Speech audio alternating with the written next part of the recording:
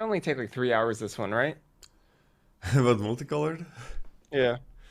I think it's gonna be not that long, right? Oh There yeah, are you think ones it's gonna be multi. super short? Huh? You think it's gonna be super short?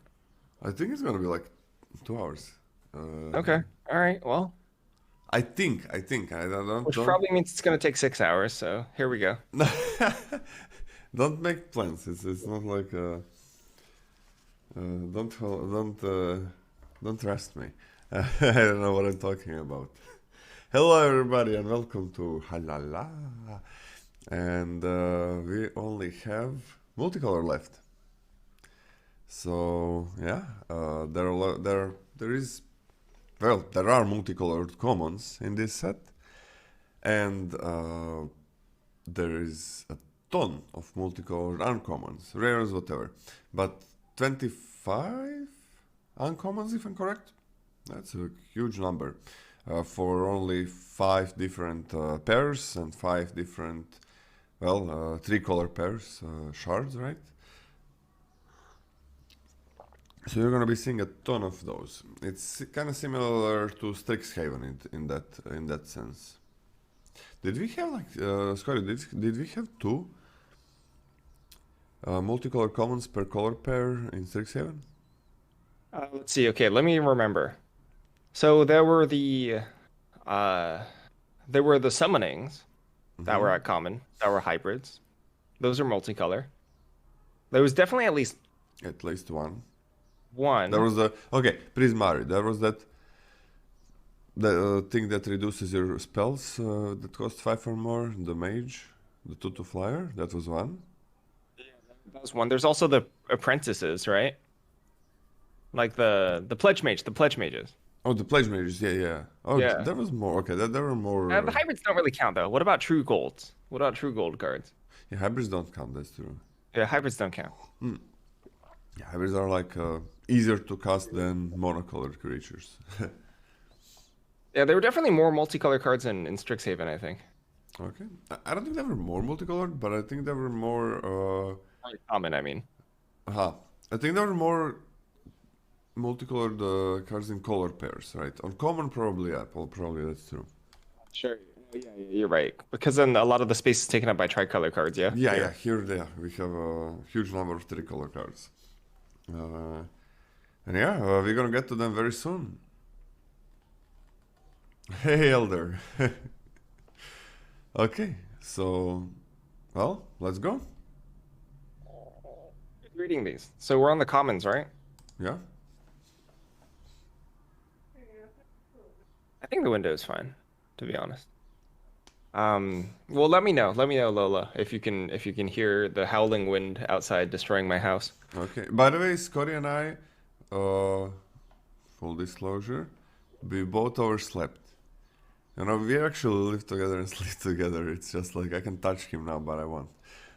So that's the reason why it happened at the same time. So Perfect sense. sorry about that, guys. My phone turned off, and Scotty is just irresponsible, and that's how it happened. Really sorry about that, guys. I mean, you did say that I could rely on you to wake me up, so Just a uh, second. I'm just gonna make a you sort of let me notation. down on that regard. What? I did say that you can rely on me. Why would I set my alarm if you promised me that you would set yours?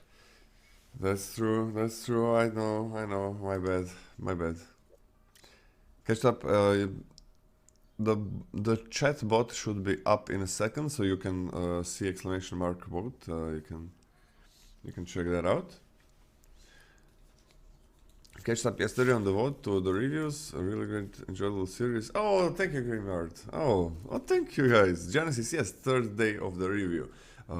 We're starting in few seconds, I would say, with multicolored. And now then the chatbot is working. Timber and everybody, you can write exclamation mark vote, and you can check the link. And you can vote with us, so we can see how wrong you are in your assumptions. Sweet goodness. What did you say? Nothing. Nothing. This is good. This is good. You know what's good? Genesis asking, can we do it in German? Because he's going on a pre-release, uh, and the cards are gonna be in German. He's not from Germany, but Can you speak German? no, he doesn't Okay, cool. understand anything from German language. Uh, so so yeah, that's gonna be his pre-release because the game store doesn't have English cards for some reason. I don't know why. Genesis, why? So yeah, he's gonna go and do that. So he's gotta understand every card before. Why is it a German, man? You're not from Germany or any German. Is it like a game store in a German neighborhood? What is even a German neighborhood? That doesn't exist anywhere.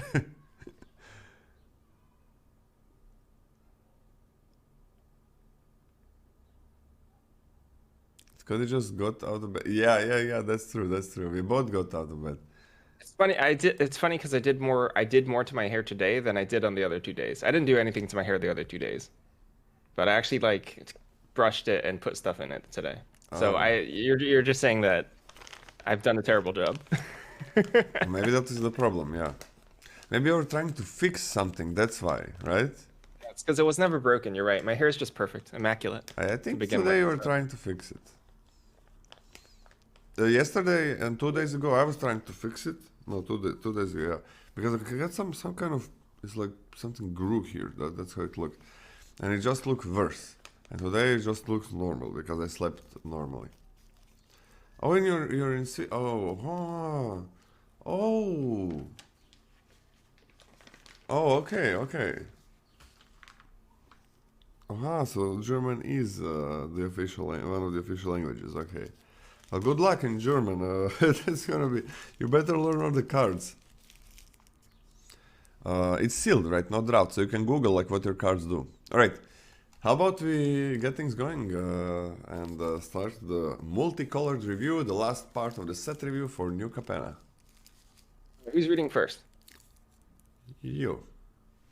Body dropper. Well, I mean, let's first say there's exactly one common each of the allied color pairs for this, and then there's a full cycle of tricolor cards that are all relatively similar in terms of their effect. Well, that's not true, but they all have an effect in common. But let's start with Oh, Rakdos, Body Dropper. sorry, just a second, just for people that might not be familiar with Elite. So, yeah, the only color pairs that are supported, right? You can play whatever you want, but the only one that where you're gonna see the color pairs and then you see the three color pairs, or how do I call it? The shards, whatever, uh, are Elite color pairs. Now, it's easy to remember that just by, white, blue, black, red, green, right? That's kind of how the colors go. And allied means they're just next to each other, right? So you're gonna have Ragdos, right? Black, red. You're not gonna have black, green, because black, green are not together. Also, if you play Strixhaven, it's just anything that was not in Strixhaven. Same for the ridges, right? Same for the three color pairs, right? You only got allied ones. You only got the ones that are next to each other. Right? If you're thinking, okay, what multicolor cards can I splash in, like with all the help from the lands and so on in my, okay, this is Ragdos, right? What can I splash? Okay, what's next to black? Well, blue. What's next to red? Green. Okay, so white is kind of not on the menu most of the time when I'm playing Ragdos, for example. So that's something that can help you in the start. I mean, when you draft it a few times, you don't need these things. You're just gonna know everything, like what exists, what doesn't exist, what's good, what's not, and so on. But for the beginning, okay, a lot of you probably knew this, but whatever. Scotty, sorry, go on. Let's start with Body Dropper, which is just black, red. It's a creature Devil Warrior. It's a 2/2. Whenever you sacrifice another creature, put a +1/+1 counter on Body Dropper. And black, red, and sacrifice another creature, Body Dropper gains menace until end of turn. So, the things that sacrifice themselves in the set, right? If I'm not mistaken, there's casualty stuff. Yeah. Whenever you sacrifice something to casualty, you put a counter on this. Whenever you, why am I thinking dash? It's not dash. Blitz. It's early in the morning. Blitz. Blitz, yeah. Whenever you blitz something at end of turn, you actually sacrifice it. However, if you trade it off, if it gets traded off in combat for whatever reason, like if they actually just block it, it's not counted as a sacrifice, so it's not, all the time. But honestly, if they block it and trade it off with it, you draw a card anyway, so whatever. It's pretty good. Whatever, yeah. It's still. There's no like, from what I remember, there's no like mass sacrifice theme here. This is not whenever you sacrifice a permanent, so it's like the treasures don't really count. Um, I don't expect this to be able to like snowball crazy huge extremely quickly, but you can probably pick up like one or two counters over the course of its life. And of course, when you give it menace, sacrificing any sort of other sack fodder, etc., the 1/1 that discards a card, um, etc., should be okay. Yeah, it's more like or enchantment based removal when it's targeted, right? But there is no like sacrifice theme here. It's you got casualty as Cody said, and you got blitz being probably the main thing here. But yeah, it's there is nothing that continually sacrifices, right? You don't have, I don't know. Yep. What's the guy 240 from Ikoria? You don't have something that's just gonna be there and continuously waiting to sack your creatures, to sack your yeah, say this needs sick creatures to be sacked, right? So you're not gonna Yeah, I have don't that think there's, engine. It's gonna I be don't like think there's card. like a What? yeah. There's just no like repeated sack outlet. Yeah, there is no repeated sack outlet, so that's not gonna happen. Just so you know, but you're sometimes gonna be sacrificing things, especially with blitz. Like blitz, most blitz creatures are pretty amazing. I mean, this is still, regardless of that, this is still a very good two drop in my opinion. In terms of how highly we take it, I think you take this at a C plus. Yeah, I don't think we should we have in color grades, but like with this I many. don't think knowing color grades here. I Yeah, no think. in color grades. Okay, yeah, no, sorry, here maybe to change the column so it's not in color. No need to do it now or whatever. Or you can tell me how to do it. Uh, which is probably fast.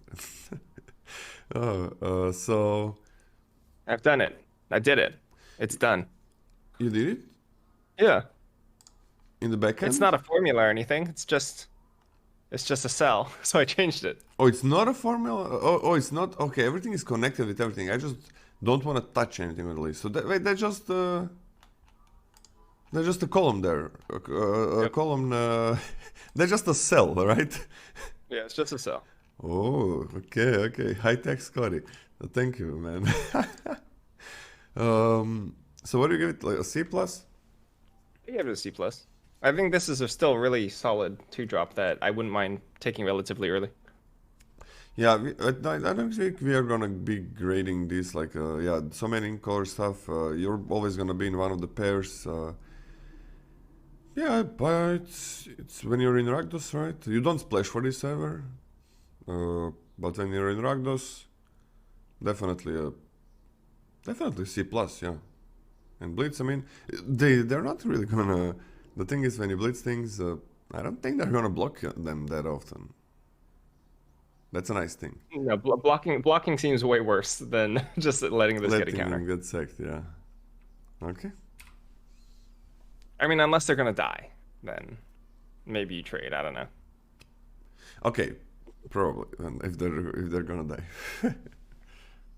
That's probably the least of your concerns. Want to talk about Celestial Regulator? Yeah. Celestial Regulator is 1 white, blue, 3 mana total for a creature, Angel Advisor. It's a 2/3. Has flying, and when Celestial Regulator enters the battlefield, choose target creature you don't control and tap it. If you control a creature with a counter on it, the chosen creature doesn't untap during its controller's next untap step. So something I noticed is that there's not like a ton of +1/+1 counters in the set, if I'm not mistaken. For my very terrible, horrible memory, I remember the 2 drop in white that gives something that distributes a +1/+1 counter. But for the most part, it's shield counters, right? It's just shield counters. Um, But there's not that which- many. yeah, there's not that many, which I think for this theme is a little awkward.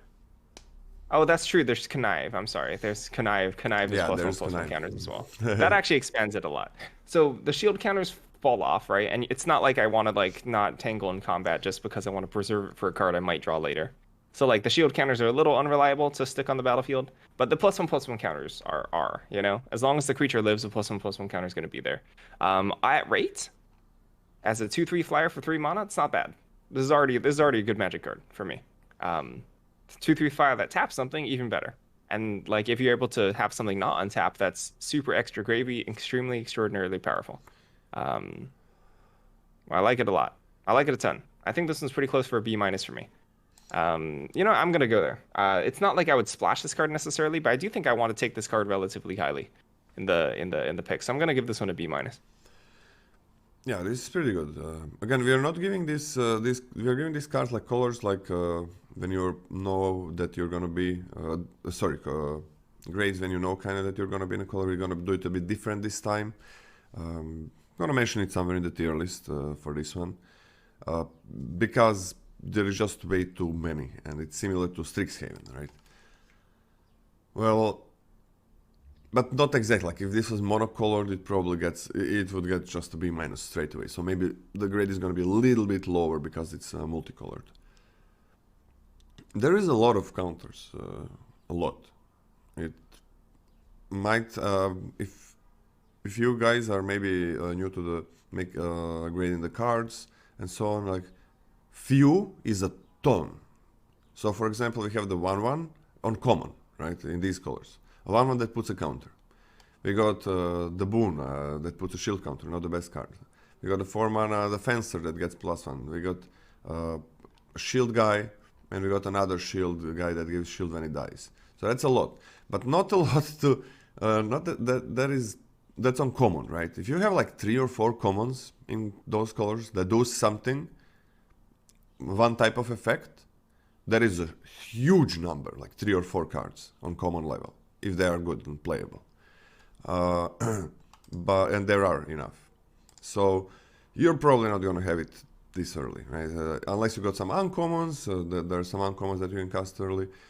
But again, like you're not casting a 3-drops every time on turn 3. Of course, I'm super happy playing a 2/3 flyer on turn 3. That is going to tap something. That's great. This is a great card. Since it is dual in 2 colors, I'm just gonna give it a C+ as well, because I want to know that I'm Azorius. I'm not gonna pick this and be Azorius because of it. If it was monocolored, for sure B-, but I'm gonna start it with a C+, and it's great. If you're Azorius, you play as many as you can. Good on offense, good on defense. It's just a really nice card. Like overstarted a little bit. And the effect is beautiful. In a bit later in the game, when you're probably going to have a counter in these colors, it does a lot, right? But you're not gonna, as Cory said, you're not gonna wait. Okay. I need to play this at its optimal value. This is good on 3, whatever. But you're not gonna be like, oh, I need to play it on 5 when I'm gonna get that counter, and now it's not gonna untap. Rarely you are, but you usually just play it on curve if you don't have anything else.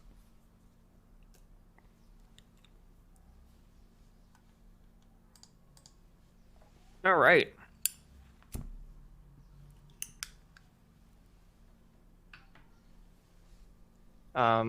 Civil Servant.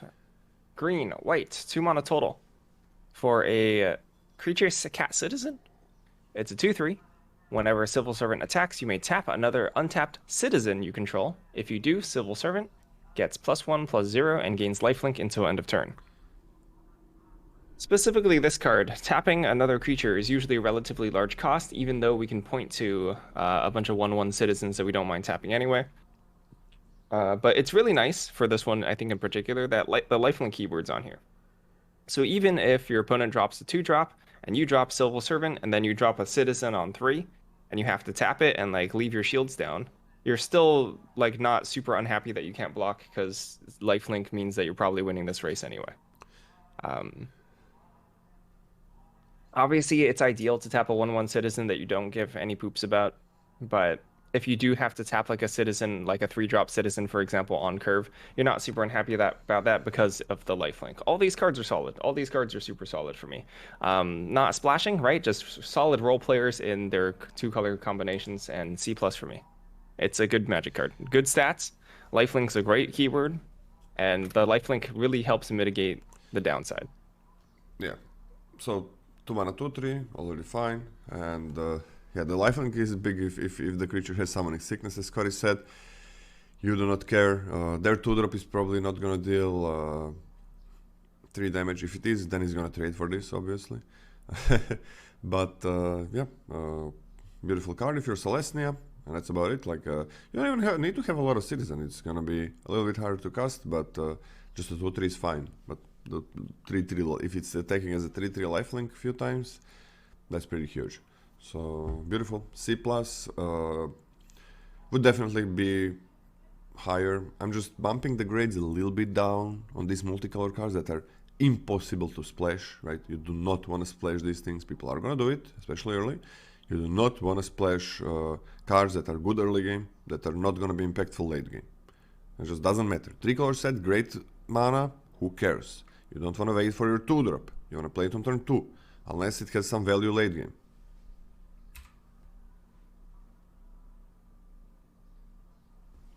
Okay, let's talk about Jetmir's Fixer. Red-green, 2 mana total for a creature cat warrior. It's a 2/2.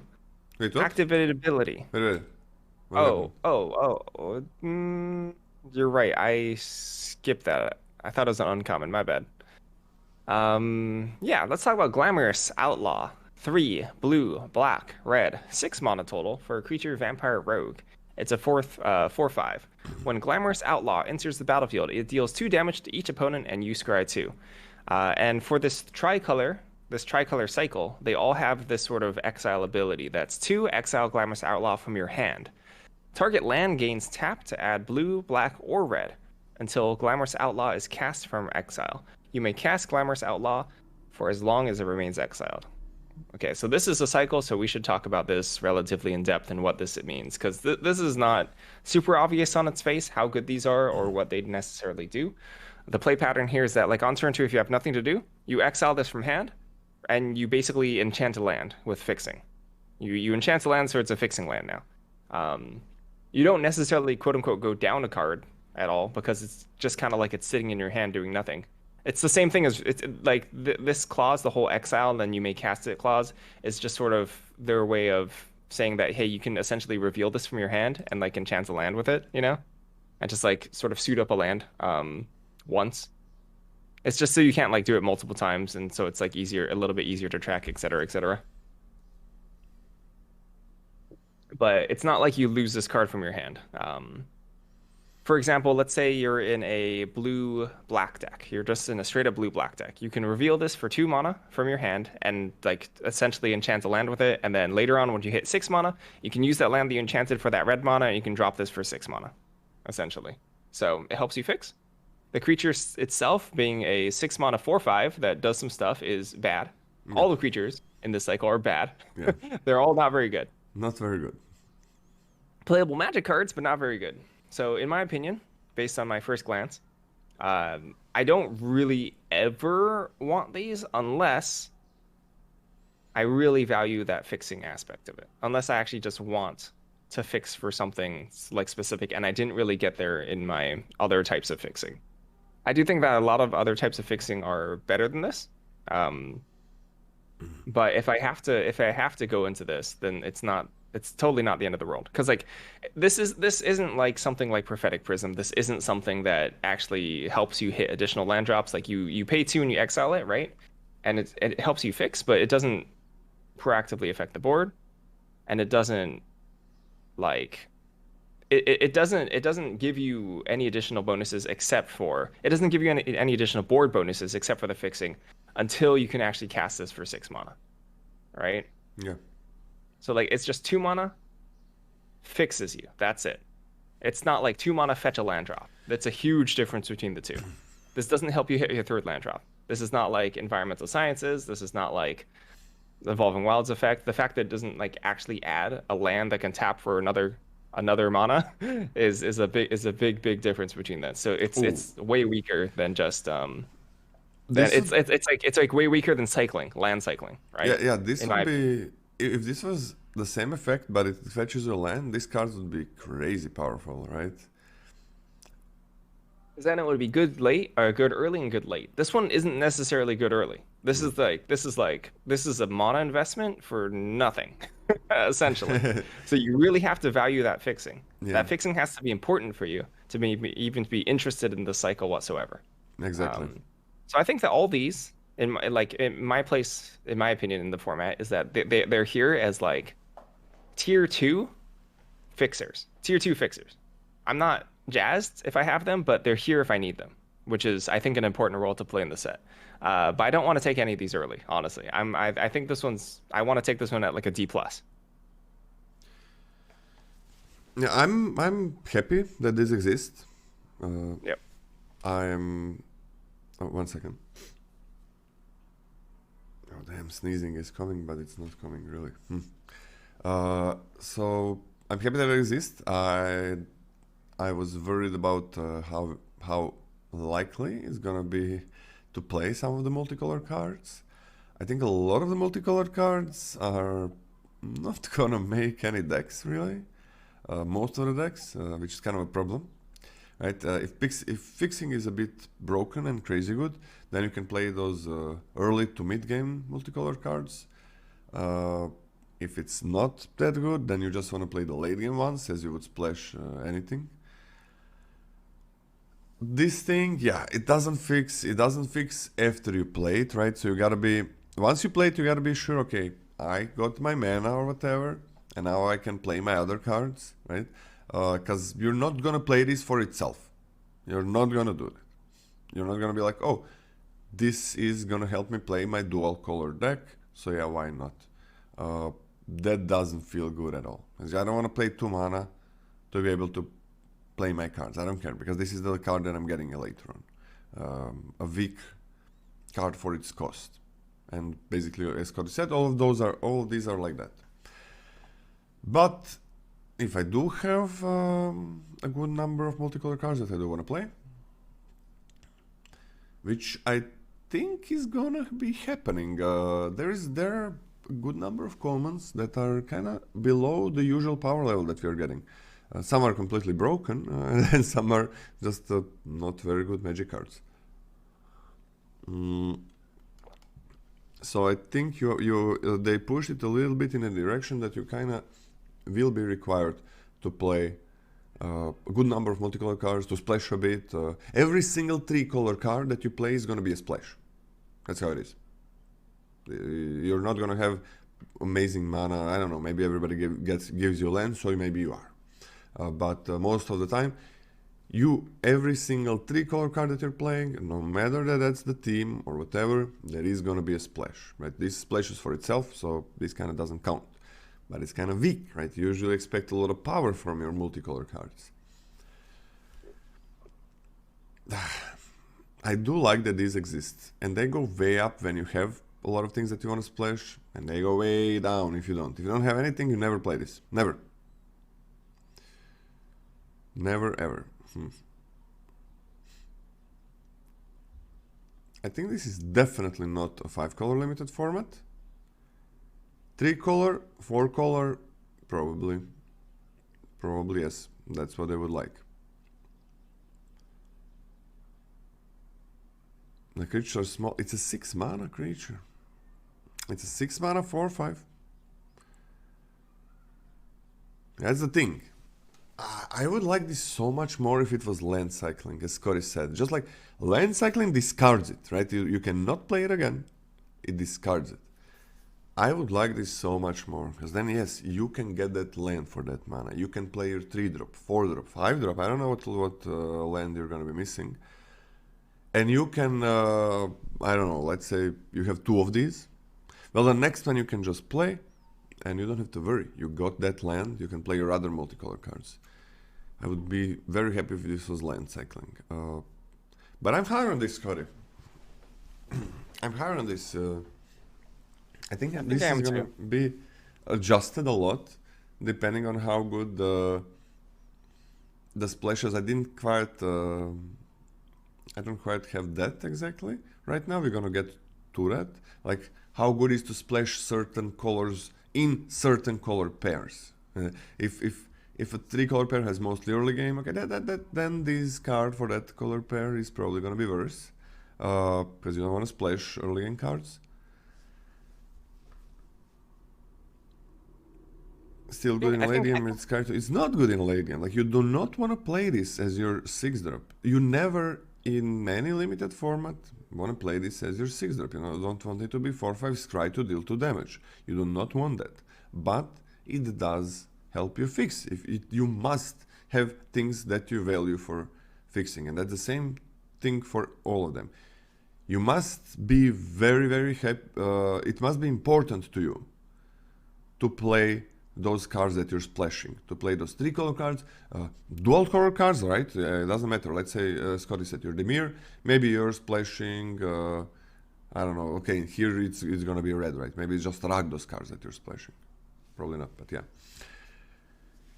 I'm on a C for this, man. I am more excited about this. Dang. Yeah, I want to see. We're not gonna take it early. Probably. Maybe it's gonna be. Maybe it's gonna develop like that. Aggro doesn't do much, but aggro seems fine though. So that's a little bit weird. But later on, you do take this more highly. Again, if you have a lot of lands, you probably don't want this. That's the thing. Land cycling. Land cycling would be so good. Maybe just cycling for one of these 3 lands. That would be so nice. Because you do get that land, you do get that land drop, which is important. You gotta play your cards. Jetmir's Fixer, which hilariously doesn't fix you. It's red-green, 2 mana for a cat warrior. It's a 2/2. Red-green activated ability. Jetmir's Fixer gets +1/+1 until end of turn. If a mana from a treasure was spent to activate this ability, put a +1/+1 counter on it instead. Once you hit 4 mana, like you can hopefully threaten to activate this twice, but overall this is a pretty this is a less exciting 2-drop for me. I'm not necessarily like a massive fan of this one. It is kind of nice that if you do add a +1/+1 counter onto it, then the activated ability like stacks on top of that. Yeah. As in like it becomes a 3/3, and then like the following turn you can threaten to make it a 4/4, and then a 5/5, etc., etc. But the initial cost of 2 mana to pump it, I think, is pretty steep. Like, this is going to do some good work some of the time, but I think I would prefer if my creature was a little bit better at its base. So I have this one a little bit lower than the other cheap multicolor allied cards that we've seen, but still a C for me. I think this is still a solid 2-drop, even if it's less exciting than the other ones. Yep, solid 2-drop C. If it was monocolor, probably would be a C+, but then the cost would be completely different. But yeah, C. It's fine in. It's nice. It's really nice, I think, in Gruul. You never play it anywhere else. And there are 5 of these, right? One for every shard, and there are 5 dual colored commons. So there's 10 commons total in multicolor, yeah. Masked Bandits, 3 black, red, green, 6 mana total for a creature, Raccoon Rogue. It's a 5/5 with Vigilance and Menace, and it has the ability to exile it from hand, make a land with Jund fixing, black, red, green fixing, and then you may cast it after that. This is on par with me for the other one. Like, lacking the Scry 2 in the late game is tough, but Vigilance, Menace, those are some nice keywords on that 5/5. This is not bad. So for me, I think these 2 cards are relatively balanced out. C- for me. I bumped the other one up to C- for myself, but this one's also C- for me. I'm gonna put him on a C. Well, not good, bad stats, but could be useful. Could be very useful, the effect. Brackish Revelers. 2 red, green, white, 5 mana total for a creature, elf, druid, rogue. When it's a 5/3. When Brackish Revelers enters the battlefield, create a 1/1 green and white citizen creature token. 2 exile it from your hand. Target land gains red, green, white fixing, and then you may cast it. But I think, like, just on its face, the card I think looks a little bit less powerful than the other ones, but I think it's kind of a big deal that this is 5 mana rather than whatever, rather than 6. It is I better do than think the that this other card is ones. I think this card is relatively balanced out as well, according to the other ones. In fact, this one's the same rating for me. I don't really have a great gauge about like which color combinations want this effect more than the others. Do you have like any sort of inclination for that? No, that's what I was talking about, right? Yeah. While we're doing the set review, might go back and switch it up a bit, but yeah, it is important like which color pairs want to splash more, and sure, first they need to not be aggressive, right? That needs to be their main plan. That can't be their main game plan. If you're aggressive, you forget about all these interesting things that this set wants to do. You just want to be as consistent as you can and play early game, less lands and so on. You don't care about any splashing and any grinding it out. Other check mark that it needs to have is the colors that are next to it, right? For example, okay, red green, it would be what, white and black, eh? So white and black. Well, the three color pairs or the dual color cards, I don't know, green white or red black or any of the three color combinations that go with Gruul need to have really nice late game cards, right? For in commons, uncommons, whatever. They need to have really nice late game cards. Commons, that's not gonna happen, right? We are kind of we don't have these. But on uncommon, you need to have really good splashes. Even the single color cards, right? That's also those are also splashable, but I didn't see many. So yeah, we are gonna see as we go, like how good, how much we expect to splash in certain color pairs, because that's where these become better, because you need them more. This is a C minus for me as well. It's C for me. Just as a creature, so if let's say everything is equally balanced, I like these a bit more than the other ones. Like 5 mana, 5/3, and make a 1/1, have another creature, but not by much.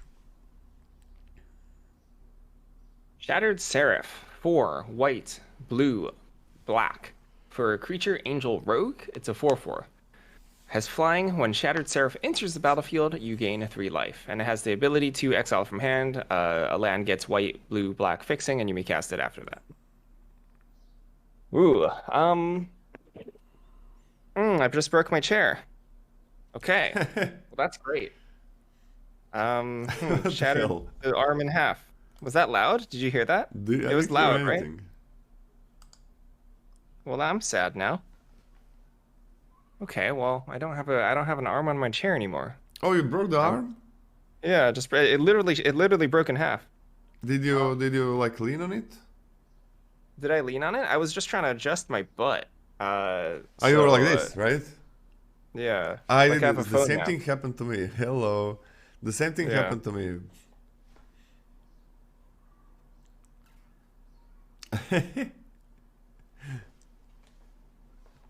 Well, I guess I'm getting the exercise ball. Ah, okay, well, on its face, this card does not look as good as the other ones for me, like in a meaningful way, right? Like as a card that costs 7 instead of 6 is massive. It's part of the reason why I liked the 5 mana one like a lot. Even if on its face it kind of looked a little bit weaker, I do think that card is, I agree with you, a little bit stronger than the other ones. I think this one is weaker, enough to bump it down a grade for me. The saving grace for this would be like if blue, sorry, this is my hunch. My hunch is that the Esper colors want this land fixing effect more so than the other colors a little bit. Um, just because like the Esper colors just generally in terms of Magic color identity tend to be a little bit slower and late. But this creature is worse. I do think that this creature is a little worse. Just for costing 7 mana. I do think that's a pretty big deal for me. But I still think this balances out to a C minus for me. I don't think this bumps it down a grade meaningfully for me at all. Same, same. I'm on a C. As Okay. I'm still a bit higher. Wait, usually you're the guy that the fixing guy. You know, you're the one that values the lands more.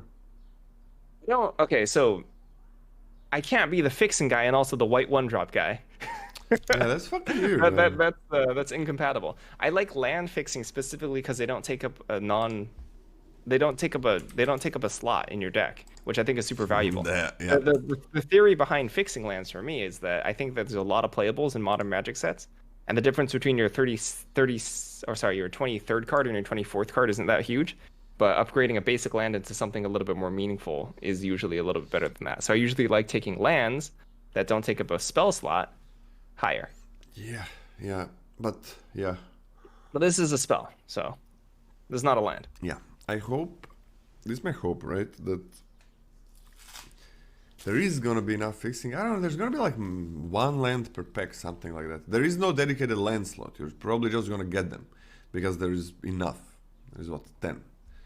So you're probably gonna get the land, but it's just like one per pack and maybe less. Maybe sometimes two, maybe two, maybe two. So hope there's enough fixing that you just play maybe one or two of these to help you a little bit so that you can play like I really do want a land before I play one of these as creatures, right? I do want to get that land because I don't want to play this and then sometimes I'm going to be forced to, but I don't want to play this and then not be able to play my other cards that I'm splashing for.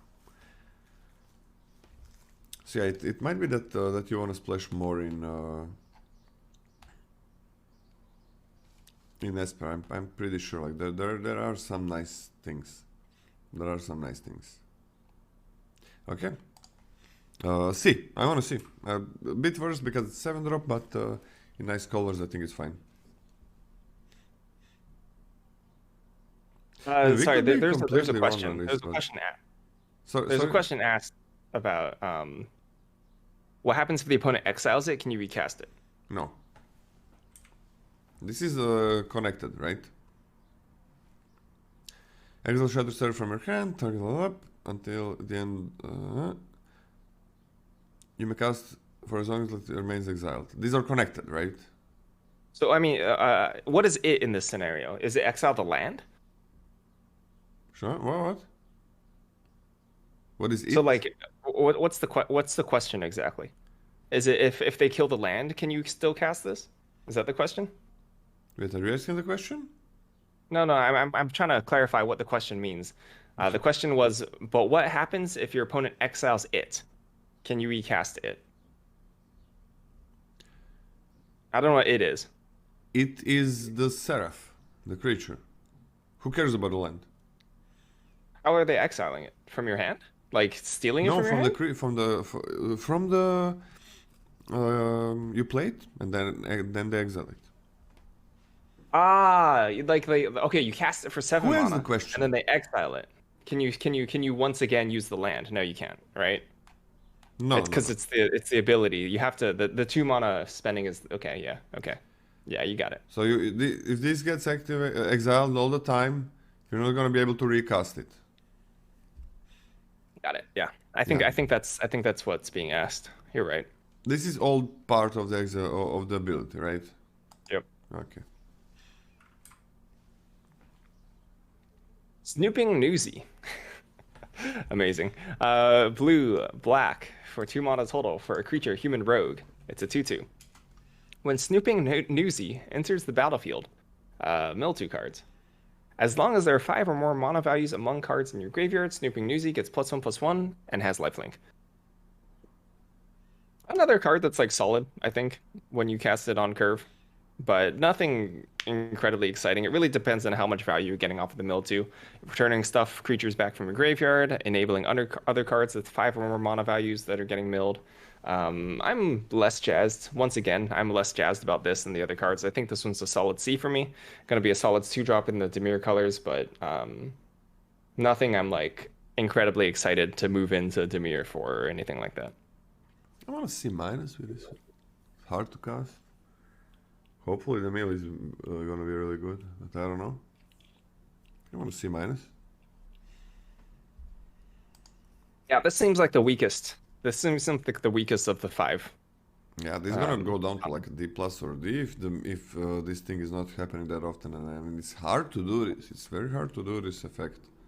Very, very hard. I hope we're wrong about the 5 mana values I hope too. archetype, you know? Like I hope it's like cause between this, like the -3/-3 effect milling yourself, there's a decent amount of self-mill. So I'm hoping that it's like just a pretty nice puzzle to build your Dimir decks where you're diversified in mana cost and it's not super difficult to mill 5 different ones, but I'm guessing it will be. So C is honestly optimistic for me. Seems super hard. Like, okay, you got a land, that's 1, right? Yeah. Then you got a 2-drop probably. Okay, that's 2. Then anything else seems that you need 3 more. That's, oh my god, it's so hard. Cycling once again would really help on the expensive cards. Okay, let's get to 3. Okay, you have some 3 drops. Okay, you remove 3 drops. That's 3. Getting 2 more once you're done with 0, 2, 3. Right, 0, 2, 3. Those are the easier ones because of the lands sag themselves. A lot of them. You gotta get 2 more. Whoop. And those 2. 4, 5, 6, 7. 1 even. In 1 even. That seems hard. That seems hard. Like, and it's graveyard, right? You can't use that thing that exiles itself for a fish 1-drop, for example. That you want to go. That's true, because that will leave your graveyard. Yes. Yeah, and the 3-1 leaves the graveyard when you draw cards, right? So there goes your 1-drop. There goes your 3-drop. Get a new one in. This effect is optimistic. It's very optimistic, I think. And I think the rewards for this effect should be a bit higher. What if the reward is not the 5 diversified mana cost, but what if the reward is milling all your fishes and then getting more fishes? How about that? God. How do you feel about that? What, milling your 1/1s? Yeah, milling your 1/1s and then getting fishes out of it. Yeah, 2 mana 1/1 unblockable seems crazy powerful. Heck yeah. I mean, it's free. I'm just kidding. Free, The card that's crap. Yeah, sure. If that's your whole deck, you're probably gonna do fine. I'm gonna play a 2 mana 2 and win. Hey, but then I have 2 fishes. See, 2 mills is 2 fishes. Block you. It's basically like a druid card. Oh my god. Okay. Mana values is exactly CMC. They just worded it differently for, I'm guessing, new players, right? And I think that's really good, right? People that come into Magic, people that are new to Magic, or just new to talking about it in English, right? A lot of people play in their own like game stores and so on. It's like CMC. Well, whoever comes, it's like, what the fuck is this? Converted mana cost. What is a converted mana cost? Like, that's what everybody asks that comes into Magic at one point when they find about it. Or they just don't ask and then that word is just flying around. Mana value, very simple. How much mana the card is worth. I mean, I think people are just going to come into the LGS and ask what is mana value, to be honest, but it's you're about to explain the same thing. Could be. But there's a good number that are not going to ask anything, I think. So I think that's a good change. But CMC is what we are gonna... I'm trying to go to mana value, change it, but it's like 50-50. Mana value, CMC, how I say it. Want to talk about Spara's Adjudicators?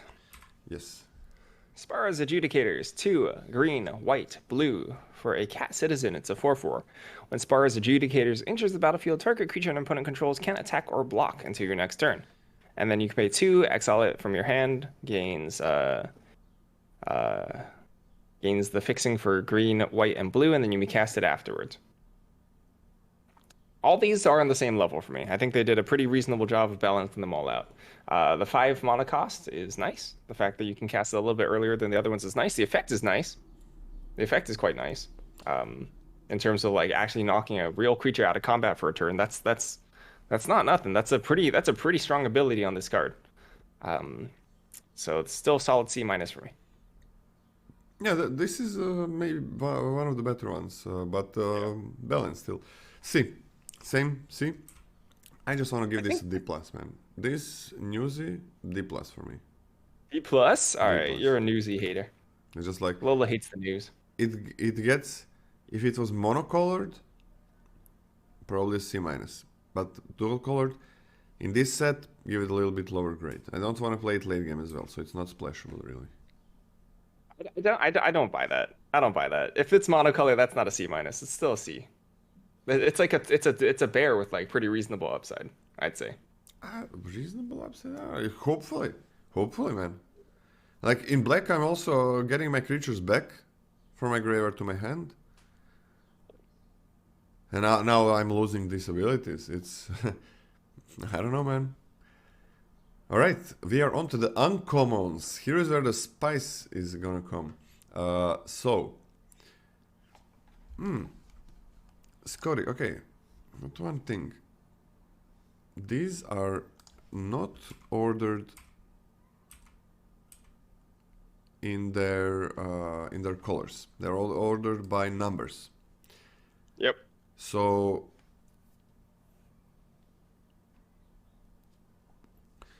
can't really ask much more from a two drop. Oh, you can because it's a multicolor two drop. You can ask a lot more from a two drop. It is a multicolor two drop. That's the problem. We are not giving much lower grades on this set because it is multicolor set. That's the focus. We're not giving them much lower grades because they're multicolored, but yeah. I'm gonna pick that 2-drop probably when it wheels and I'm Dimir. That's when I'm getting it. Or I know I'm Dimir, it's pack 2, there's nothing else. Nothing really good, nothing good. Sure. I think it's fine though. I think it's fine. It gets better, that gets really nice in multiples though, because you can start activating that. Okay, that's a common, right? Okay, get it back to C minus for me. Sorry, Scotty. Heck yeah. Get it back, because it is The a news is common, winning right? again. That is gonna be a big role player of getting that mana values in your graveyard. A big role player.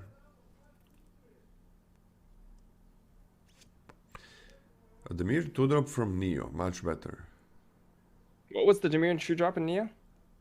It's a ninja. It's a 2/2 that buffs all of your rogues and ninjas and that reduces the ninjutsu cost. It also has ninjutsu. That card is really yeah, that was good. one uncommon. That card is really That good. card was okay. Yeah, it's totally different. Completely different, but I'm still giving a bit higher grades to multicolor cards in this set. Okay, on to the uncommons. Should I? Just one question. Should I just order these as the colors, or should we just go? Just go, I think. Let me just see 1 second if it is multicolor. I also thought for a second that you were talking about food. Should you order food? Let's have a mukbang with just Lolaman. Mukbang. Sorry. Because it would be really nice if we had them in the colors that they are. That would be really nice. I don't know why they're not like that in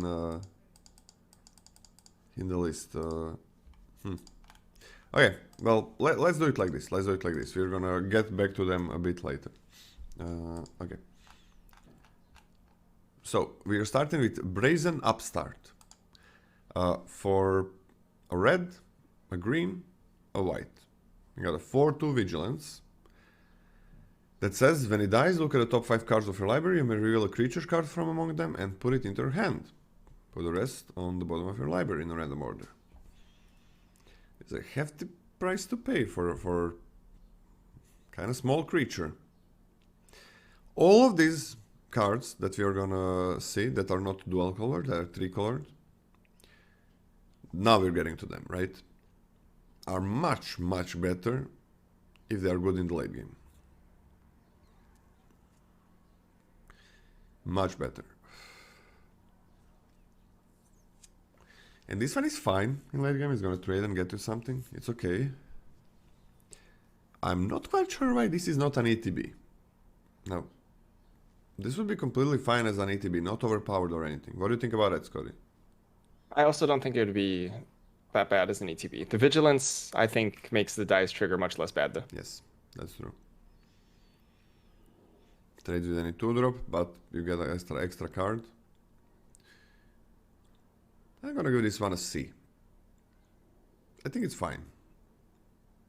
But it is gonna be hard to play it. I was also on a C. Okay. Cabaretti Charm. So, for red, green, and white, these charms, a lot of them are kind of crappy. Hey, you choose one out of 3. They're all instant speed, if I'm correct. They're all choose one. We got a charm for every 3 color pair, that's 5 in total. So Cabaretti one deals, the first option is deals damage equal to the number of creatures you control to target creature or planeswalker.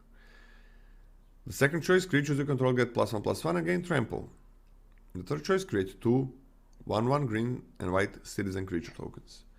Okay, so multiple alliance triggers, +1/+1 trample is nice on instant, like it is gonna be well, game winning in a good amount of situations. Not that bad, not that bad.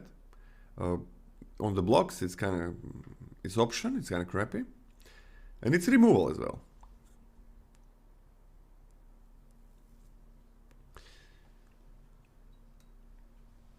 With all that combined,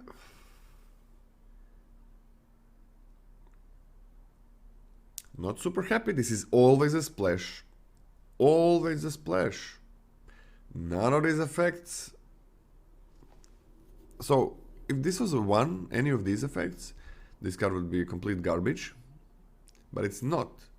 You choose the one that's best for you, and that's huge, because all of them have value.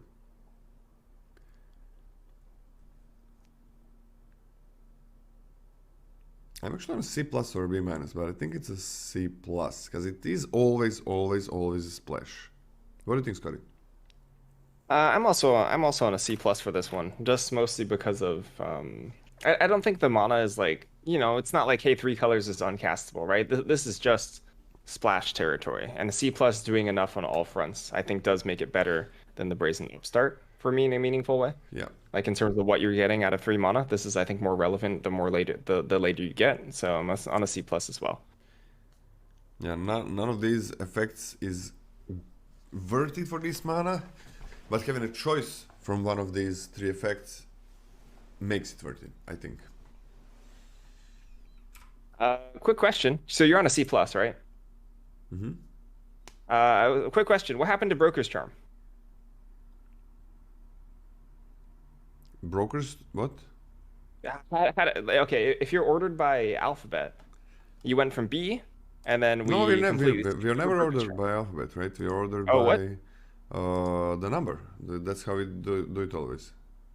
The number? Yeah, the number. Broker's Charm is 171, and Cabaretti Charm is 173. Wait, let me see. Hey, where did Broker's Charm go? Vanishing Broker's Charm.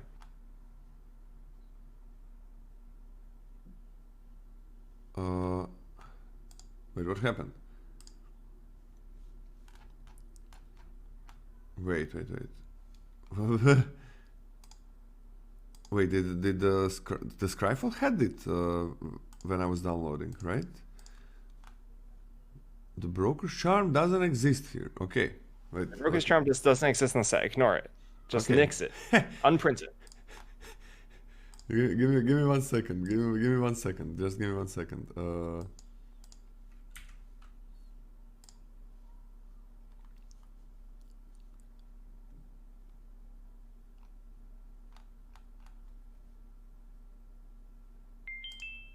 Okay, just 1 second. 1 second.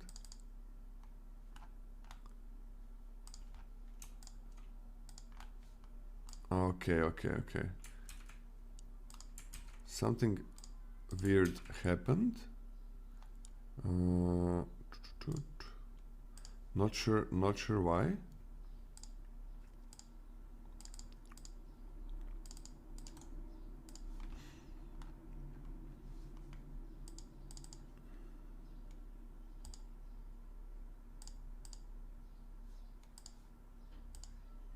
It didn't download the... Okay, I get it.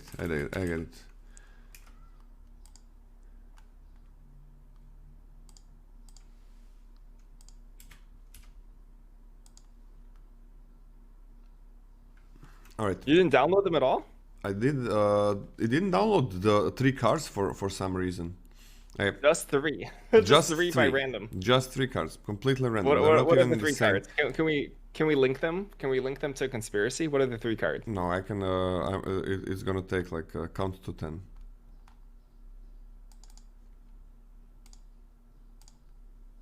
Okay, remove that, and add this.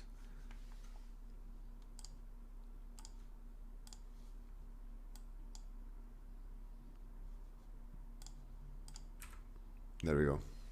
Okay, we got it. Well, let's just finish this one, right? Yep. Let's do Broker's Charm, yeah? Or Cabaret Charm, we're both on C+, right? If you're both on C+, yeah. Yep.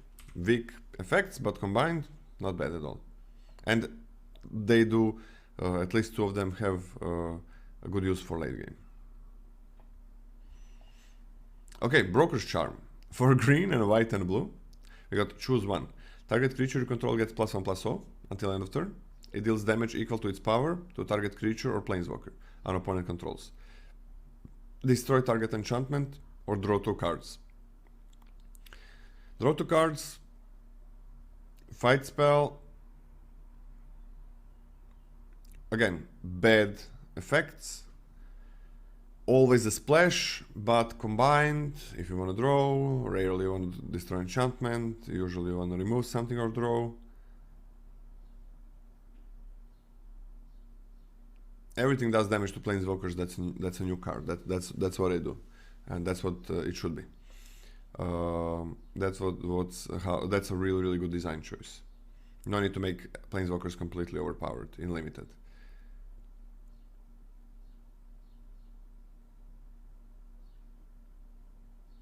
I have a kind of C+ with this one as well, but again, you're not gonna be taking them until you know that you're in those colors. Definitely not a B-. Like there's, all of these effects are bad for its cost, really bad. But combined, I guess it's fine. It gets less flexibility because you're drawing 2 cards, but you always can draw 2 cards. Like, guys, you gotta understand. These are never gonna be your main colors, ever. This is gonna be a splash every single time you play it. So it can't be a B, it can't be a B-, it can't be a B+. You must splash this in limited. In constructed, sure, it's gonna be easy to play any charm in your decks. C+, I think it's fine. Okay, I'm also on a C+. I don't think it's meaningfully better than Cabaret Charm. I think they're both pretty much in the same ballpark. Yeah.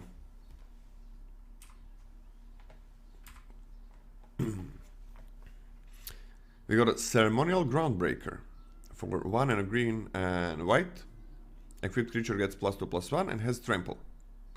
You can equip Citizen for 1. And you can equip whatever for 3. What happened here, Scotty? What do you mean what happened here? Someone clearly has a shovel that's relatively dinky and small, and then they're raising it in the air. What happened with this? Why? It's a dual core equipment. Costs a shit ton to equip if you're not equipping Citizen. And the stat line is kind of weak.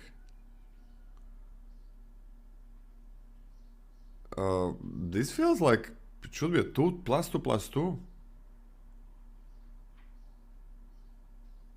Without the trample or what? You want +2/+2 and trample on this? Or +2/+2 without trample. Like +2/+2 without trample is better. On the Rhino? Yeah. That's nice. That's nice. How about +2/+2 without trample? Like that's a billion times better than this. It costs 3 mana, that's a lot. And then it's like 4 mana if you equip a Citizen. That's like if you do have a Citizen deck, that's too much to pay. 6 mana? Like if you're equipping this on not a Citizen,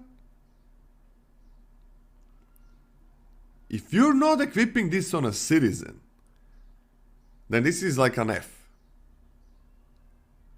So you better have citizens in your deck. And it's still shit then. So it's like crap. Do you see anything good? Anything that saves this card, Scotty? I think trample is a lot better than you're giving it credit for. I don't like this card still, but I do think that +1 +2 +1 in trample is comparable to +2 +2. I don't think it's actually a lot better. I'm gonna give it a D. Because of trample. So I'm giving I give it a credit D+. to trample. It's not an F, it's D. There's like a reasonable amount of citizens, but I think there's enough non-citizens for me to like raise a big eyebrow at Ceremonial Groundbreaker. For the fact that even if you're necessarily in these colors, it's not like all your creatures will be citizens, and there's going to be very real moments where you're just like, okay, well, I can't just will all my creatures to be citizens. And there's going to be points where it's going to be really awkward where you want to equip a non-citizen, but you can't because it costs a bazillion mana. So D+ for me. Okay.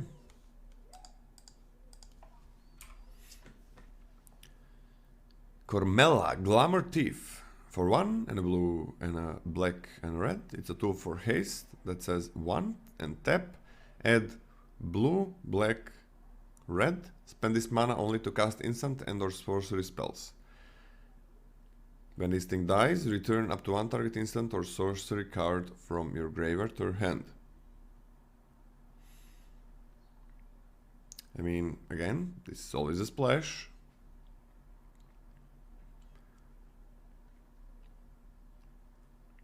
Every single time a splash. It helps you cast the charms, right? It does help you cast the charms. Well, one of the charms. One of the charms, yeah. It does help you cast one of them. But... Why do I need help casting the charm if I already have this mana? Maybe it's from treasure. Maybe I got it from treasure. That can happen.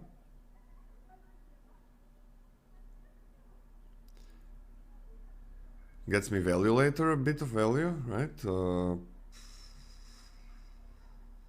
A die trigger is huge. I'm on a C for this one.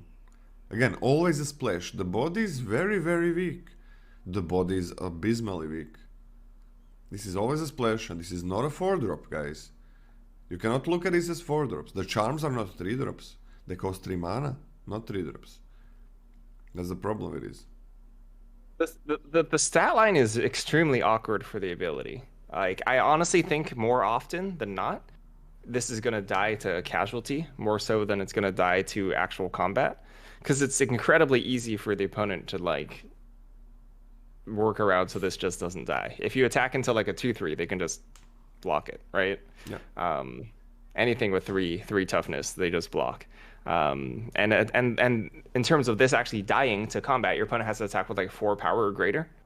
I don't think it's bad though. I also think it's like a C, but casualty makes this a little better. But I don't really want to be casualtying my 4 mana creatures if I can avoid it, even if they do get really good value when they die. It's not even a 4 mana. It's a 4 mana that's hard to cast. Very, very hard to cast. Yeah. But I think when this is on the battlefield, it's not. It's I think it does enough. Or yeah, it's like it's. I'm not unhappy with C. Doesn't matter the fixing. Like it does ramp you for 2 when you're casting sorcery and instant speed cards. And that's pretty good. It's a good card. Just kind of want these 3 color cards to be a bit better. But I guess in this set it's easier to cast them. Corpse Appraiser for blue, black, and red. It's a 3/3 that says, when it enters the battlefield, exile up to 1 target creature card from a graveyard. If a card is put into exile this way, look at the top 3 cards of your library, put 1 of those cards into your hand and the rest into your graveyard. This exile doesn't do much, but probably removes something from the opponent's graveyard. Maybe they can get it back or whatever. Not crazy graveyard synergies. Maybe it's a mana value that you're just gonna remove now. You get basically a 3 mana 3/3 that is never going to be cast on turn 3. Basically never. And you still get one of the top 3 cards. So this is like a really, really bad organ hoarder. Like a really, really bad organ hoarder. Effect is the same, has a better stat line, but costs much more. Organ hoarder is mono blue, 1 blue mana, beautiful. This thing, add black and red to it. I won't be able to cast it on turn 3 except my opponent will do it every single time. Weak stats for this kind of effect, man. Very weak.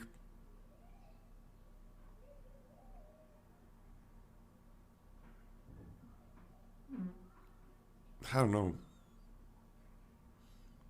I'm gonna C minus.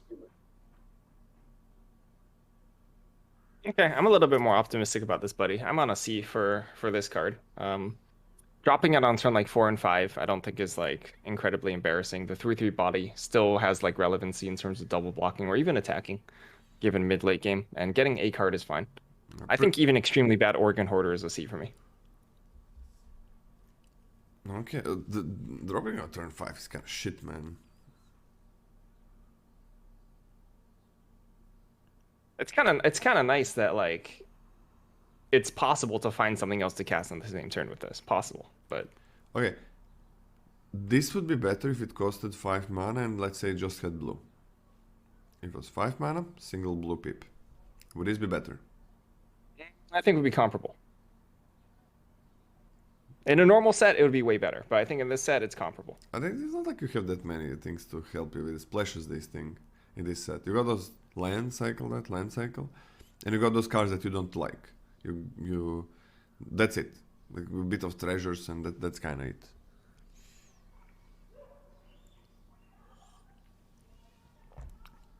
Okay. 2 land cycles, yeah, I know. And no dedicated land slot, so 2 is needed. Crew captain for black, red, and green. Haste. Man, that Carmela is probably gonna be really nice, and I think there's gonna be interesting things to do with her. For black, red, and green, it's a 4/2 haste, and it has indestructible as long as it enters the battlefield this turn. Okay, this strictly aggressive 3-color card. Strictly aggressive. I think this card is shit. Strictly aggressive 3-color card. Not a 2-for-1. Opponent can let that damage go through. Doesn't block well. This is bad. This is bad. Bad. Very aggressive 3-color card. No. Never. Horrible. D minus. D minus. D minus? I think this card is quite bad as well. I'm going to put this in a D. Horrible card, guys. Splashing for an aggressive 3-drop. And this is not even an aggressive 4-drop. Because I would not play this in a mono... This would not be very good in a monocolor deck for 4 mana. Sorry, if it had monocolored cost. It would be playable, yes. I don't want to spend my treasure on turn 3 to cast this card. Exactly. Exactly. So like, well, okay, hold on. You're red-green aggro, and you just get incidental treasures, and then like you just pop this off, and just get a hit in. I think that's still unexciting to me. That is exactly what I don't want to do. I don't want to do that. I don't care about my treasures or whatever. If I'm red-green, I'm red-green, period. If I'm red-green... sorry, no, my bad. Sorry, I worded that wrongly. If I'm red-green aggro, that's what I am, red-green aggro. I'm never going to be playing anything else. I think red-green aggro might have enough fixing on its naturally to lend itself to splashing consistently. That's true. Because red-green aggro is the color of treasures, right? That's true. But if you're aggro, we were talking about aggro, right? Yeah. If you do end up in aggressive colors, aggressive deck, very aggressive deck. But then there needs to be something that is gonna close out the game for me late game. Because still, with treasures, with no treasures, I don't want inconsistencies in my deck. I want to play out my hand. Because if I'm aggro, my opponent starts playing out their hand, and they play it out, I'm probably losing. Yeah. And the fact that your treasures are taxed by other types of your effects, like for example, the, cards that care about sacking treasures to give +1/+1 counters, sacking treasures to crew trains or whatever. It's probably taxed enough where I'm not really interested in the 4/2 haste.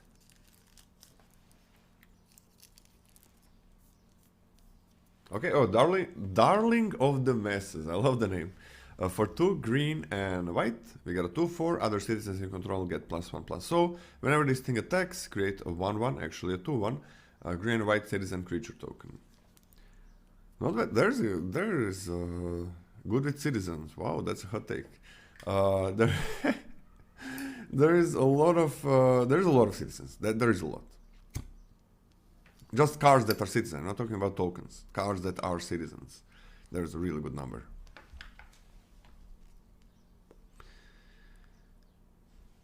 Man, I think I really like this. I'm gonna give it a B-. I really like this card. Yeah, this one's quite good. This one's quite good, I think. It's not incredibly difficult in these colors to augment Darling of the Masses, so it actually has reasonable good attacks. And all of your citizens, and not just the citizen tokens, right? Just your normal on-curve citizens. So this will have reasonable reasonable immediate effect, enabling attacks from your other citizens that you curved out with as well. This is a nice card. B- for me as well. Okay.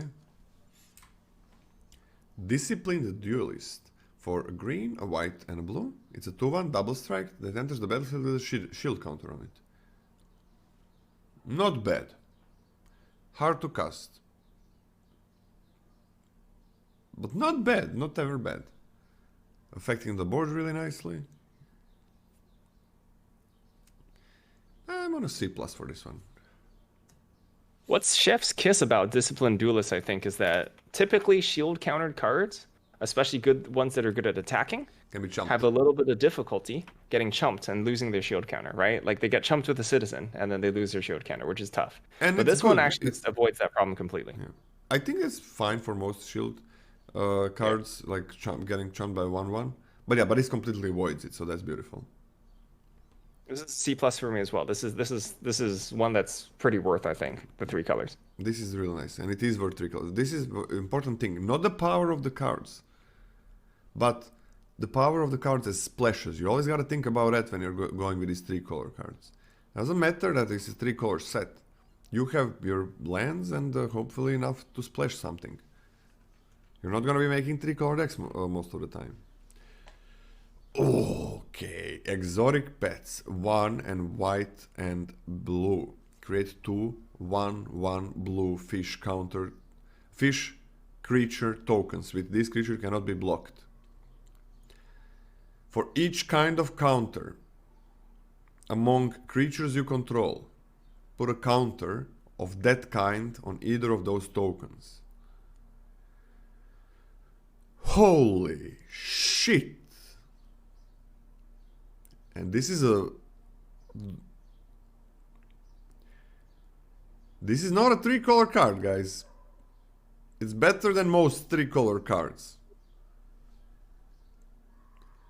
Holy crap. What the hell? Instant speed as well. Instant speed as well. Just so you have it whenever you fuck you want it. Either means only 1. But you can choose, right? You can put like a 1 counter on this one, the other counter on that one. Is that correct, Scotty? Yeah, if it's like there's a +1/+1 counter and a shield counter, you can like choose which one. You can technically split them. But for example, yeah, if you, let's say you have a +1/+1 and shield counter, like these are the only counters that exist in this set, right? Yep. So let's say you have both. You're gonna fucking blow the opponent out and still be left with a 2/2 and 1/1 unblockable. Okay, let's say you have nothing. I don't care. I got 2 1/1s that one of them can maybe block something and trade that are unblockable. This card is crazy. This card is a B, even if it's dual color. This card is something that is splashable. You splash for this card. This is the thing I'm splashing for. Not more. A lot of those 3-color cards, nope. Never gonna play them. Never gonna splash for them. This is the thing that I'm splashing for. It's a little bit sad how many of the 3-color cards are good in early game and bad in late game. Because you can't play them. You just don't play them. That's a bit sad. And this thing, just amazing. Anytime. And it's instant speed. It's instant speed. So just just get it. Play something else if you're holding something. Opponent is not even gonna know what's gonna happen. My god, this is so powerful. If you just have a +1/+1 counter, just a +1/+1 counter, this is incredible. This is crazy. This also triggers Alliance 2 times. This is everything, this card. It might be a B+. This is like a mythic uncommon. This is a mythic uncommon of the set. What do you say, Scotty? Going a little bit high, I think, at this point on our exotic pet friends. I'm also on a B. I think this card is very good. Yeah, like I'm gonna challenge one thing that we said here. Just one. On the splash, specifically for a splash. Mind you, I'm still on a B, so we don't have to like fight about it too much. But on a splash specifically, how much better is this to splash than the common flyer that's a 2/3? So like they're both relatively hard, or they're both like relatively hard to block, right? They're both, well, this one's literally impossible to block. The other one has flying. The flyer at common taps something down, keeps it tapped, assuming you have a counter. I like this more. I like it more, but I don't like it more by that much on the splash specifically. I do. Okay. It's just like 2 bodies, unblockable. If I'm playing it late game, I'm probably gonna get a 2/2 and a 1/1. And if this fucking gets a shield counter, my god. My god. Fatal Fishes his shield. What? No, go. Just go. Fatal Grudge for a black and a red. It's a sorcery that says, as an additional cost to cast this spell, sacrifice a non-land permanent. It can be a treasure. Each opponent chooses a permanent they control that shares a type with the sacrifice permanent and sacrifices it. Draw a card. I love. Why is this not an instant speed?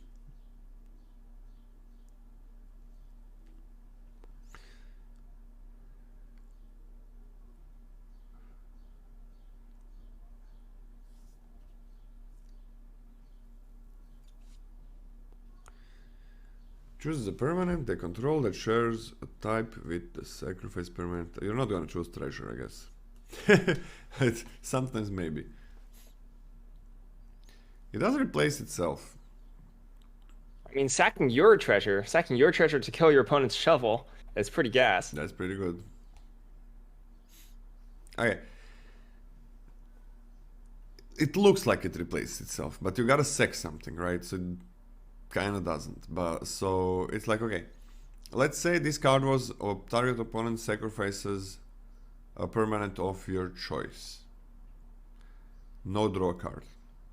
Would be infinitely better, would be bad. I think it would be bad. I think it's just be crap. A non-land permanent, right? Now you got a sack, so drawing a card helps there. But this card is shit. It feels like crap. I'm on a D-, man. This is... You're gonna sack a creature, they're gonna sack a creature. You're gonna pay 2 mana, they're not gonna pay 2 mana. They're gonna choose their worst creature, you're gonna choose your worst creature. Whatever. D-. No, not instant. Why is not instant speed? Why is this not instant speed? I don't get it. D- feels a little harsh. I don't think this is a good card by any stretch. You have like a tiny bit of agency in some, like, okay, so this card on average, in an average case, like 80% plus situation, is going to feel pretty bad, I think. But in like 20% of situations where you actually have some agency about what you sack, etc., this can get pretty stinking good. There's going to be like very, very small amount of scenarios where your opponent's going to cast this and be like, dang, I'm like super far behind now. Because like I actually had something I really wanted to protect, whether that be I guess like there's never really an enchantment that you can sacrifice, especially being in these colors. That you're really happy with, are you? Hmm.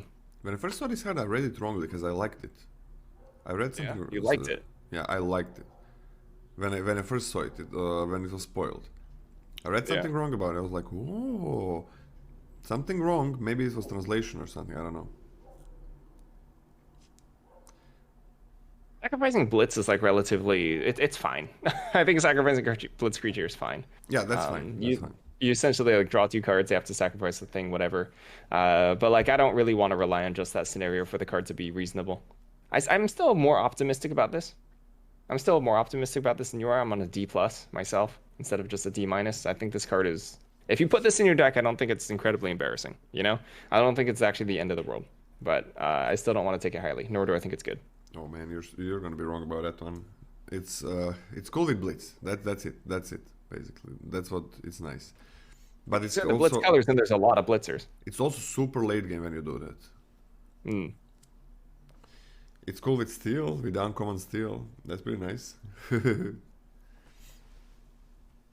And like, okay, so it's cool with all those cards in the hyper late game, and still like on curve, you play like a 1 mana, or sorry, a 2 mana, 1/1. They discard a card, and then they drop like a 3 drop after that, and then you just Fatal Grudge it. That's a fine scenario. What do you mean they discard a card?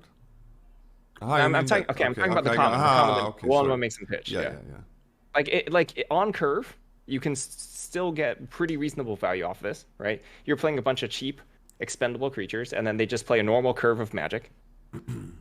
Um, and then like you get some value in the curve out, and then later in the game when you're blitzing stuff, that also has value. I really wish this was instant speed. This would not be overpowered or anything. It would just be much better and more interesting to use. I think the card is crap.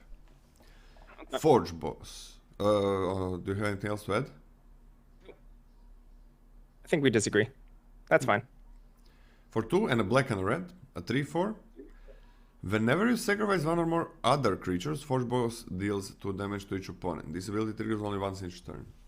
I mean, 2 damage is pretty big. 2 damage is pretty big, man. No, there is. You're not gonna be sacking with one thing again. You usually gotta. Always, you gotta use a full card to sack something. Like you need to instant speed card. You need a creature or something. Weak stat line though. Very, very weak stat line, man. But it is a lot of damage. It's gotta be a creature. Yeah, not treasures. It's gotta be a creature. I mean, this is all just blitz stuff still, right? Black It's still red is blitz. all blitz. Yeah, exactly. It's still blitz. So that's like that's real. That's real. Stat line is bad, but if blitz doesn't get blocked, that's real. That's a real deal. What's happening there? I want to see for this one. And once you get a bit more blitz creatures and so on, definitely goes higher. This is a fine card. This is a fine card for this set. You know what? I'm more optimistic about this. I think the 3/4 stat line for 4 mana is still not the end of the world. This like the 4 toughness for me is this still tangles okay in combat on curve, you know? And for the fact that that's the floor for me, I think this upside is really big. Like it's not like you can blitz multiple things out in the same turn, but like still like getting the additional 2 ping is massive, and I think will add up. And I think this is a pretty powerful card, not necessarily to even build around, but that you're naturally going to have synergies with in a black-red deck. I want to C plus. C plus, okay. I think I'm gonna go up to C plus because this is real deal with Blitz. Like Blitz is gonna be really good with that. Lagrella the Magpie for green, white, and blue. You get a 2/3 that says when it enters the battlefield, exile any number of other target creatures controlled by different players until this leaves the battlefield. When an exiled card enters the battlefield under your control this way, wait. Put 2 +1/+1 counters on it.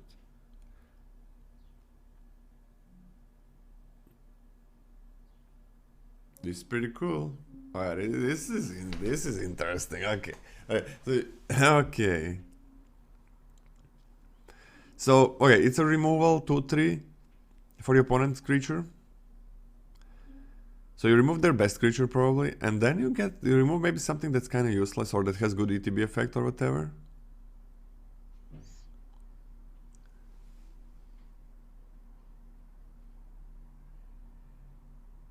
Okay, so exile you just as a safety net, right? So opponent, you exile a 2-drop that maybe a 1/1, as Cory said, the discards.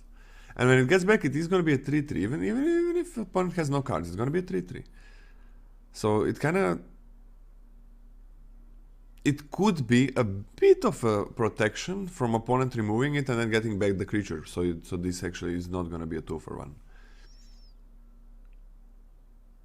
So yeah, it's like one creature from the opponent, one creature from yourself, or one creature from the opponent, 0 creatures from yourself. Those are the 2 options basically. Get rid of tokens as well.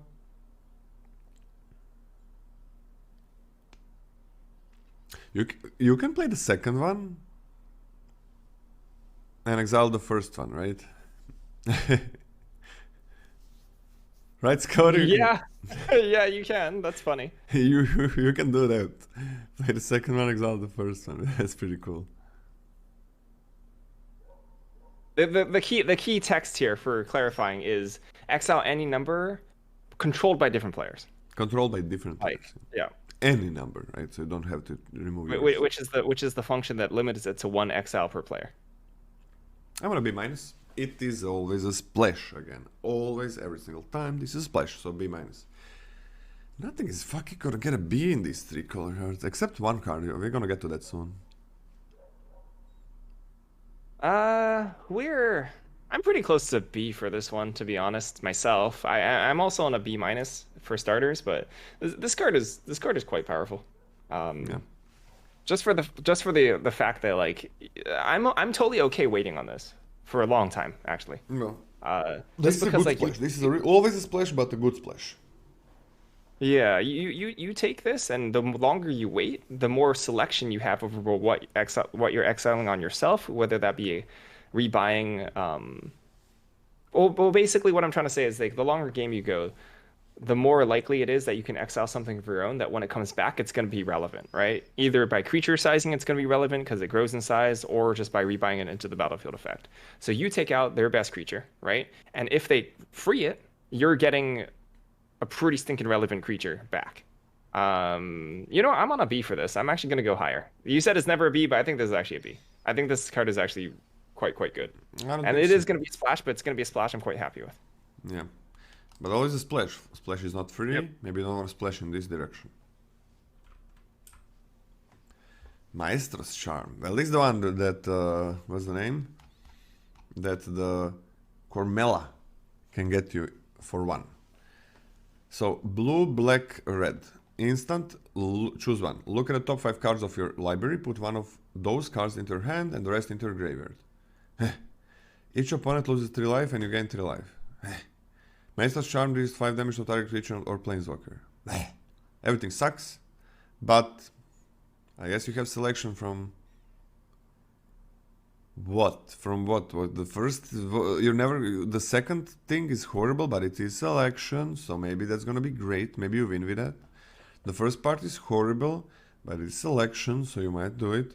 The last part is the best part. Still horrible if you're splashing for 5 damage. Like if you're always splashing for 5 damage. That's a horrible deal you're getting. Play a 5 mana card in your color. Probably gonna be easier to cast. You're gonna cast it earlier and on time. It's not gonna wait for you. It's not gonna be, oh, I'm so unlucky. I have this card in my hand for 10 turns. This is gonna happen a lot. Like, oh, 10 turns I have like these 2-3 cards that I'm splashing for, so unlucky. No, that's how it should be. That's how it should be. When you're playing a dual color deck, it's gonna be you're sometimes gonna have a problem with mana. Getting the 3rd, 4th color in, even harder. It's nice to have an option to do it. So usually when we play a regular set, there is an option. Okay, I'm gonna in Neo. Okay, nice. This is gonna be a 4-color deck that I'm playing because I choose to do it. Why do I choose to do it? Everything makes sense for me to do it. With Maestro's Charm and cards like this, it's not gonna be everything makes sense. It's gonna be the only way I do this is by playing that, getting into 3rd color, getting into the 4th color. the only way this is playable. It's never gonna be anything in a dual color deck that's not splashing, right? It doesn't exist there. That's the thing.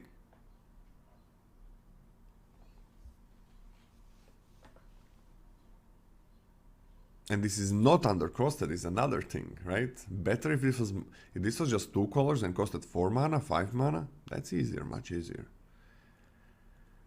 So still fine, good selection, I guess. I'm okay on a C or C minus with this. I don't know, a C minus probably. C minus. Yeah, I kind of hate this one a lot more than the others. I'm gonna put this on a C though. Okay. This is the weakest charm in my opinion. Metropolis Angel. Angel. What is that? For 2 and a white and a blue. Flying 3/1. 4 mana, flying 3/1. Okay. You've never seen an angel before? What? You've never seen an angel before? No, well, That's clear. I just said it in a weird way. Ah, okay. Whenever you attack with 1 or more creatures with counters on them, draw a card. That's pretty good.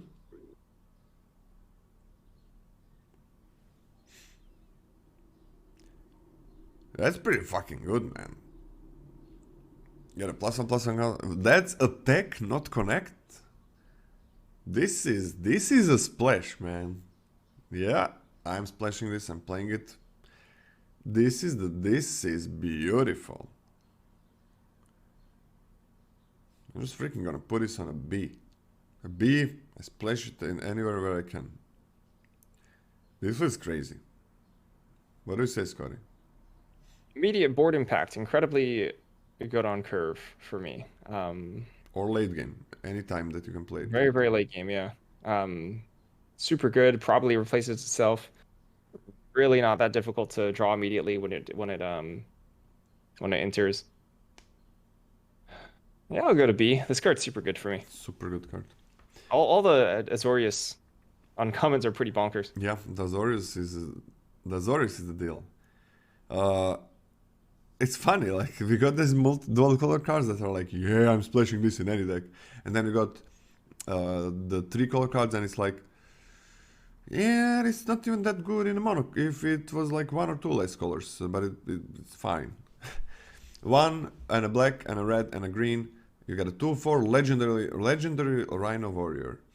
Whenever you attack, double target creature's power until end of turn. Not bad. Whenever anything attacks, stat line is kind of shitty. That's a nice effect. Don't know how much these colors are gonna be splashing, but that's a nice effect. You got a Trampler or something. I'm okay with this one. Why is it worded like this? What is wrong? Is this how they word it now? Whenever you attack, it's not whenever a creature you control attacks? Yeah, that's a little bit weird. It's not even like there's a lot of text on this card. So it's not like they're shortcutting. That's a new thing. Yeah, that's a new thing, I think. That's new?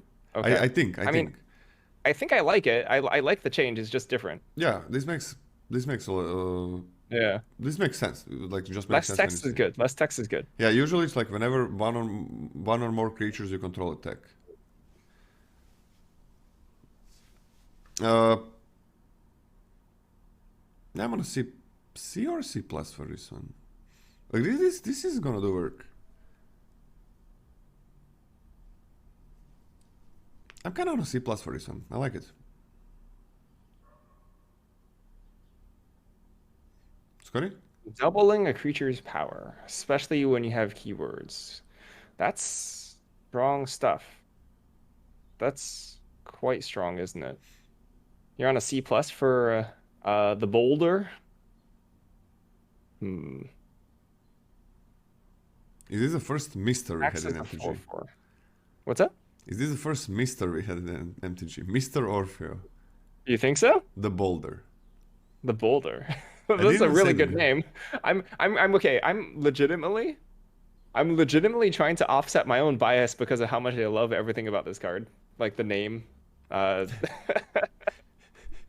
and everything like that. So I'm thinking about what I want to give this a high grade. I want to give this a C plus as well. I'm really just trying to think whether or not I'm being biased here. Hmm. This is the manliest of the rhinos. It's like Mr. Orfeo, but also the boulder.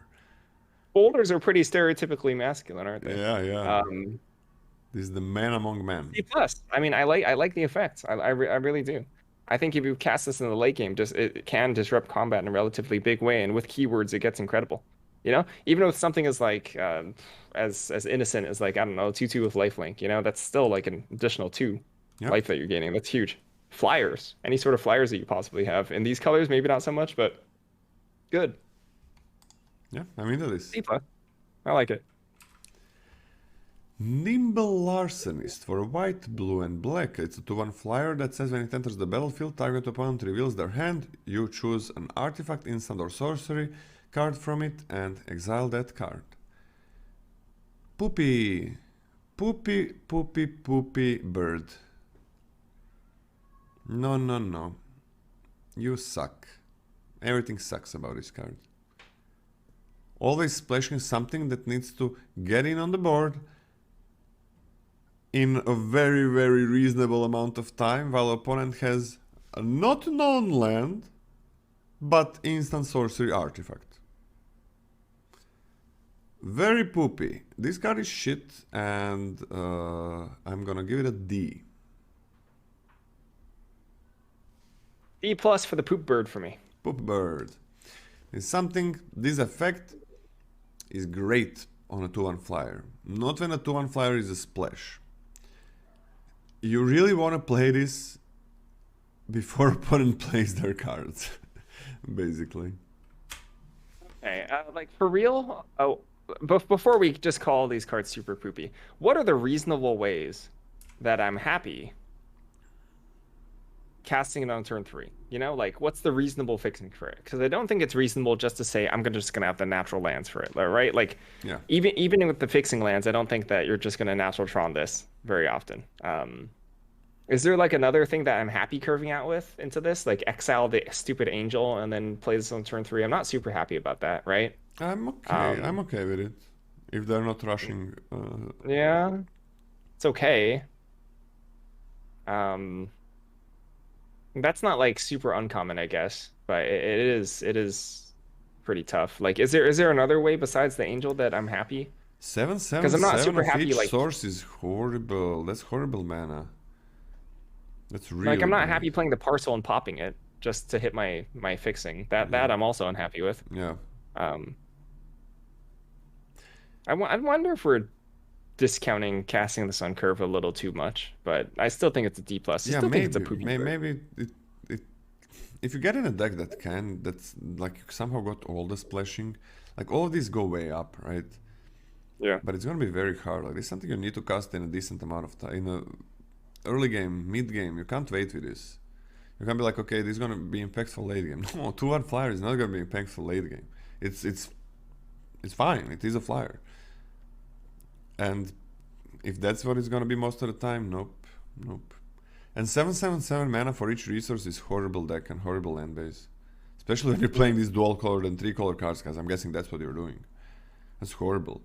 Like imagine having 7/7 in if you're playing only 2 colors. 7/7. Like how are you casting anything? Yeah. You're gonna be very unlucky. Toop toop. 50% of the games.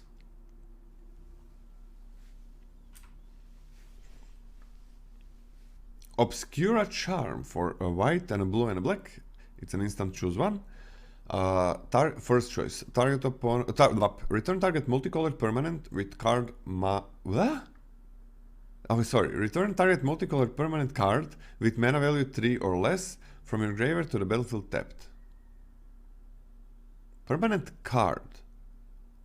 What? That's new. Right? It completely threw me off guard. Like what permanent card is permanent?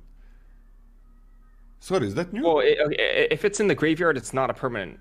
It's not a permanent. It has to be on the battlefield to be a permanent. It's a permanent card It was in the graveyard. always a permanent card?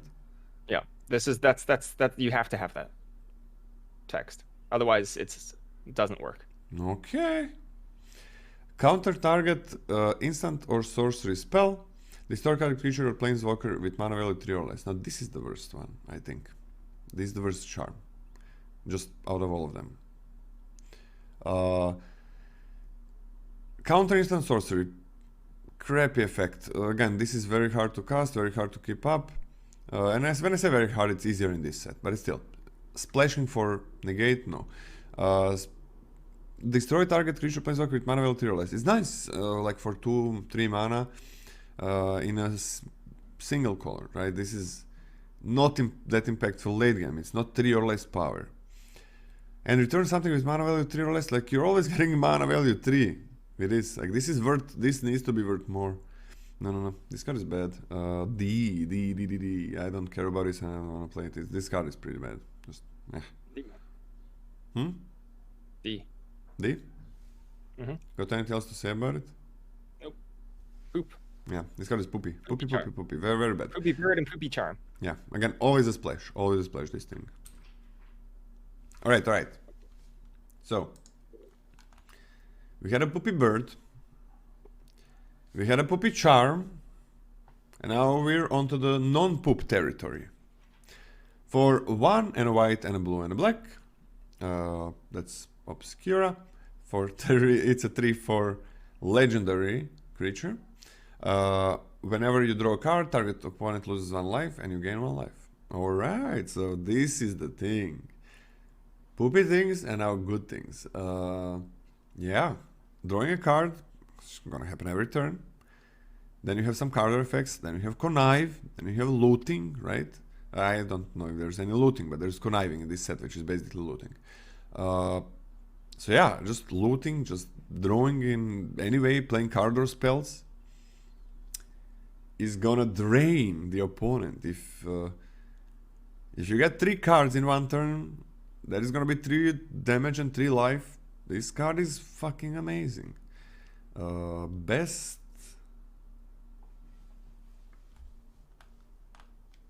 card that ever. we saw. I love you, man. This is the best 3-color card that we saw so far. A B, just straight a B. Gonna try to splash it everywhere. Beautiful. And these colors are not super aggro, I think. So yeah, beautiful. B. Blitz as well, everything. Wow. There is Blitz in black. Beautiful. What do you think, Scotty? There's also B in Blitz. Anyway, yeah, B is fine. Anything else to say about it? Nope. Riveteer's Charm. For black, red, and green, choose 1. Target opponent sacrifice the creature or planeswalker they control with the highest mana value among those permanents. Exile the top 3 cards of your library until your next end step. You may play those cards. Or exile target player's graveyard. Okay, graveyard, no. So this has 2 options. Something really bad needs to happen for... I don't know. This has 2 options. So the first one is nice. This is a good removal spell. You can't get rid of those value creatures and so on, so that's a bit of problematic.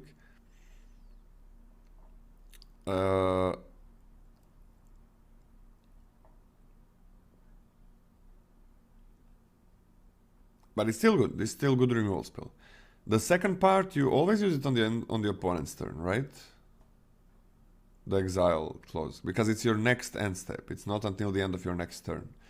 So you basically always use it on the opponent's turn, so you can see what you get.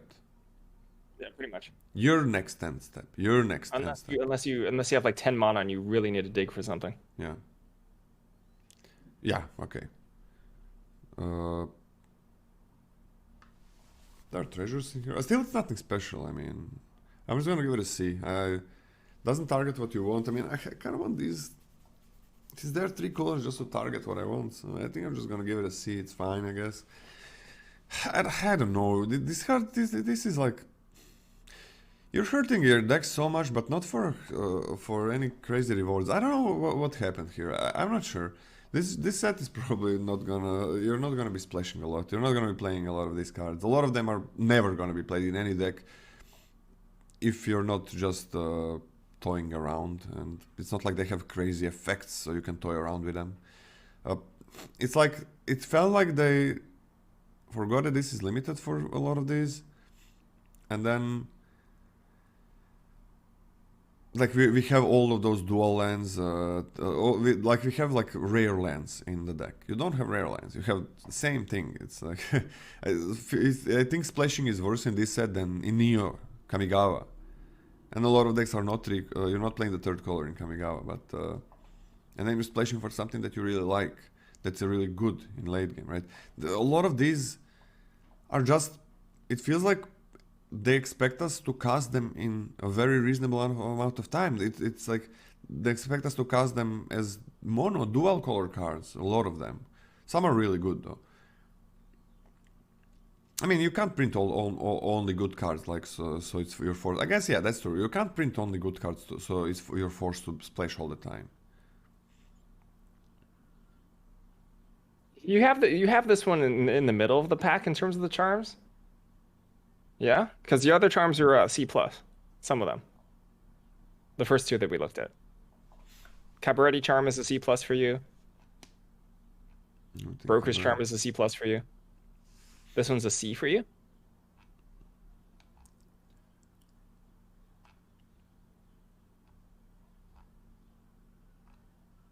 Yeah. This is the best charm. I think by a decent amount. I think the Soul Shatter effect, the first effect, is most like not all the time. It's gonna miss what you want to kill some of the time, but I think it's close enough, right, to 3-mana kill what you want. Close enough for me. And the end of turn, essentially draw 3 cards for the late game. This is kind of what I want for a late game charm. It's not close in this set. I'm telling you, Scott, it's not close because it's fine, it's good, but these 3-color cards cost 3 and 4 mana. Yeah, I think that's fine. I think 3-4 mana for this effect is good. No. These 3-color creatures cost 3 or 4 mana. You're not gonna be able to target them with this. Oh, that's what you're saying. I see what you're saying. But I mean, if they have like a 4 or 5 drop that I'm killing instead, I don't think I'm particularly unhappy about that. The thing is, I'm concerned about is like really cheap utility threats, right? That I can't target with this, which is the main thing. But I think for a standard limited game, I think the first mode will get good value as that sort of Soul Shatter type effect. So I'm super happy with this. And I think essentially drawing 3 in the late game, end of the opponent's turn, I think is a very powerful effect. I think this is a B- for me. I think this one's actually quite easier to splash too. I think Jund is the easiest colors to splash in. It's true, but I kind of feel like that's the color where I am not. Those color pairs are not going to be the color pairs where I'm going to be super happy splashing. Right? So it's true, because they're like the blitz and the aggressive colors, right? Yeah. But I think that this also, in those decks, you know how we're bashing the crew captain, the 4/2 haster? Mm-hmm. Or not that card, but we're bashing cards that can't really like clear out large blockers. This card can clear out large blockers pretty well. Like if you are splashing for this in your aggressive deck. And then this also is a pretty I'm late not game splashing. Why would I splash in my aggressive decks? What is this like? You have just incidental treasures. You know, you play your 3/3, you get a stinking treasure off of it anyway. I don't care. Why? Who even splashes in the aggressive decks? Like Easy peasy. Who does that? Who does that? This set does that. This set does that because this effect is maybe gonna clear the blocker that you want to clear. That's the reason. Lola 2 months in the future will splash this. I don't know if they're gonna be aggressive, but it feels like they might be. That's the biggest problem. You don't have treasures. No, great. I'm gonna ramp up and I'm gonna 2-for-1. Oh, sorry, I'm gonna double spell. That's what I'm gonna do with the treasures. Yeah, this is I mean that's true. I would rather be double spelling. Yeah. This is a good magic card. I don't want to wait for this so I get that treasure and then it'd be like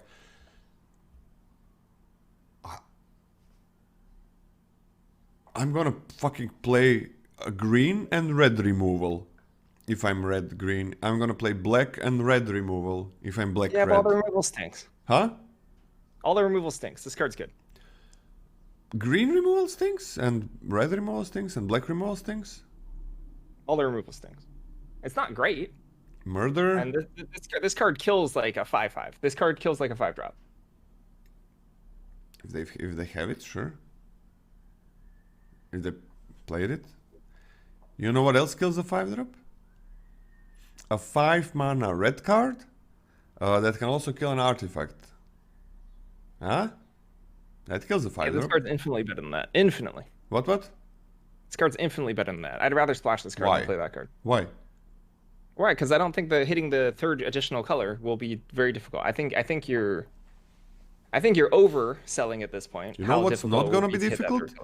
Not hitting the third color, but by hitting your red color and playing 5 mana, deal 5 damage to something and kill it.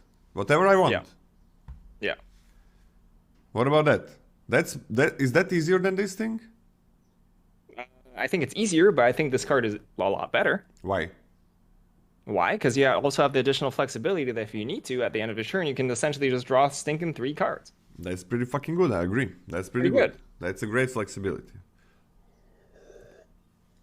But you're also... Like, super duper strong. But you're also gonna be... You're also gonna be waiting with this in your hand for a while. I don't think so. And if I think that statement is not true. No, what's the big deal? The most important part in aggro is to play your colors, not to have tap. You don't want tap lands. That's the first thing, and both of the things that you're splashing with are tap lands. So you do not want that, right? So you're talking about only in the aggro context, right? Your deck is highly proactive, not even mid-range leaning aggro. Yeah, both talking about aggro. You right? Said even in aggro I want to splash this, and I'm talking about aggro constantly. I don't think it's okay. You're talking about aggro constantly. I don't think it's the end of the world if you splash this. But like, also this has just the massive upside of just being very, very good in a mid-range deck. Okay, but I just want to be like, okay, let's see about the aggro, right? Let's talk about aggro. If these colors end up being aggro, because that's kind of my starting point. And you said it's good in aggro. That's better. I didn't say it was good. I think it's fine in aggro. Like, it's not the end of the world if you splash this in an aggro deck. You do not want to play tap land, so you're not splashing with that. Yep. You're playing this off of incidental treasures and maybe... Well, I mean, I would play tap lands in an aggro deck. One. Yeah, I would play up to 2. Up to 2, exactly. I would play 2 tap lands in an aggro deck. 2 is like max. Yep. You want to play less lands in an aggro deck, most of the time. Like 16 or 15. Most likely 16, depending on how the set looks. 15 was in Neo, I don't know, everything is a 1-drop, like, or a 2-drop. But I don't think that's going to be the case here. Then less lands means that one land, off-color land is going to be hurting you. And the most important thing, play out your stuff. If you don't do that, if you get a wrong land, now that's what's going to lose you the game. And splashing does that. It's game-ending cards. That's what that's what aggro splashes for. Like cards that are going to end the game. Lorehold Command in Strixhaven, in Silverquill. That's the only splash that there. Like game-ending cards. If we're talking about like mono red, like red aggressive style decks from Neon Dynasty, right? I think red is the aggro color in this set for sure. Like really, it has some really good aggressive cards. Sure. When I'm talking about like normal limited aggro, right? I'm not really talking about like hyper aggro as we saw in Kamigawa, because I think those decks were hyper aggro. Yeah, well, that's super hyper aggro, yeah. Yeah. I'm talking about like normal. I have a proactive deck with like 7 2-drops, right? Yeah. And like a reasonable curve, some combat tricks, which is what I would describe more realistically as a mid-range leaning aggro deck, usually. Yeah, you know, like I don't want to end the game by I don't need to end the game by turn 5, and I think I still think this is a fine card, not exciting, in those style of decks. Okay. All right. I just think the context of the set. I just think it's in the wrong colors, but then again, like what I'm excited for. If you do get enough treasures and everything, you do need to get that, right? That Mr. Orfeo. That's the one that I'm much more excited. And you are as well, right? Because you gave it a higher grade, right? Yeah, Orfeo was good. Right. What do you give it, the Orfeo? I mean, I gave it a C+. I think this card's better. I think that in that type of decks, like that, where you're not going to be blocking that often, the Orfeo is going to do a lot of work. Okay. Man, I can't wait to I play might this raise, set. I might raise Orfeo to B minus. I can see that. Okay. I'm still on a C. I'm on a C actually. Okay, give it a C plus for me. But if Heck those yeah. colors are aggro, then it's gonna go down. If they're just aggro, it's gonna go down. Like it's much easier, like the Esper colors and so on. There it gets way easier to get into that splash territory. We're gonna see though. Rocco Cabaretti Caterer. For X, red, green, and white. It's a 3-1, and that says when Rocco Cabaretti Caterer enters the battlefield, if you cast it, you may search your library for a creature card with mana value X or less, put it onto the battlefield, then shuffle. Oh, that's pretty good, man. Okay, that's pretty good. Like 5 mana 3-1 that gets you a 2-drop, 6 mana 3-1 that gets you a 3-drop. Is fine. Those are pretty nice. And exactly the one that you want. Oh.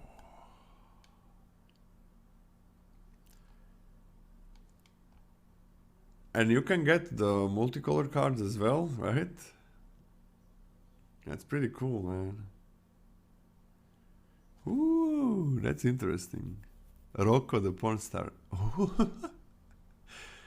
My favorite, actually. Rocco Sigfredi. And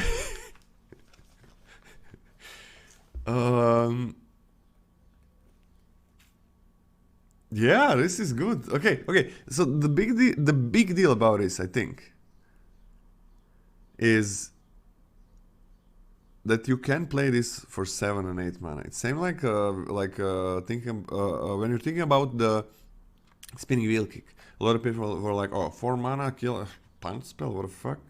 No. 4 mana can be. Then 6, and then 8, then 10. So a lot of times it was 6, 8, 10, 12, whatever, because you do get to the turns.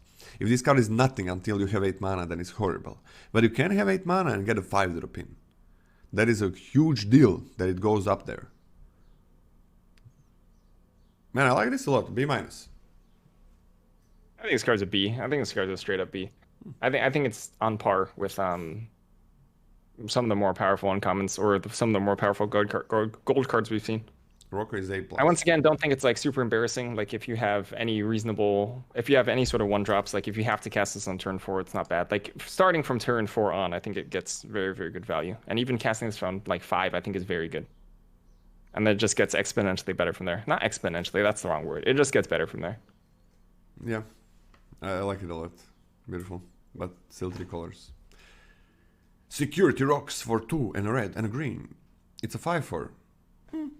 You may pay red and green rather than pay this spell's mana cost. Spend only mana produced by treasures to cast this to cast it this way. Okay, not ideal. Not ideal. But something's gonna be nice when you have treasures lying around and you're just progressive aggro, wanna get tempo. But there is one thing that maybe that should not be discounted, right? There is what's the name of the card that discards and in red and makes you 2 treasures? What is the name? It's called Plunder. The big gold, big find, big geyser. Big fine, big score. Okay, Big score, okay. So, yeah. 4 mana, discard a card, draw 2 cards, create 2 treasures, and play a 5/4. If you do not need those treasures for something, then that's the nice thing you can do. Other than that, I don't really care about this creature. It's fine stats. It's okay. I'm just gonna go to C. I think that this card is very, very strong. Yeah, it is. Mainly on the fact that you will have some disgusting double spell turns on turn 4, I think. Oh, it's I actually don't think it's that unlikely that you can curve out with creatures or things that just generally leave behind treasures, and by turn 4, if you make your second treasure, you also drop this at the same time. which is a huge board swing for you. Crazy, And I think that yeah. will be the main function of it, which is to have really busted feeling turns Yeah. where you just like develop your creature and then use your 2 treasures that you get from that and drop this in the same time. This is a C plus for me. Yeah, I'm also gonna give it a C plus. It's like that 3/3 that creates treasure, and then just one more. Doesn't matter on what turn it is, right? If you still have cards in your hand, if it's still developing phase of the game, if it's not like everybody played most of their cards, they can play whatever they want. Drawing cards is good, blah blah blah. This is gonna be so huge, right? Yeah, you play that 3/3. You play the 3/1 maybe. It's traded. You play a 3/3. Jesus Christ, you can play this sometimes on turn 2, on turn 3. If you get it on turn 4. If you're in Gruul, it's just gonna be great to have a 4-mana 5/4 as well. That's fine. But again, you never splash for this ever. So that's why just a C plus. That's a C plus. Just because of that. Alright, this Also, is cool. you can cast that on turn 2. You're casting that on turn 2, by the way, the rocks, Wait, how are you casting on turn 2? because of the gold dog. Gold dog. There we go. God, Gold dog. you're disgusting. Hey, like Bayou Graph was like the best common, right? It's the same thing. Okay. What Bio Groff? Oh, the 5/4 that sacrifices? Yeah, Bayou Graph. There we go.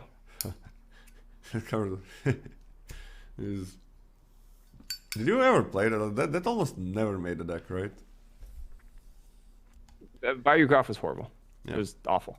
Awful magic card. Big deal was they didn't make green overpowered cards in green, right? That's why you didn't really play that as well. Nah, who cares? Who cares? Okay. What I wanna say? I wanted to say something about this. Talk about your package. Oh, there is also like that 1-mana thing that gives you treasures when menace and make treasures, right? Man, this card is gonna be amazing in Gruul. The previous one. Stimulus package for 2 and a red and a green. When stimulus package enters the battlefield, create 2 treasure tokens. Sacrifice a creature or sacrifice a treasure. Create a 1/1 green and white citizen creature token. You can sacrifice your hounds to this, man. It's true. Instant cash in. So you turn your 1/1 first strike menace into a 1/1. But you chump twice. Oh snap. Oh yeah.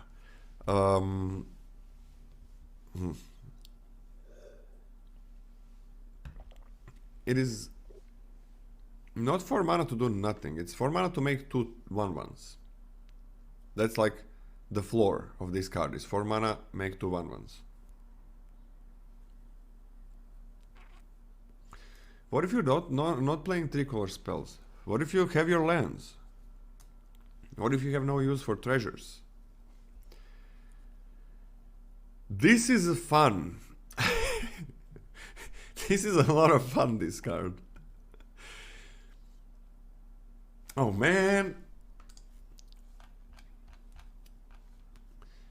Oh. Let me see. Oracle. How many treasures are we making? Big score. Big score now makes you 2 1/1s, right? You discard the other, make 2 1/1s, instant speed. Sticky Fingers, the aura, is making 1/1 every time the creature connects. Glittermonger is making a 1/1 every turn, but you do need to tap a 4/4. I don't know how good that is. Jewel Thief is a treaty that also makes a 1/1. Prize Fight is a fight spell that also makes a 1/1. That's it. On common. That's about it. And on uncommon, there is nothing. Except that 3/1 creature. Well, that's a lot of things on common, right? Oh my god, I hope this card is gonna be good, man. I really hope so. This card is interesting as hell. You know what? I don't think this card is bad. If you have enough of those, we gotta give this a ceiling grade, right? Yeah, I'll give this a ceiling grade.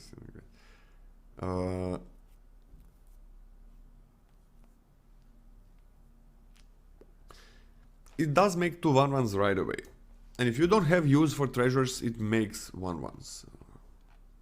Man, I hope you get a lot of sticky fingers aura and then like... I'm gonna give it a C minus. But definitely ceiling grade. Ceiling grade B minus. Is that okay? That's exactly the grades I had. Nice. There we go. Yeah, great job. Let's high five ourselves. Great job, us. It would be so nice if we just if my hand actually reached out that we were in the same room. Okay, for 2 and a blue and a black, we got a 3/3 flyer that says as long as there are 5 or more mana values among cards in your graveyard, this gets a +2/+2. All right, here we go. 5/5 is fucking huge. That's the reward. That's the reward. This is the reward. Nice. Not gonna splash this ever. I like this card. I'm gonna give it a C+. Like if you would get to late game and you play this as a 5/5, that's huge. That's fucking huge. But 4 mana 3/3 is great as well. I mean, great. It's fine. It's fine. I'm gonna go to C+.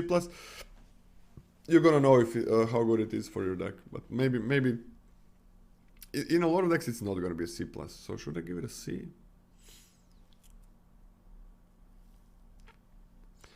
Because this is a real reward. 5/5 flyer, man, if you get to that. It's not easy.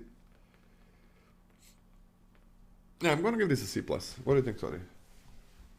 I think C+ is good. I think this is closer to B- than a C. I really like the fact that you can just play this on 3. It's not embarrassing. Or, sorry, you can play this on 4. Not embarrassing on 4, and it scales up while being on the board. It's very good. Okay. Tainted Indulgence. For blue and black, draw 2 instant speed, draw 2 cards, and discard the card unless there are 5 or more mana values among cards in your graveyard.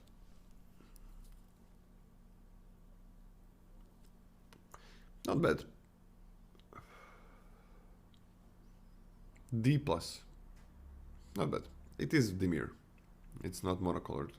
Which is weird, I can't expect these cards to be monocolored. So this can help you hit land drop. It's not like you're necessarily going down on cards to do so. You're just filtering. Like if you need to filter yourself. I'm not quite that low. Instant speed draw 2. The later in the game is fine. It's fine. This is really nice at enabling your other stuff because you get like in the early game you enable your or rather in the early game you sort of allow yourself to fill your graveyard with the types that you need, and in the later game you get paid off. This is nice. This is clean. This cleanly bridges things. I don't think I'm as low as a D+ on this one. In fact, I'm actually kind of high on this. I think this is cheap enough where I'm not super embarrassed. I don't think the mana cost is that prohibitive in this set, right? I think it's reasonable to end up in Dimir if you take this in like the mid pack anyway. I think this is a C. I think this does like pretty much what you want it to do.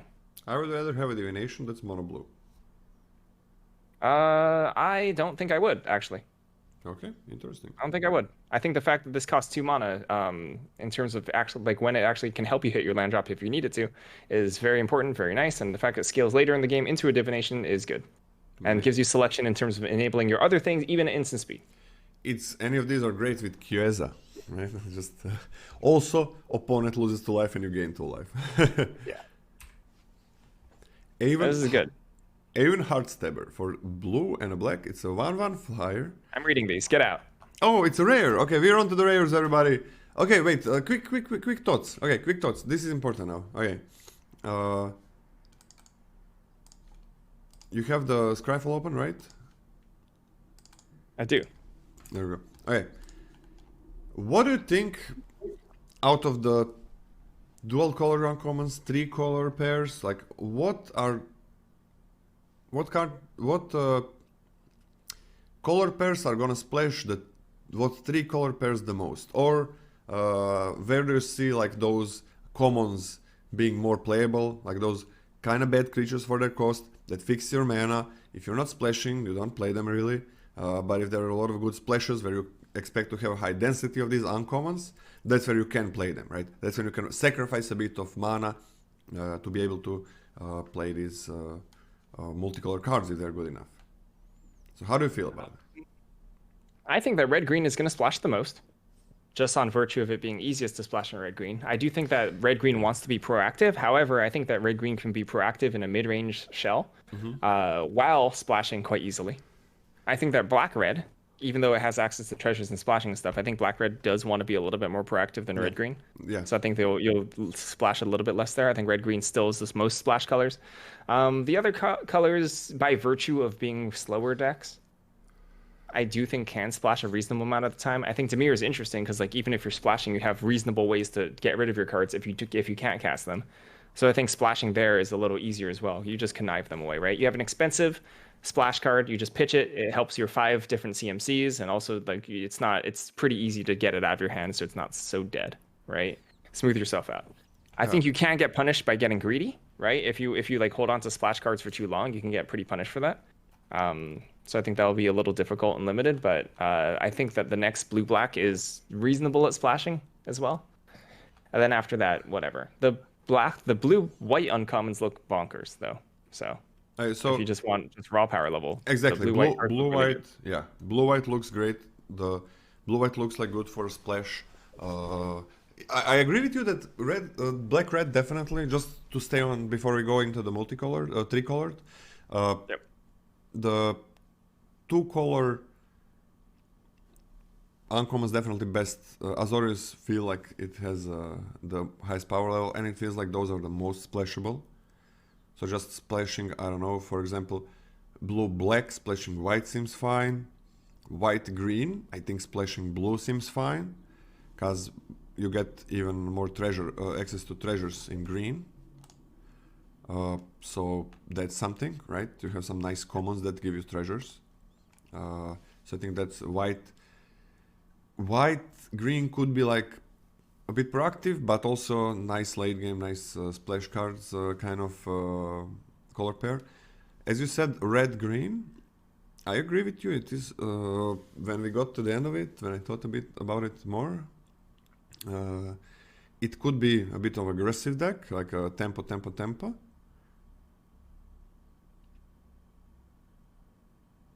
No, enemy colors are not supported at all. No, that's opposite. So that would be weird. Red-green can be like aggressive or mid-range tempo, but I think it can also be kind of slow. I think it definitely can be kind of slow. Splashing a bit of black. Splashing a bit of white. I think it can go into that slow territory very easily with those treasures, with those card selection. Yeah, I think it's gonna be built in 2 different ways, the red-green. Like fast aggro, mid-range tempo, like that's like one type. Or get just good stuff early, mid, but also have good access to all of those 3-color cards and so on. Alright, now onto the cards, onto the 3-color pairs. Okay, onto the 3-color shards. Which ones feel like best for you? Like all of those are gonna be splashes, guys. You're not gonna be playing 3 colors just being 3. Most of the time, there are always exceptions. Most of the time, you're not gonna have that. This is not constructed, okay? So you're gonna be splashing 90%, 90+% of the time. You're gonna be splashing the 3-color shard cards. Now, Scotty, what do you think? There are 3 uncommons in each of those. Which ones do you feel like are most worth it to be that splash? Because they are gonna be the splash most of the time. And chat, you chip in. Feel free to chip in as well. What I've seen. There are 3 in each, so that's a pretty large number. Esper. Okay, I think Esper. Why? I think. Okay, well, sorry, you're talking about the 3-color cards, right? 3-color, yeah. Like 3-color cards specifically. Sorry, Esper has the poopy ones. No, Esper has the best one though. Esper has the best one, but it also has Poop Bird and Poop Charm. Yeah, Esper has the Queza, the 3/4 that drains a lot. So let me think about this for a second then. I think that one is really good as a special. That one is huge if you get one or two. We're not talking about how easy it is to splash. Now we're talking about what feels worth it. Yeah, you just want the worth ones.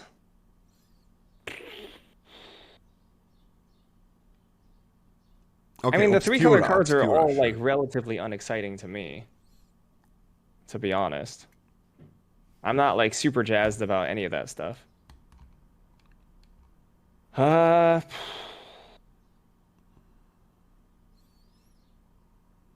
do I have to pick? But tell me, like, none of them look good to you? None of the three color shards look good to you to None of splash? them stand out head over heels over the other ones to me. I don't really care about the three color cards as much. Like, yeah, Esper has the best ones, but like in terms of like consistency, does one stand out more than you for you? Oh yeah, yeah. The Esper, aka Obscura, the Queza is amazing. Yes, definitely. Yeah. Uh, Other than that, like Cabaretti seems to have fine ones. Cabaretti is red, green, and white. Uh, Brokers, right? Brokers seem fine, like a green, white, and blue. And again, that's what I was talking about. How it might be that white, green is gonna be the color that is kind of splashing a good amount of these. Gonna be going kind of into mid game, late game type of play. Because the Cabaretti charm is fine. Like then we have the Rocco that searches for your creatures. Then we have like the 4-2, which is nothing special vigilance, but when it dies, it gives you value. The Broker's Charm is removal, why not? Then we have the Double Striker with Shield, which is nice. Then we have Largella, which we both agreed is really good. So, seems like Celestia could be the color that really likes to play this. Because it's always, if you're a bit confused again, let me repeat it, because there was not a lot of you when I started in the first like 5 minutes. It's Allied color pairs, everything is about Allied here, and the easiest way to remember it, I know that most of you know it, but just for the ones that don't, is the neighboring color pairs. So we have W, U, B, R, G, right? For the colors, and just neighboring ones. It's always neighboring. Neighboring 2, neighboring 3, right? So it's pretty easy. Easier than the enemy colors, right? Easier to think about, like, before you even play the set. Like, what's gonna be splashing what. So yeah, like Celestia, blue-green, what's on the right side? Oh, sorry, Celestia. Green-white, what's on the right side? It's blue, so that's Brokers. What's on the left side? It's red, so that's Cabaretti. That's one easy way to do it before you get familiar with the set, before you play it a lot. Yeah, I think Celestia has good neighbors in terms of these three color cards and kind of worth it. And then you have access to treasures in green, like 2 commons that are pretty good. Man, I'm getting more excited and more excited about playing this set. I was worried, and then it's much easier for you to play those, well, those two color commons, right? 3 color commons. Sorry, that'll help you splash a lot, right? What do we have in Brokers? Let's see. Brokers is Celestia with blue, I think, right? That we got the one that 4/4/5 drop that makes opponent creature not attack or block. Then we have on the red side of Celestia, we have the 5/3 that makes a 1/1, and both of those are 5 drops, so that makes it even more appealing. So Celestia could be the one that likes to go there, and then anything around Azorius could be fine. Maybe, yeah, anything about around Azorius could also be fine to splash those 2-colored cards. Man, I'm really interested in playing like green, red, not just aggro. So yeah, this is Pick a family. You're at the pre-release. Justlolaman rolls into the pre-release is an incredible LGS shark who just wants to win, right? You just wanna have you want to have all the fun. You don't want your opponents to have fun, and you just want to win games of Magic. So you're gonna shark this pre-release, Lola. What family are you taking? What family am I taking? Okay, I'm Pick actually a gonna go to family to shark the pre-release pre-release. on Friday. Okay, the organizer just told me it's 6 p.m. for me. Okay, that's okay. I have time to stream before. Pick a family, like, but I'm not picking family that is. I'm picking a family that I would like to open, right? Is that it? Well, you're picking a family pack. You're picking a family box or whatever. A family box. Okay, that's. Yeah. There are no family boxes, right? It's just like we're Yeah, you imagining. know, okay, when you go into the pre-release, you have to pick a family.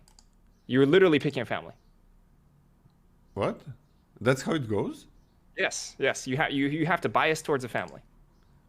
That's now we're imagining things. That's not how it actually works. That's how it works.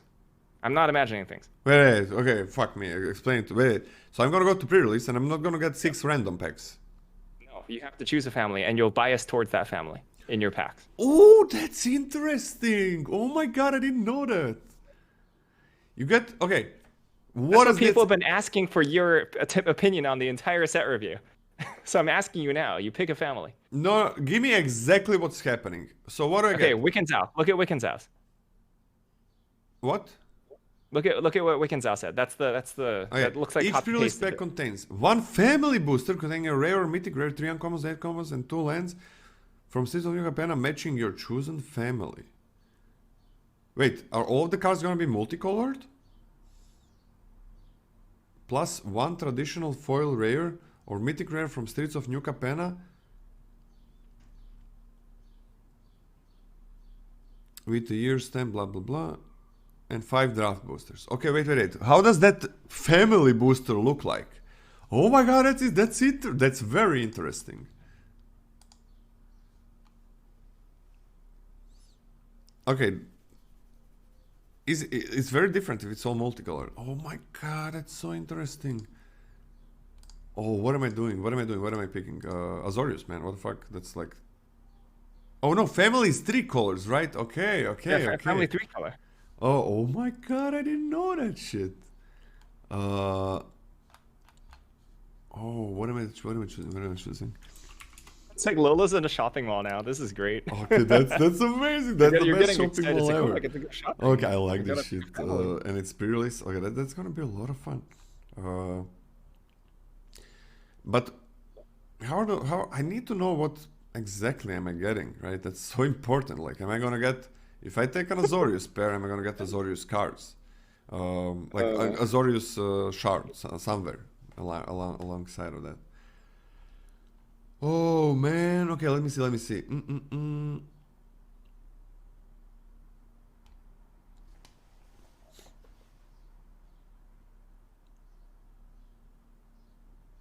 If I'm gonna be getting Azorius, if there is more chance to get Azorius cards there, then I'm picking blue, white, and green. So that's what brokers.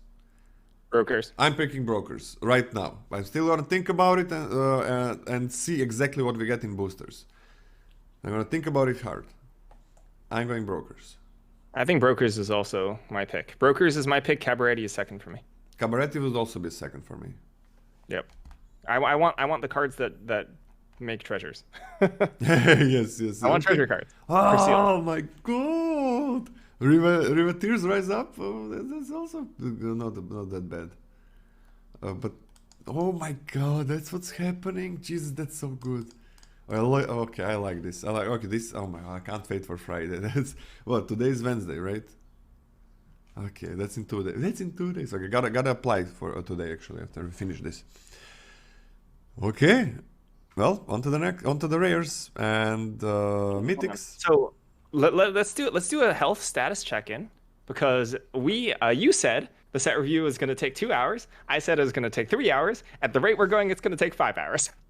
No, it's there is these multicolored cards, like so much to discuss there, but we only have the rares, so that's good. Yeah. Oh, whoa! The rares actually matter. Like you're gonna get a rare in that in the family that you're taking, right? Yeah, you are. You're going to get 1 rare in that family. Ooh. 2 rares, I think, because you get the pre-release promo too, right? Or can you? Is that how it No, is? pre-release promo is what is random. Oh, okay. Okay. Wait, you could. Why do you know? How do you know that it doesn't have to be the multicolored rare explode things? Do you know that? Because a lot of the things that you say, you're like 20% sure about it. Wow. That's one of the things I respect the things that you say, and when you say I something also with respect confidence, them. I believe you. I respect I them. trust you. Lola Well, clearly doesn't trust you. Explodings likes to talk with confidence. Like, man, you have seen the pre-release. Nah, yeah, you also thought that the enemy lands are the lands that you got. So That's just a definition confusion between allied and enemy. no, I think exploding knows exactly what allied and enemy means. No, no, they literally said afterwards they got confused by allied and enemy. Then All right, it's okay. I'm then defending. I'm I'm not you defending okay. exploding. It's okay, me.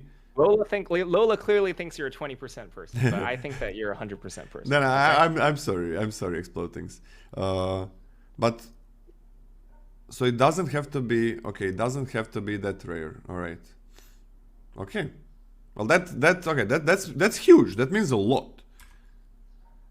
But then I want to be in the color pair that has most bombs, right? If I'm gonna open a rare in those colors always, then it is very important to be in the color that has most bombs.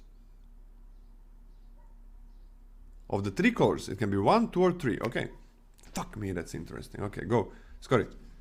Oh, okay. It's been 2.5 hours. I want to take a bathroom break. Bathroom break? Yeah. Well, okay. I need more water too. You take a bathroom break. Okay. You can sit here if you want to. You don't have to use the bathroom? Do you even eat? You didn't even eat breakfast, did you? I didn't do anything. I just started Okay, you didn't do anything. Okay. Okay, cool. Well, I'll be right back. what, 3-minute break? Give me 5. I'm gonna give him 5. I'm gonna take a 5 for as well then. Maybe. First I'm gonna continue talking here. Let's see. So does anybody have a link to like 100% full booster contents of the family pack? Huh? Does the rare also have to be family affiliated cards, or it can be anything with the family colors? One or two colors. Oh wait, it has to be a family affiliated card? Wait, the rare has to be family affiliated card? So it's like it has to have that symbol on it, right? Let's go back a little bit. It has to have a symbol, right? It has to have this symbol on it?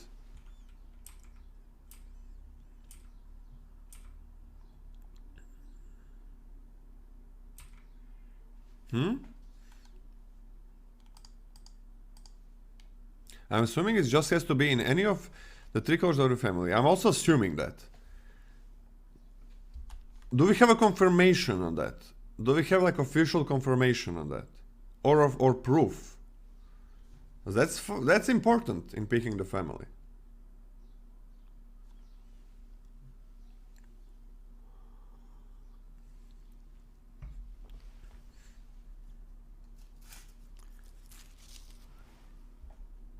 Pre-release has samples.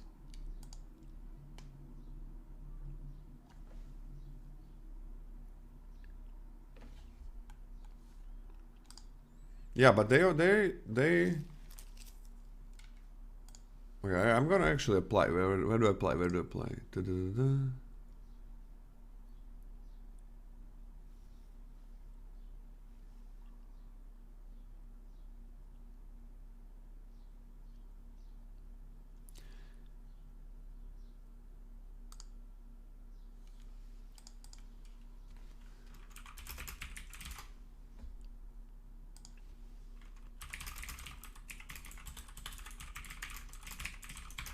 Okay, I just applied, I think, to a pre-release on Friday. I imagine the family affiliated card. Let's see. No, it's a reasonable assumption. Haven't dug too deep. Okay. But it was blah blah.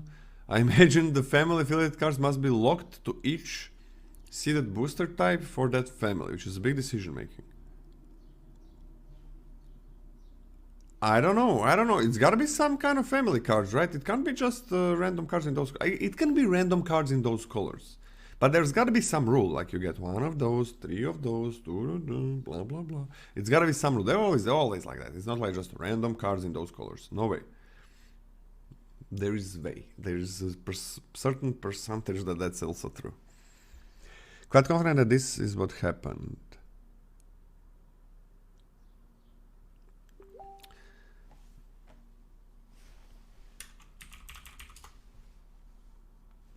I'm gonna ask the organizer of the tournament for Carta Magica for my local game store, who's also gonna give me the codes today for the tournaments that we are holding in Discord channel. Free tournaments with booster codes as rewards. So join that every Saturday. Scroll a bit down to the draft league and have fun. I'm getting nothing out of it, just have fun. And thank you to the Carta Magica as well for that. For the codes, right? I don't have them on my own. I'm gonna ask him, do you know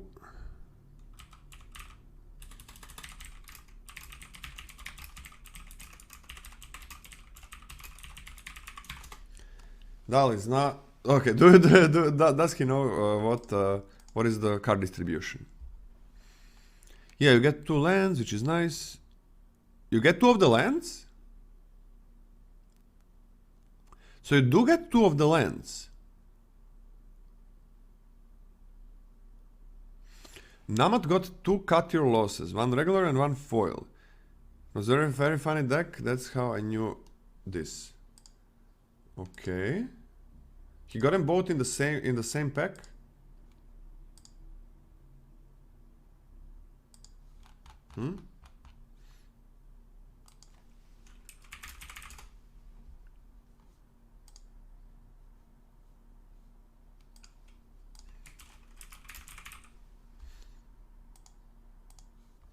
Oh, that's family. That still has a family icon on it. 2 cut your losses. That's funny.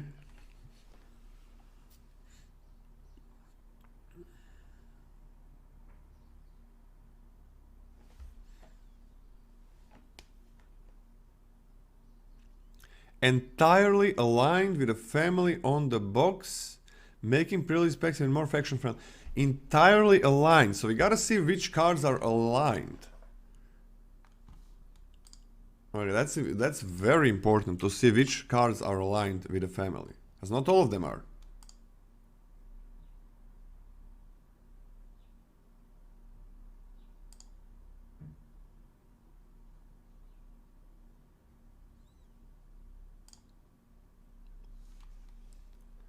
This from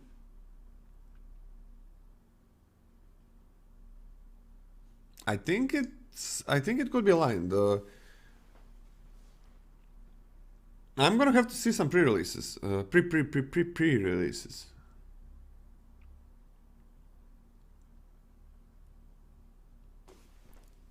Like, because you have this card. Okay. Let's go. Okay, let's go back.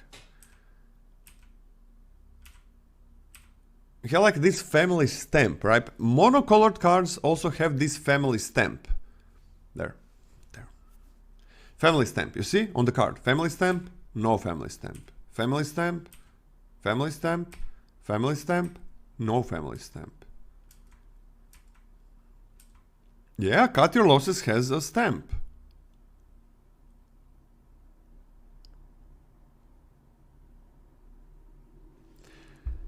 I'm feeling like that's gonna be it, but we gotta know for sure. Oh, I was muted the whole time. I was jeering at you. Hi. Hey, Scotty, it might be that in the family pack you get the stamped cards, right? Even if they're monocolored or whatever. Interesting. Okay, I could see that. Yeah, you can get. You see, I value Exploding's opinion and words and sentences. It's. I keep covering your butt. He. You rude boy. Anyways, he saw that 2 two monocolor cards were opened in that pack, but they had stamps. Two monocolored rares, but they had stamps. So I don't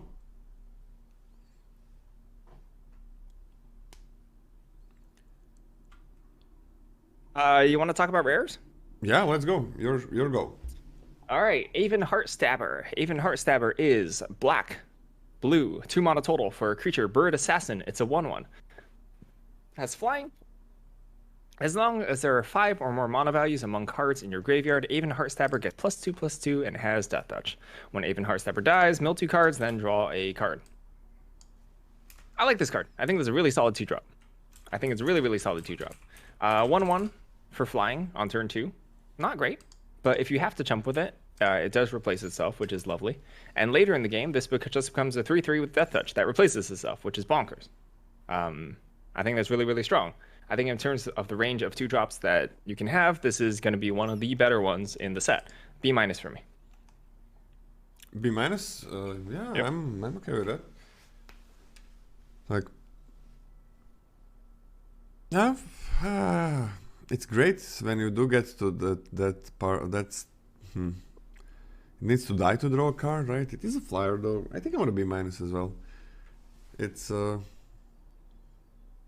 helps you with other cards when it dies. Like, it is gonna replace itself, and in late game, in late game it has a really good. It's really good in late game, right? I don't know, man. Actually, like,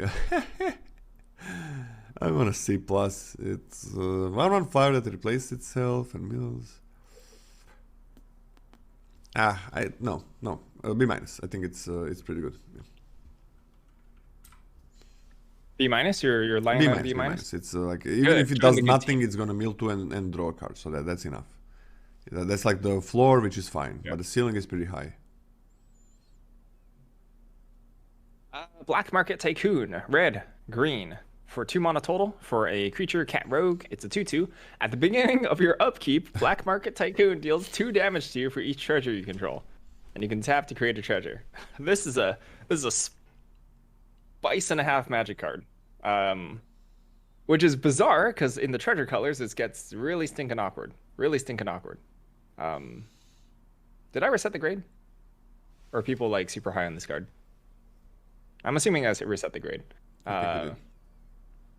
Whew, that's painful. The fact that you just can't have basically there's going to be a point in the later in the game where you just can't bank up treasures for your later draws, right? There's some cards that benefit off of you just using your treasures, having treasures, etc., splashing cards, and this card just says that you can't necessarily bank them up. Of course, you can always tap to create a treasure, and this is like a 2 mana ramper, which is nice.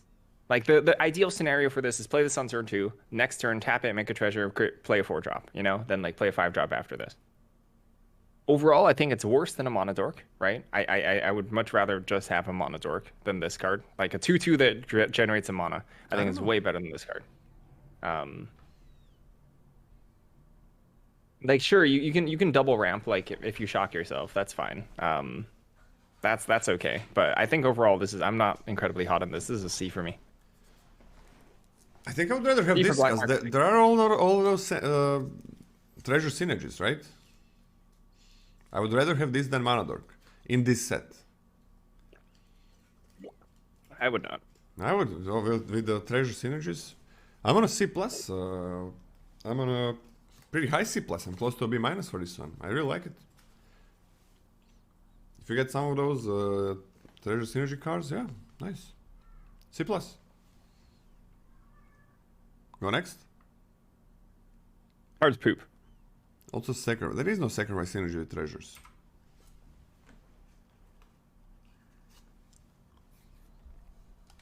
Okay, Broker's Ascendancy. Green, white, blue.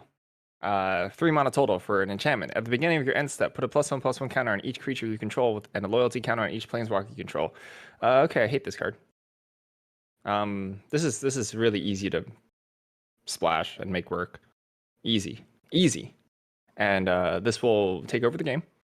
This will snowball, depending on any creatures that you play. I don't even think it's necessarily that slow. You get an immediate board impact on the turn you play it. If you have just 2 creatures, which I think is like not a huge ask, you just get +2/+2 immediately. And that's bonkers. That's definitely bonkers. So I think this is an A minus. This is a bomb for This me. bomb is crazy. And what is this? This is brokers, right? Yeah, this is brokers. Yeah, There we go. it's broken. Yeah. We're on point right now. Oh, I Right, thought you were so making far. a pun. Never mind. You're just literally you're being literal. Okay, fine. Yeah, I was making a joke. That's why I said it. It was funny. Good job. High five. I was not making a joke, man. I forgot that it had brokers in the name. No, you're funny. Just stick to it. You're a stand-up comedian. Proper. Got you again. So amazing. This I believe is definitely a bomb. It's on the end step. This is infinitely better than an anthem effect, unless you have haste creatures. Unless every single creature in your deck is haste, right? It gets worse with Blitz, but I don't give a fuck about it because this is amazing.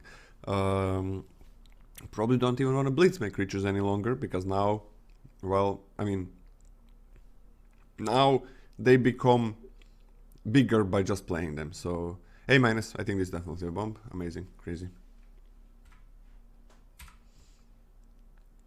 And the two planeswalkers that you're gonna have every time as well, just ultimate that much easier. Cabaretti, Ascendancy, red, green, white, 3 mana total for an enchantment. At the beginning of your upkeep, look at the top card of your library.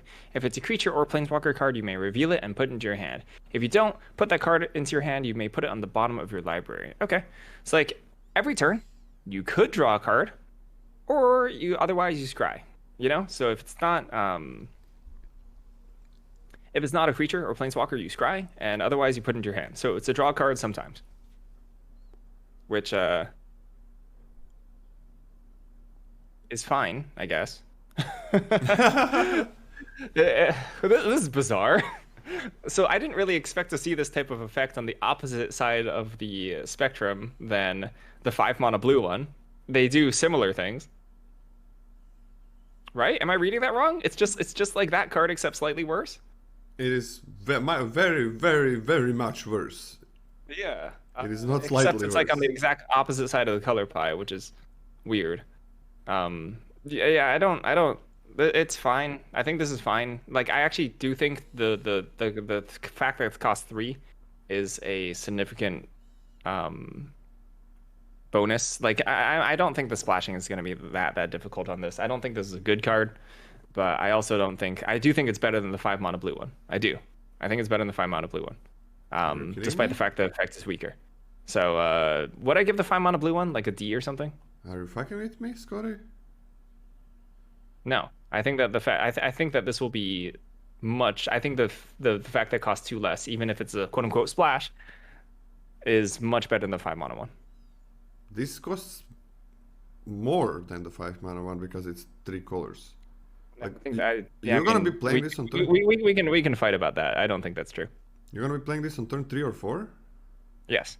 Okay. Why? Or double spelling with it, and that's gonna be fine. Why would you ever even play this on turn 3 or 4? If you have nothing else to do, otherwise just play out your creatures and then play out this. It's Nothing else to fine. do, but you got to these 3 mana, different mana on turn 3 or What's 4. the other card called? What's the blue card called? The hideaway. I want to give it bullshit, like I don't know. whatever. This is like a C minus for me. And this doesn't even draw you a card every turn. This draws you like, I don't know, 37% of the cards from your deck. Yeah, but then even if it's not, even if it's a land, you don't have to draw it. Card's fine.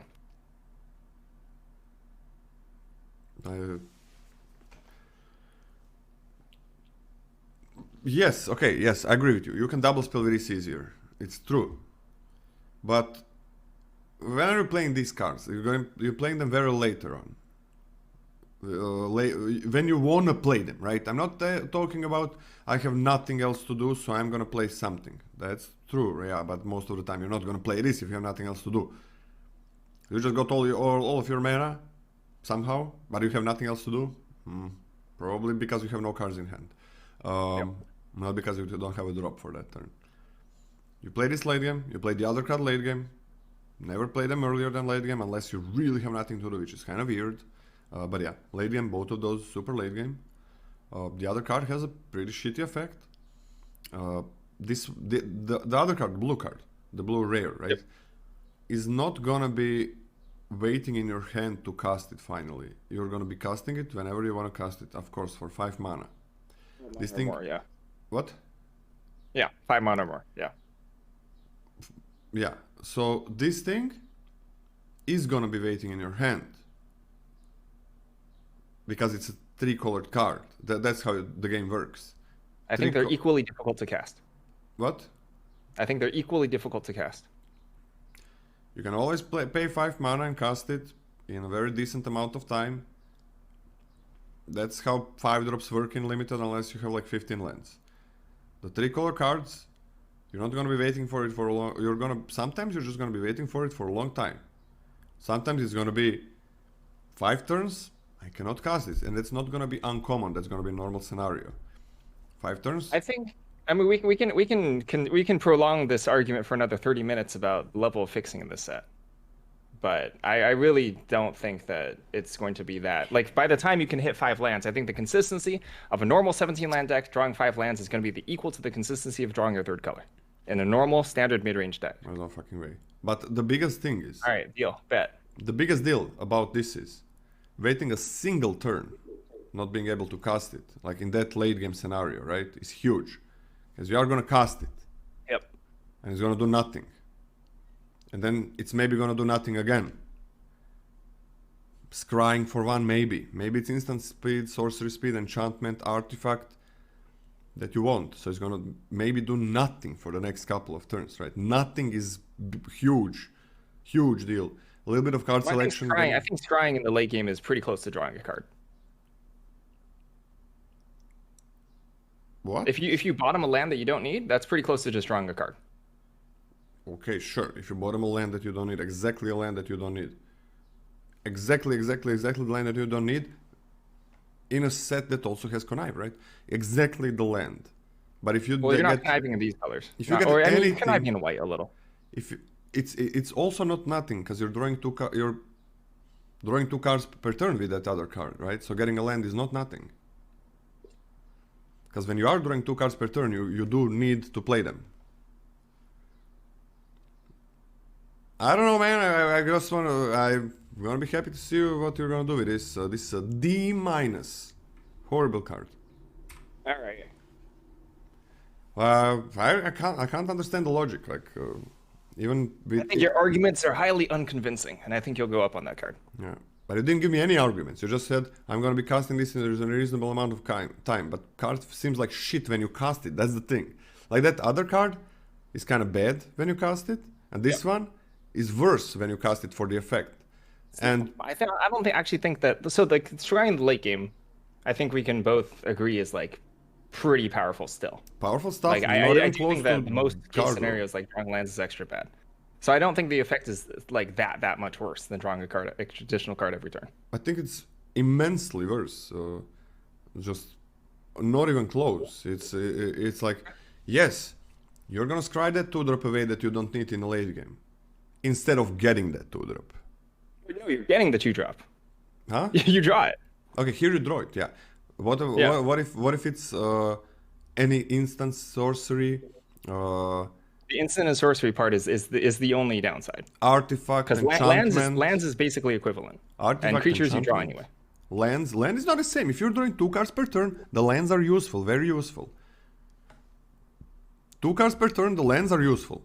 No fucking way that they're not useful. Like they're good.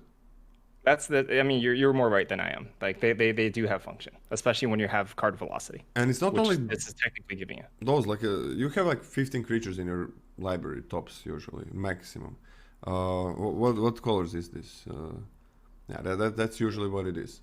And then you have some creatures are gonna be spells as well, and you're not drawing. Maybe they're not good in late game, the spells, but they are better than not. They're really good. If the other thing is scrying them or the bottom, now they're amazing. They're the best thing ever compared to scrying them on the bottom. So I don't think it's even close.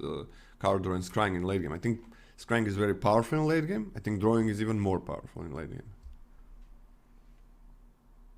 Okay, I think it's like a step down.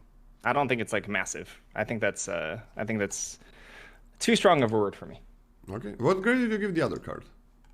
I think they're both C minuses. Okay.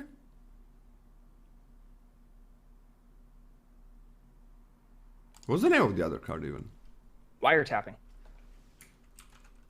You have wiretapping at a D plus. Yeah, I don't like those effects. Okay. That's fine. I just wanted to try to understand, but I still don't. I mean, I understand. Like, you think the fixing is worse in the set than I do, and I think that you think the effect is worse than I do. So you're just down on both fronts, and I'm up on both fronts. Makes sense. I just don't like that draw 2 per turn. They rarely find room in my deck. If that's the only thing they do, like it's fine. It really also depends on the format. It also depends on how proactive you want the format to be. Yeah, that's also true. Like the slower the format is, the better these cards become. That's 100%. There's some Explosion, a 1 black, red for a 3 mana sorcery. As an additional cost to cast a spell, exile a creature card from your graveyard. Corpse Explosion deals damage equal to the exile's power to each creature and each planeswalker. Conditional Wrath is something I typically hate. Not a huge fan. The fact that this is cheap doesn't really matter to me because like the conditionality means that you're probably going to play in the late game anyway. It is kind of nice that you can just pop this off on like turn 4 if you're missing land drops, etc. Trade off with your 3-drop, then wipe for 3. That's fine. But overall, I'm not super excited about exploding corpses. I think this is a C plus for me. Yeah. Okay, you do have agency. You do have agency about what stuff you keep alive, which is nice. Yeah. Like That's you nice. get to choose which creature you exile. You get to choose how much damage you're dealing. I'll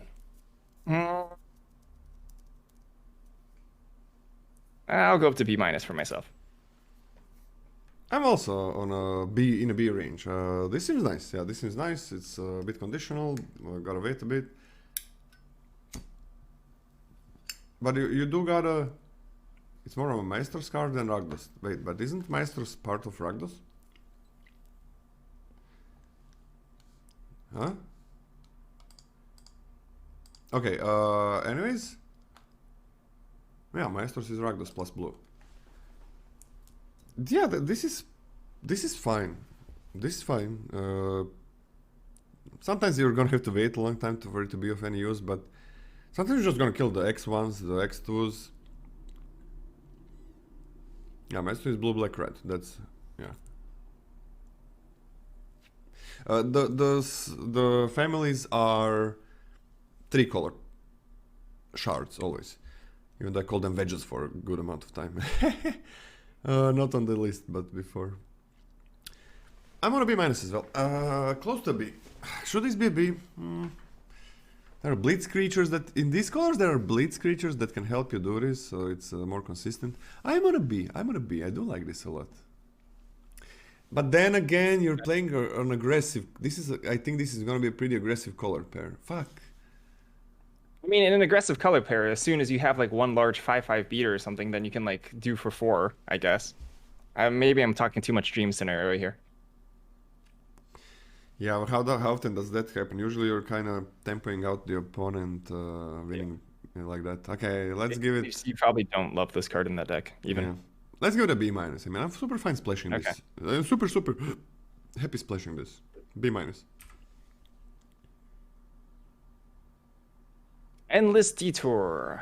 Green, white, blue. For an instant, the owner of target spell, non-land permanent, or card in a graveyard puts it on the top or bottom of their library. This is harder to cast, medium interaction.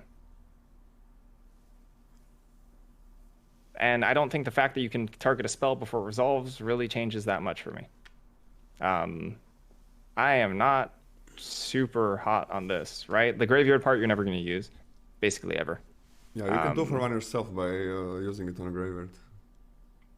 Well, it's not a... Yeah, it is a 2-for-1. Yeah, it is 2-for-1 yourself. D plus. This is a D plus for me. It's a D minus from me. This card is hot garbage. I mean, monocolored, this card is whatever. Dual colored, verse, 3-colored, horrible. You gotta splash for this effect.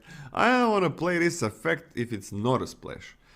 think this card would be actively good at monocolor, to be honest. Okay, I'm talking about the effect. 3 Okay. mana instant speed. Monocolored, 4 mana. Monocolor, 4 mana. It's like a C. Really? Because of the spell part? Yeah, because the spell part. It's nice. Because the other one for me was a C minus, right? Yeah. The one without the spell, and I think it bumps it up a grade. D minus. This but All right. this being Get out of here, endless detour. Yeah. Get out of here. Get out of here. This card is shit. Don't play it. Don't pick it. I'll play it sometimes. No. Evelyn the Covetous. Evelyn the Covetous. 2. Can I not read this? It's like Maestro's colors. It's like Grixis colors. It's 2 and then 3 colors of the whatever. You can cast it for like 2 black, black, black. You can cast it for 2 black, blue, black, black. You can cast it for black, black, red. It's a lot of hybrids, and I don't want to read that. But legendary creature, vampire rogue. It's a 2/5 with flash. Whenever Evelyn the Covetous or another vampire enters the battlefield under your control, exile top card of each player's library with a collection counter on it. Once each turn, you may play a card from exile with a collection counter on it if it was exiled by an ability you controlled. And you may spend mana as though it were any color to cast it.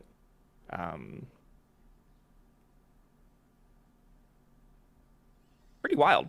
This card's pretty wild. Like, this is a 2/5 that you can cast in one color. I know it's extremely difficult to cast in one color, but it's extremely flexible. Like, that mana cost is good. That's a good mana cost, right? That's a like, really good mana cost. That's a really nice easy to cast mana cost. Yeah. This is way easier to cast than a gold card, than a typical gold card. This is like easier to cast than and put in your deck than a 2-color gold card, and especially the 3-color gold card. Yes. This is lovely, and the effect is quite good, and the body is quite good too. 5 toughness is big toughness for flash. Like this can eat something probably. The turn you flash it in, can exile something and just get a 2/1 naturally on top of that, and then they have to deal with it, which is not super easy to deal with. There's like some vampires. There's some vampires in the set. There's not like an overwhelming amount, but like it's not super unlikely that you can get like a double trigger off this too. This is great. I think this is a B+ for me. It's pretty close to this is B+ for me. This is very how many? We don't really have many vampires, I think, but I don't think there's a ton of vampires, but it's not impossible to get a double trigger. There's like some, from what I remember. Whoop! Just 1 second. Pop.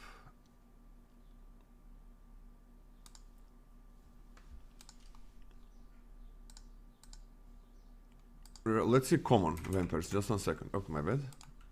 Like there are 3 common vampires. 2 in black, 1 in these colors. The one that provides the mana. They're not very good. The ones in black. They're definitely not very good. Then we have some in Dimir, an uncommon. All the creatures in these colors are vampires, like 2 of them. Vampires are not the best. Claws actually change anything for you about this card? Does that actually change your grade? Even if there are 0 vampires? If you can have one vampire enter the battlefield after this, it gets much better if you expect that. 3 common is huge number. It's not okay, it's a huge number. But they're kind of crappy, so that's the problem. Man, this card is just, I don't care. The 1-drop is fine, but this card is just amazing, right? It's gonna be 5 mana. I don't think it's very hard to cast, even if you're mono black. Obviously, it's super easy to cast. But if you're always gonna be black red or black blue. So it's easy. It's easy to cast this. Flash 2/5, and you get 2 cards, right? You get 2 cards. This is like a 3 for 1 in 1 card.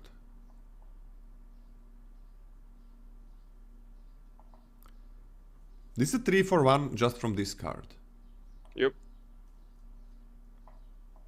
And this is like, if you have a vampire or 2, it's a bomb. If you expect to cast a vampire after this,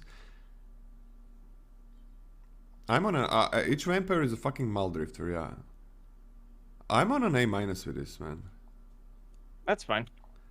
Like, if you do get 1 or 2 vampires after this one, this is just a 3-for-1 on its own. That's like a B plus. Hey, I'm okay with a B It's plus. also incredibly easy to take early and cast. It's incredibly easy to take early and bet that it'll be in your deck. Yeah. Can we give this, like, I want to give it a B plus if we can give it an A minus ceiling grade. I'm just gonna give it an A minus. What? I'll just give it an A minus. I don't want a ceiling grade. Get out of here. Okay, A minus then, sure. We both give it A minus then? Yep. Okay. Falco Spara, Pact Weaver, 1 green, white, blue, 4 mana total for a legendary creature, Bird Demon. It's a 3/3 with flying and trample. Falco Spara, Pact Weaver, enters the battlefield with a shield counter on it. You may look at the top card of your library at any time. You may cast spells from the top of your library by removing a counter from a creature you control in addition to paying their other costs.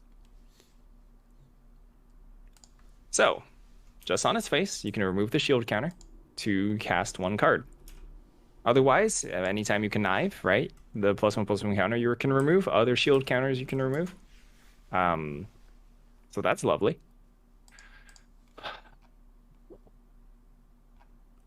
On its own, 3/3 flying trample with a shield counter is super good for 4 mana, but a little bit difficult to cast. I don't think this is super hard, but even if you cast them this late game, I think this card is super, super good. You can never play lands off of this, but you'll always know what's coming, which is nice. And I don't think there's tons of counters, right? There's tons of counters, and you get to pick and choose which ones are worth it to remove Connive. to get the card in that particular turn. Connive, right? Yeah, connive, etc. Yeah. So I like that. I like this card. I think this card is super good. Where am I at? Where am I at? I'm somewhere between a B and a B plus for myself. I really like this card. This is Brokers for the Brokers family pack. This is Brokers. Yeah, I like a B plus. I think this card's really good. Yeah, I think a high B plus. Yeah, like a 3/3 flying trample. Even if it's 3 colors with a shield counter and extra value, it's crazy powerful. Crazy powerful. This gets in a bomb rating, I think, because it's hard to remove, right? The more of those +1/+1 counters you have, I don't know if you're going to be removing shield, but that's also a possibility. Why not, if it's worth it? It gets totally into a to bomb. side, which is nice. Can this have an A minus ceiling grade if you have enough? Like, it's B plus if you have 0 counters, I think, on anything else. But I think this, if you have a good amount, I think this gets into A minus. Is it okay if you give it A minus ceiling grade? No problem if you don't wanna. I don't really want a ceiling because I think it's just natural to get a bunch of counters in these colors. So I think you should just give it a grade according and assuming that you're going to have those counters. So if you want to give it an A minus, give it an A minus. I'm gonna give it an A minus. Okay. Okay. Can you go with the next card? I'm just gonna have a quick bathroom break. It just started the call. It just all right. Okay. If someone's squirming around, probably. Okay, be back in a second, in a minute or two. Fleetfoot Dancer, 1 red, green, white, 4 mana total for a creature, elf, druid. It's a 4/4 with trample, lifelink, and haste. Lola's not here, right? Lola's gone. Can we in chat? Okay. Everyone who voted, I would like to collectively band together, all of you who are voting in chat, and everyone vote an F. Okay? Everyone vote an F. And I'm going to argue that this card's an F too. And let's fight with Lola and prolong this set review. Because that sounds like a great idea. If we can get like half Fs, then I'll do it. But I need that chat commitment for an F. Nice, thank you. Gosh, I love you all. You're all a chef's kiss beautiful. Thank you everybody. Thank you everyone. I appreciate all of you. Also, messages, chat messages would be good too. Just like nonsense arguments. Nonsense arguments. Thank you.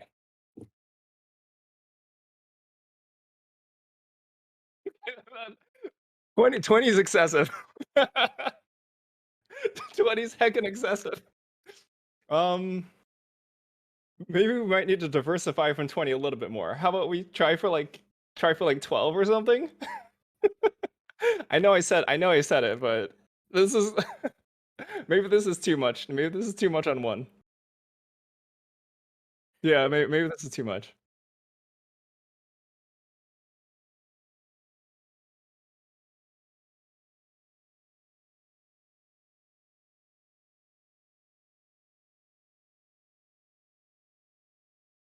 Man, I love it.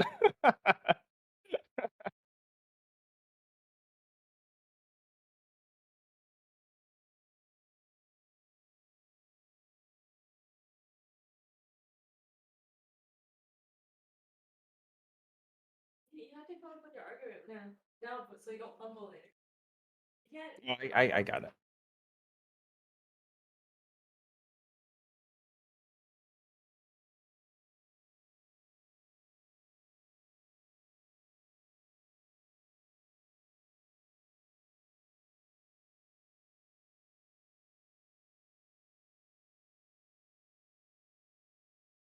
Bioluminescence, that's a good one. Oh, more like F.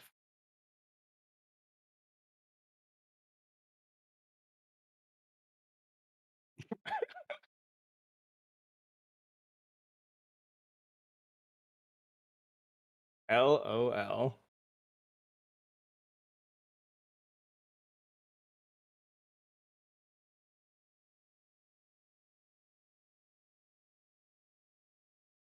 I mean, it's pretty bad when you compare it straight up to Questing Beast. Questing Beast has like a bazillion more words.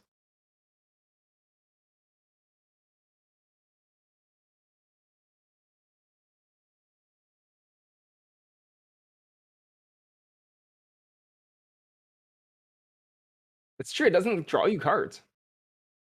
I mean, if you compare this directly to Cabaretti Ascendancy, right? Like, this is just one card. It will ever be.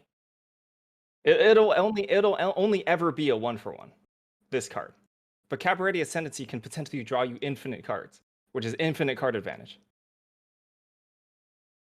You're right. It doesn't have vigilance. It can be blocked. It can be blocked by 2 toughness or 2 power or less, unlike Questing Beast.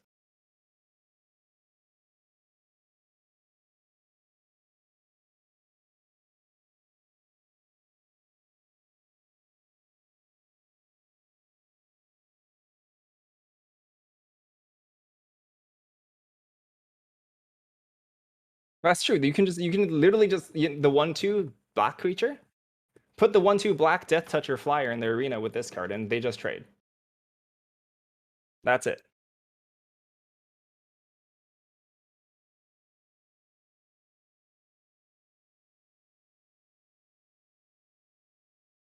Yeah, I wonder if Lola's chatting from the toilet.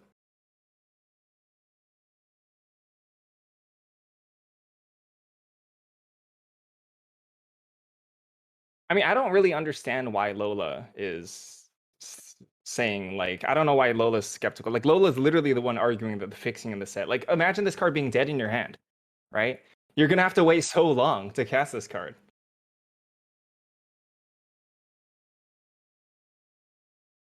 And like how relevance is a 4/4 on like turn 8 or 9 or 10 by the time you hit your 3rd color of mana.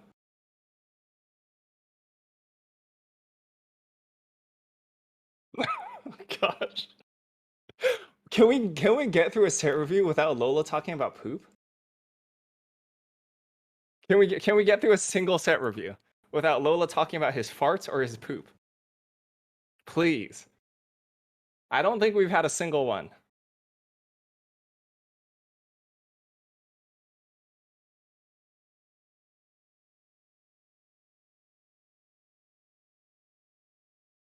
DM Workshop, but like you're not going to cast it on turn 5 or 6 because the fixing's so bad.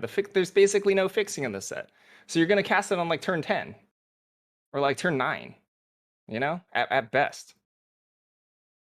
And at that point, like at that stage in the game, who cares about lifelink, right? Because clearly, if you get to that stage, you're not going to be battling an aggro deck because it got to that late game, so the life doesn't matter.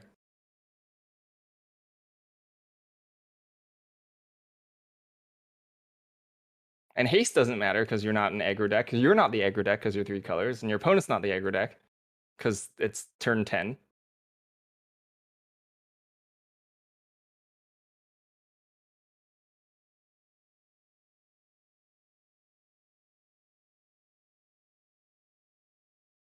True, not a citizen.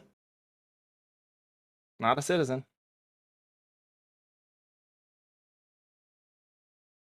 Elf Druid has no synergies in this. This basically has no keywords.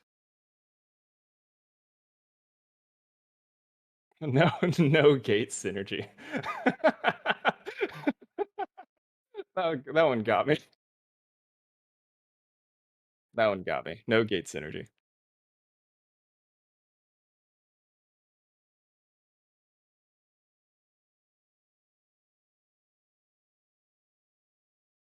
Is it because of all the poop, Lola? Do you need a second because of all the poop?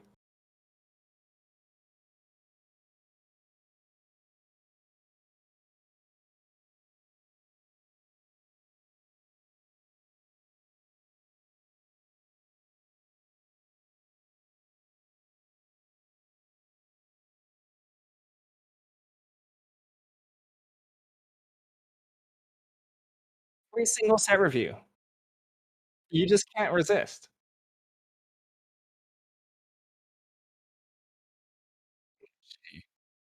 Gee. Oh, apparently you might be muted. You might be muted. You might be muted. Oh, what I said is that I don't talk about poop. That maybe accidentally mentioning. So what did you give it, Scotty? I mean, I think F is a little too harsh, but it's probably like a D. I'll go D. Hey, this is not a 4-drop. No, Four? it's like it's gonna, yeah. I know. I Sorry, heard go ahead. everything. I was watching the stream. I heard everything except the first part that you probably orchestrated okay, this. sure. You orchestrated this. So.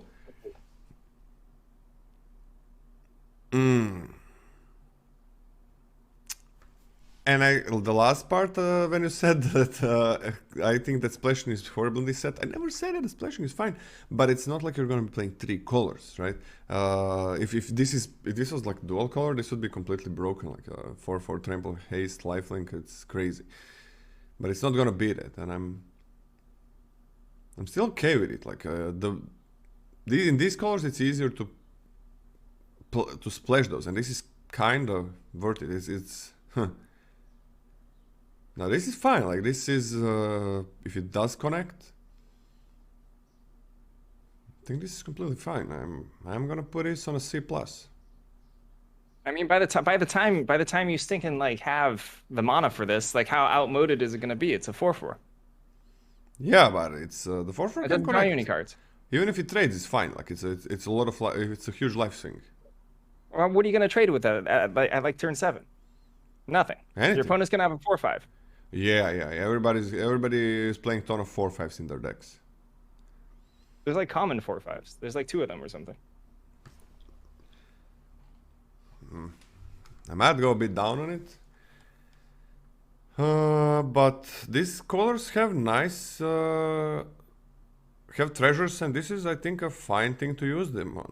This is fine, like the charms or something, they just remove. So this is a fine thing to use treasure. I want to C+. I like it in these colors. I really like this in these colors. Okay, I don't think I'm gonna get anything out of you. That's a B- for me. Okay. This card is really good. I mean, this is obvious. What the fuck is this? Like 14 F votes. I didn't. I said I wanted to get around 12 Fs. 12 Fs. It was 16 when I came when I turned on the phone. Jesus We had good Christ. arguments though. We had really good arguments. Yeah. This was, I'm really happy that at least for like your first 2 chat messages you were very confused, which is a win for me. That's a win for me. it was good. It was good. And it was like it's like you became a different person than you were in the last, I don't know, 10 hours or whatever we were doing this list for. It's like now all of a sudden you hate the 3 color cards, nothing is splashing good, these colors are not splashing good. I mean, come on, that was like Cambrati Charm is infinite card advantage. Cambrati Ascendancy. This card is not. Infinite. You're whack. You're whack, Lola.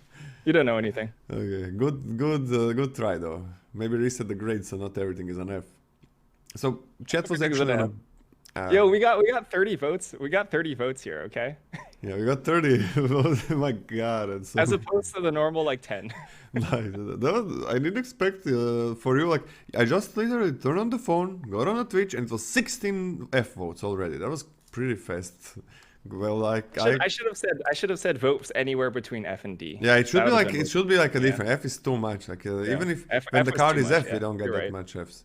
You're It right. should I'll be try like harder next time. chat commendable. Scotty, you're a bad orchestrator. Yeah, sorry, I botched it. I botched it a little. I'm a little embarrassed about that. Hostile takeover. 2 blue, black, red. 5 mana total for a sorcery. Up to 1 target creature has base power and toughness 1/1 until end of turn. Up to 1 other target creature has base power toughness 4/4 end of turn. Then hostile takeover deals 3 damage to each creature. This is heckin' nice. I actually like this card a lot. Big swing in your favor, ideally.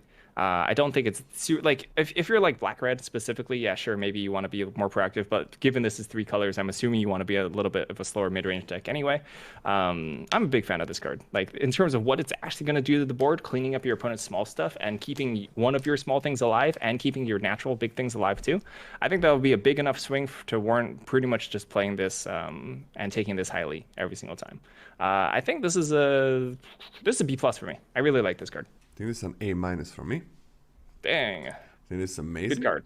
So, one of the things that would die, not the worst creature, but oh yeah, the small creature. Like one of the creatures that would die doesn't die for you. One of the creatures that wouldn't die for your opponent does die.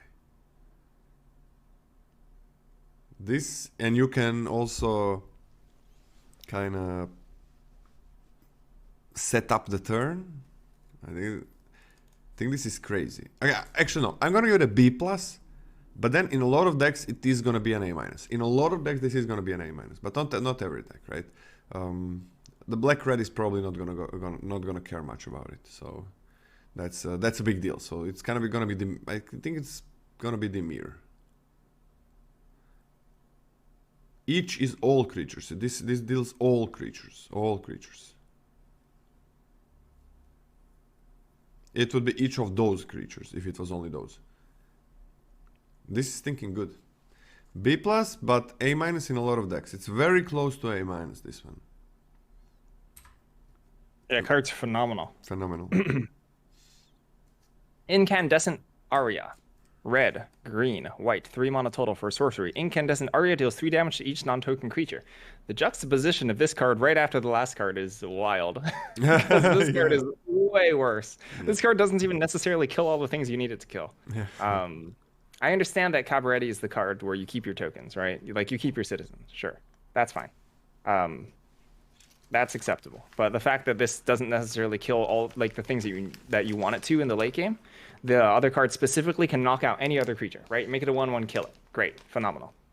This card doesn't, right? As soon as your opponent plays a 4 toughness creature that you want dead, this will never kill it, like ever, which is a little stinking sad. The upside is you get to keep your citizens. That being said, I think this all averages out to a C for me. I'm gonna go for C-. I mean, this is something. These kind of effects. The last one just is such a nice kind of board wipe that you can wait for it, for the splash to come up and everything. This kind of this is. You gotta use this exactly when it's good. Like I don't know, if on turn 3 the opponent has a 2-drop and a 3-drop and you don't, that's where it's gonna be at its best most of the time. And you're not gonna be casting this on turn 3 like that. It's gonna be pretty fucking hard. But then again, you might be playing like it's so mediocre. Like, what if your opponent has some tokens or whatever? I'm gonna put it on a C-, but I guess the more grindy and splashy your deck is, the more you're going into 3-color madness. It's gonna get better, right? Just to clear out the aggressive cards. So, sideboard, amazing. But a C- is where I started at. I'm fine giving a sideboard X. I'm fine giving a sideboard grade as well. What is it called? Incandescent Aria? Sure. Yes. Jetmir. Nexus of Revels. 1 red, green, white, 4 mana for a legendary creature, cat demon. It's a 5/4. Creatures you control get +1/+0 and have vigilance as long as you control 3 or more creatures. Creatures you control also get +1/+0 and have trample as long as you control 6 or more creatures. Creatures you control also get +1/+0 and have double strike as long as you control 9 or more creatures. All right, once you hit 9 creatures, you win. Congratulations. If you have 6 or more, you probably win. Also, congratulations. The one I'm most interested in is the first clause, because I don't think 3 or more is that difficult. It won't happen all the time, but it's not incredibly difficult to do so. This creature is large. It's huge. You're going to be casting a little bit later, so I would like it that it's large and big. And vigilance on larger creatures and larger things is not bad to give to the entire team. That's nice. Like, this is a nice effect and a nice magic card.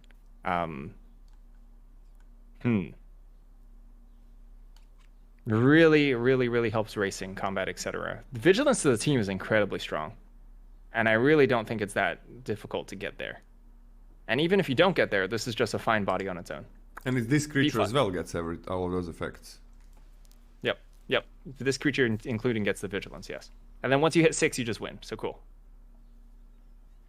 Yeah, +2, +0 vigilance, trample, and you do have 6 creatures, right?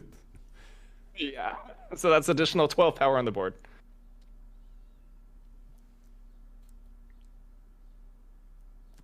You just need 2 additional creatures to get the first bonus. Great card. You're almost always gonna get the first. The first bonus is not hard, right? And yeah, first bonus is fine. I mean, if you get to 9, you literally do win, and that's gonna happen. It happens. It happens. It is gonna happen. It's not something you can aim for, but it is gonna happen. Do you know why I don't think that's gonna happen? Specifically? I don't think the third clause is going to happen because you're going to kill them on the second clause. Yeah, exactly. That's also like if you have 6 creatures. I don't think the third clause is ever going to happen. Exactly. It's the last clause. You know when it is going to happen? I don't know. There's a long game, board stall for a long time, and then you top deck this card. That's how it happens. That's fair. Yeah. This did you give it a grade? B+. Yeah, B+. I fucking love this card. Amazing.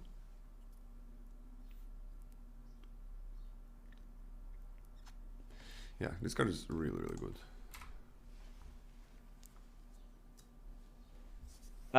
Ginny Fey, Jetmir second. Hybrid Gruul, green, hybrid Selesnya, 3 mana total. Legendary creature, Elf Druid. It's a 3/3. If you would create 1 or more tokens, you may instead create that many 2/2 green cat creature tokens with haste, or that many 3/1 green dog creature tokens with vigilance. I don't fully understand the stats of these and why the cat is a 2/2 haste and why the dog is a 3/1 vigilance. Whatever, that's fine. That's acceptable, I guess. I guess 3/1 haste would maybe be too much. I don't know why like the types are assigned to those power toughnesses and whatever, but that's okay. So, yeah, if you create treasure tokens, you can create animals instead. If you create citizens, you can create animals instead. This is honestly a pretty stinking relatable card. Hate all humans and only collect cats and dogs. Beautiful. Humans bad, cats and dogs good. I think this card is super strong. Easy to cast, right? Easy to cast, and like as soon as you drop this in your like rule deck or whatever, you just get so many creatures. So many creatures. If they don't answer this immediately, I think that you can get easy value off of it. Really, really easy value off of it. And its ease to cast puts this up to B+ for me.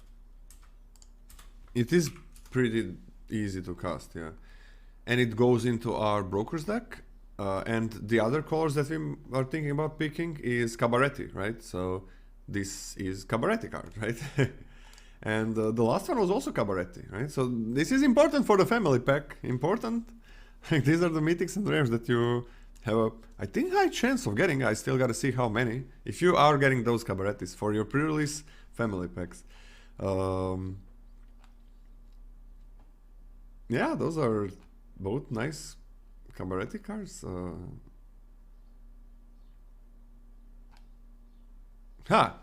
What do you give it? B+. B+.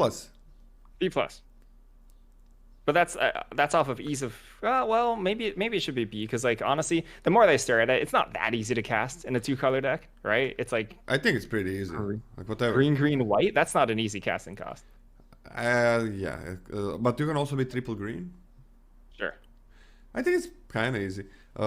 The thing is also treasures there, but the thing is, just if you create a few treasures, like green can create treasures kind of easily. I'm gonna give it a B plus, like just a B plus, and I would not mind an A minus if you have like a lot of treasure makers.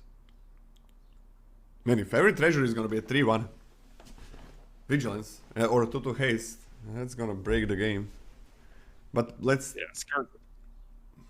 I mean, I'm just imagining you cast this card and then the turn after, even if you only get one additional token off of this, it feels so bad for the opponent. It's just so hard to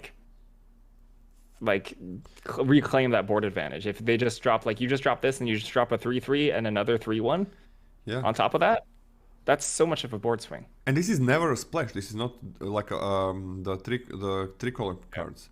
This is never a splash. This is always in your main colors. A bit harder to cast, but always in your main colors.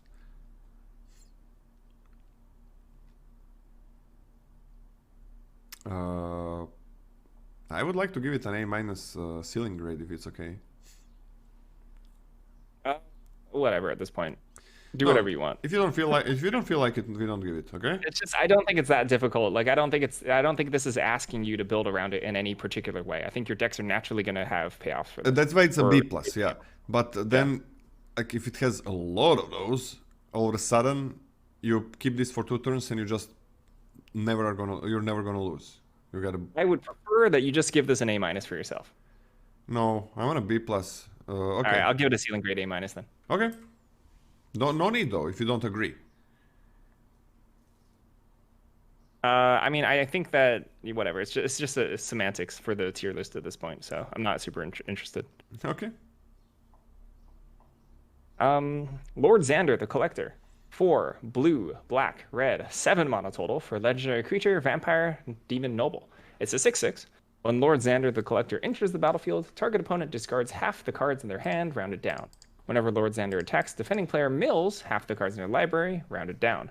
When Lord Xander dies, target opponent sacrifices half the non-land permanents they control, rounded down. All right, this is a neato Colossal Dreadmaw. I think this is worse than Colossal Dreadmaw actually. This card is not that good. You just chump it, can be chumped. I understand that like you're gonna mill a bunch, but like at the turn you cast like your 7-drop, even off of treasures. They can attack like what 3 times with this before like the mill actually becomes a threat. Super slow.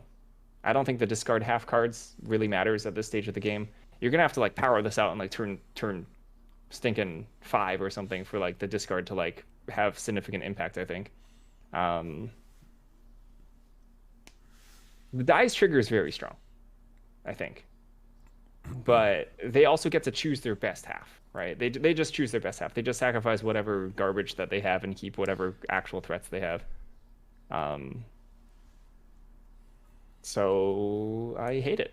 I hate this card. I think this is a C minus for me. Yeah, I don't like it. Like, since the first part is kind of shit. Round it down, right? If they have 1 card, nothing happens, and that's I'm gonna on a be D plus. What? D plus. D plus. I lowered myself. Yeah. The rounded down for this card is kind of nothing. So 6/6 for this kind of mana is horrible. Then attacking, milling, I hope it matters, and the dying is good. I'm on a D plus because yeah, the dying is a powerful effect, but D plus. Like, how many creatures It's are always there? die because it doesn't like there's nothing particular about this card besides the attacking clause hitting like 3 times that actually forces your opponent to kill this. You know, they can just jump it for a while. Yeah, that's also the thing.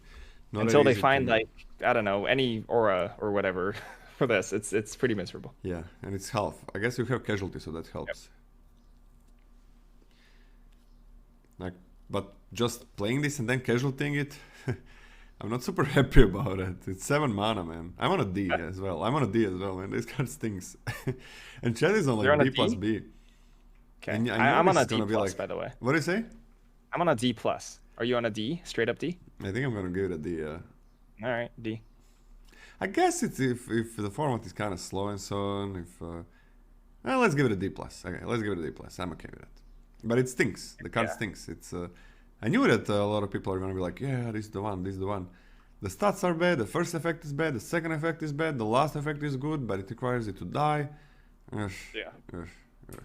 I mean, I'm gonna put this into play on turn 3, so that's fine.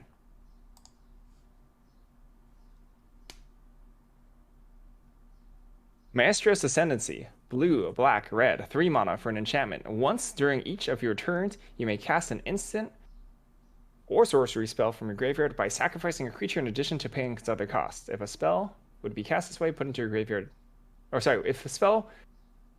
Why can't I read? If a spell cast this way would be put into your graveyard, exile instead. So you can only use them once. And essentially, you can turn your creatures into spells. You can turn your small ball, sacrifice fodder cards into additional spells. Which is interesting. It really depends on how much sack fodder you have and how much removal you have. But I think that's sort of a general normal mode for Maestro's Ascendancy, or for these Maestro's colors. That being said, it's a reasonable amount of setup.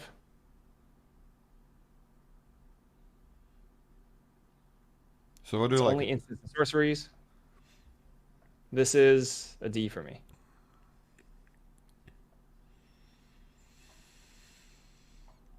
I'm kind Like of I think this effect when you get going is going to feel good. It's going to feel good when you get going. You sacrifice your 1/1 fish buddy, you rebuy a removal spell, and you're going to be like, yeah, I'm doing it. But I think the setup is too high for me to ever want to take this high. That's true. The thing is, it is like in Ragdos, I think you're gonna want to be aggro. This doesn't help that much.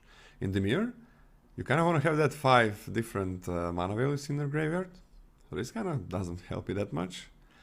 Doesn't really fit in those. Like those are not the most important things in the world. The aggro part is if Aragdos is really gonna be aggro based, which kind of feels like it is. But the mirror part is it's not the end of the world if you're not going for that 5 mana value. That's completely fine. But it does require for you to do a lot, right? You gotta pay 3 mana to do nothing. Then you gotta sack a creature and then get 1. You're still down on cards, right? I'm on a D+, but some decks it definitely goes way up. I don't think it requires a ceiling rate unless Scotty wants to give it. Then we can discuss it, but it's like a D+ and goes higher in some decks, and it's completely unplayable in others, right? It goes to maybe a C up to F, really. So yeah.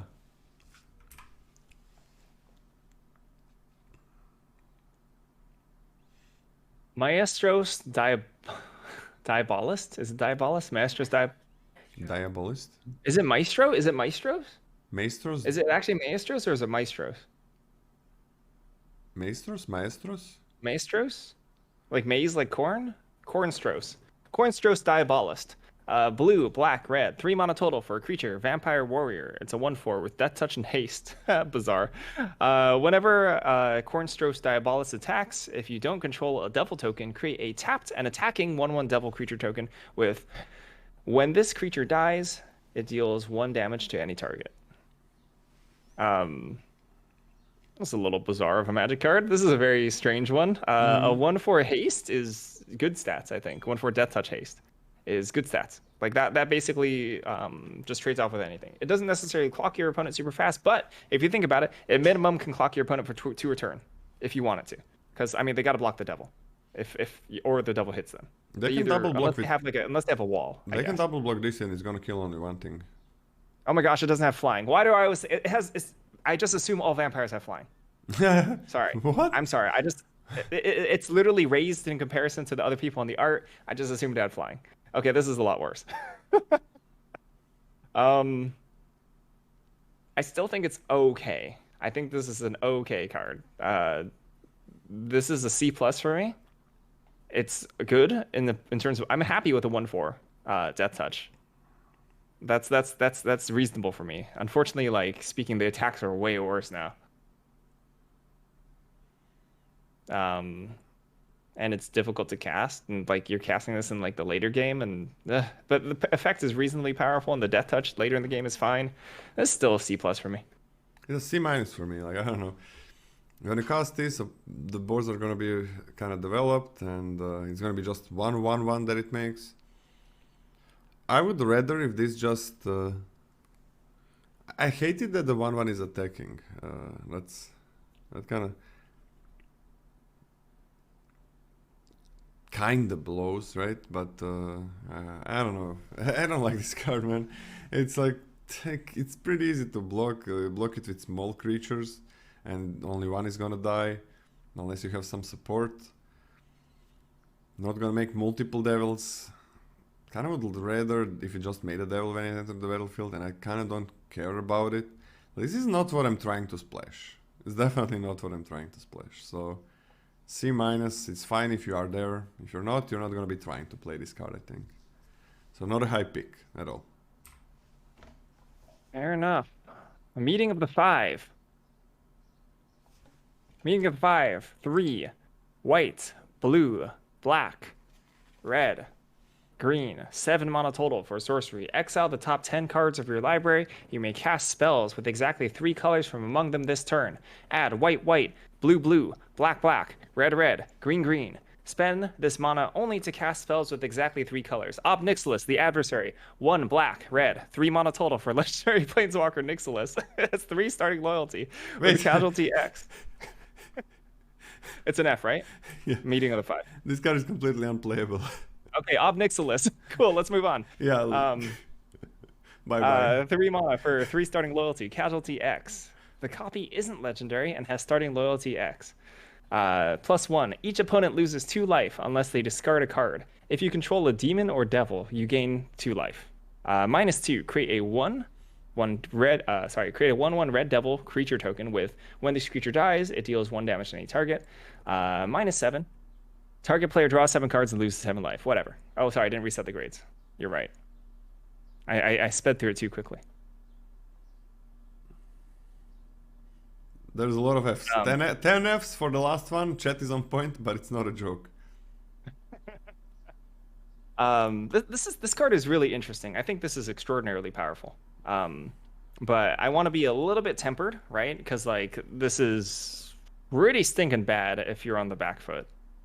Like this kind of sort of doesn't do a ton. If you have to sacrifice a creature and then just try to defend both of these with like devil tokens, that's not strong. But it's not the end of the world either, I think. Obviously, since it's so cheap, you can just slam dunk this extraordinarily early and start snowballing with it. It's incredible the fact that they actually make devils. So if you need to defend them, you can just defend them. And otherwise, they just sit there and be heckin' annoying and start plussing. I think this is a bomb. I think this is a bomb for me. A-.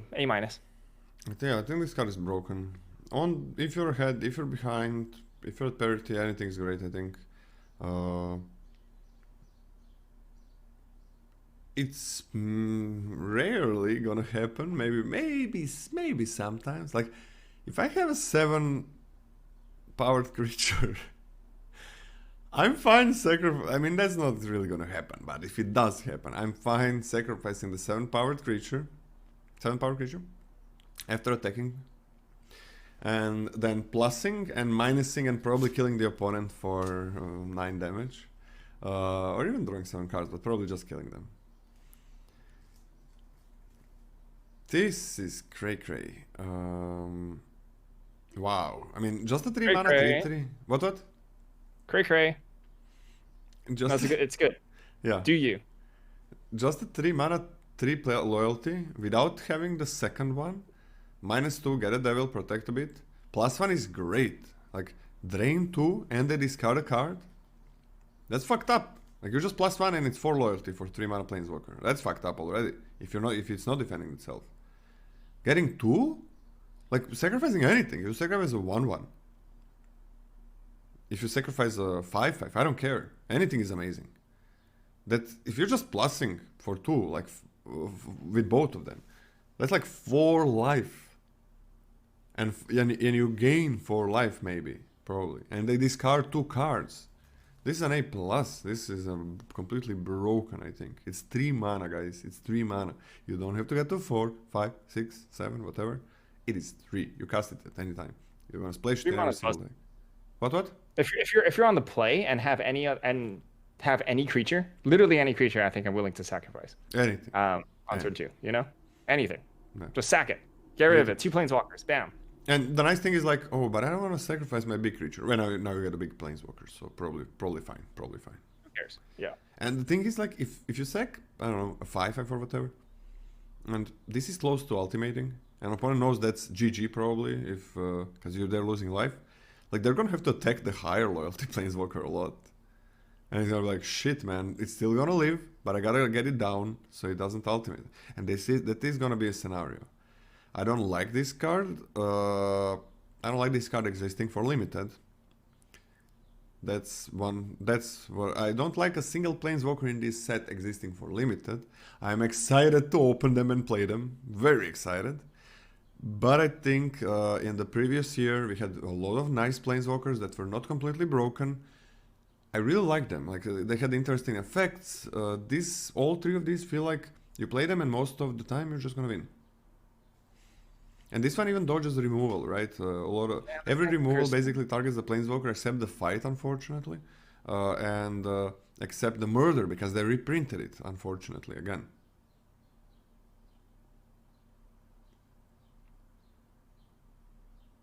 Yeah, Ah, busted. wait, they choose. Okay, my bad. I read it wrong. Each opponent loses 2 life unless they discard a card. Yeah. Ah, okay. Still completely broken. Completely It's broken. that, yeah. Completely broken. Doesn't matter.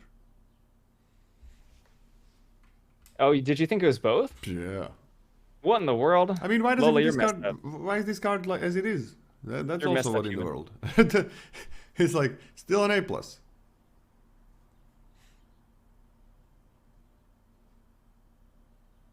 Obscura Ascendancy, white, blue, black, 3 mana for an enchantment. Whenever you cast a spell, if its mana value is equal to 1 plus the number of soul counters on Obscura Ascendancy, put a soul counter on Obscura Ascendancy, then create a 2/2 white spirit creature token with flying. As long as there are 5 or more soul counters on Obscura Ascendancy, spirits you control get +3/+3. So, it starts with 0 counters. Then you play a 1-drop spell. Then it becomes, then that makes a 2/2. Then you play a 2-drop spell. That makes a 2/2. Then you play a 3-drop, right? Then that makes another 2/2. Is that correct? Yeah. So you have to play things in that particular order. Yeah.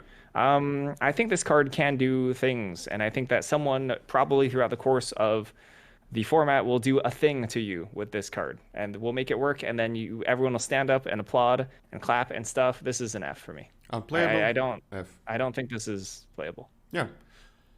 Probably one time I'm gonna get destroyed by this card. Somehow they're gonna do it. They're gonna make few 5/5s. In the other, I don't know, 145 scenarios, except that one. I'm just gonna destroy anybody who plays this, or this is gonna make them lose. This is gonna make them get closer to losing just because they have it in the deck. Horrible card. Never ever a good idea to put in a deck. There is no condition to put in a deck. There is nothing that can make you get it in. No, anybody can do this, right? You play 1 drops, 2 drops, 3 drops, and you have enough. And once in, I don't know, billion games, it is gonna work out and it's gonna be amazing. Sure, that's true for every F card, almost every F card.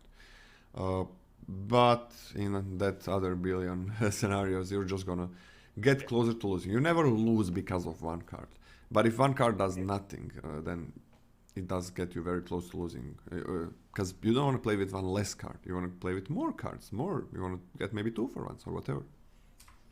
I think if I could draft, not even draft, if I could submit my own custom 40 cards with this card in it, and to maximize the use of Obscure Ascendancy, I think Obscure Ascendancy would still be bad in that deck.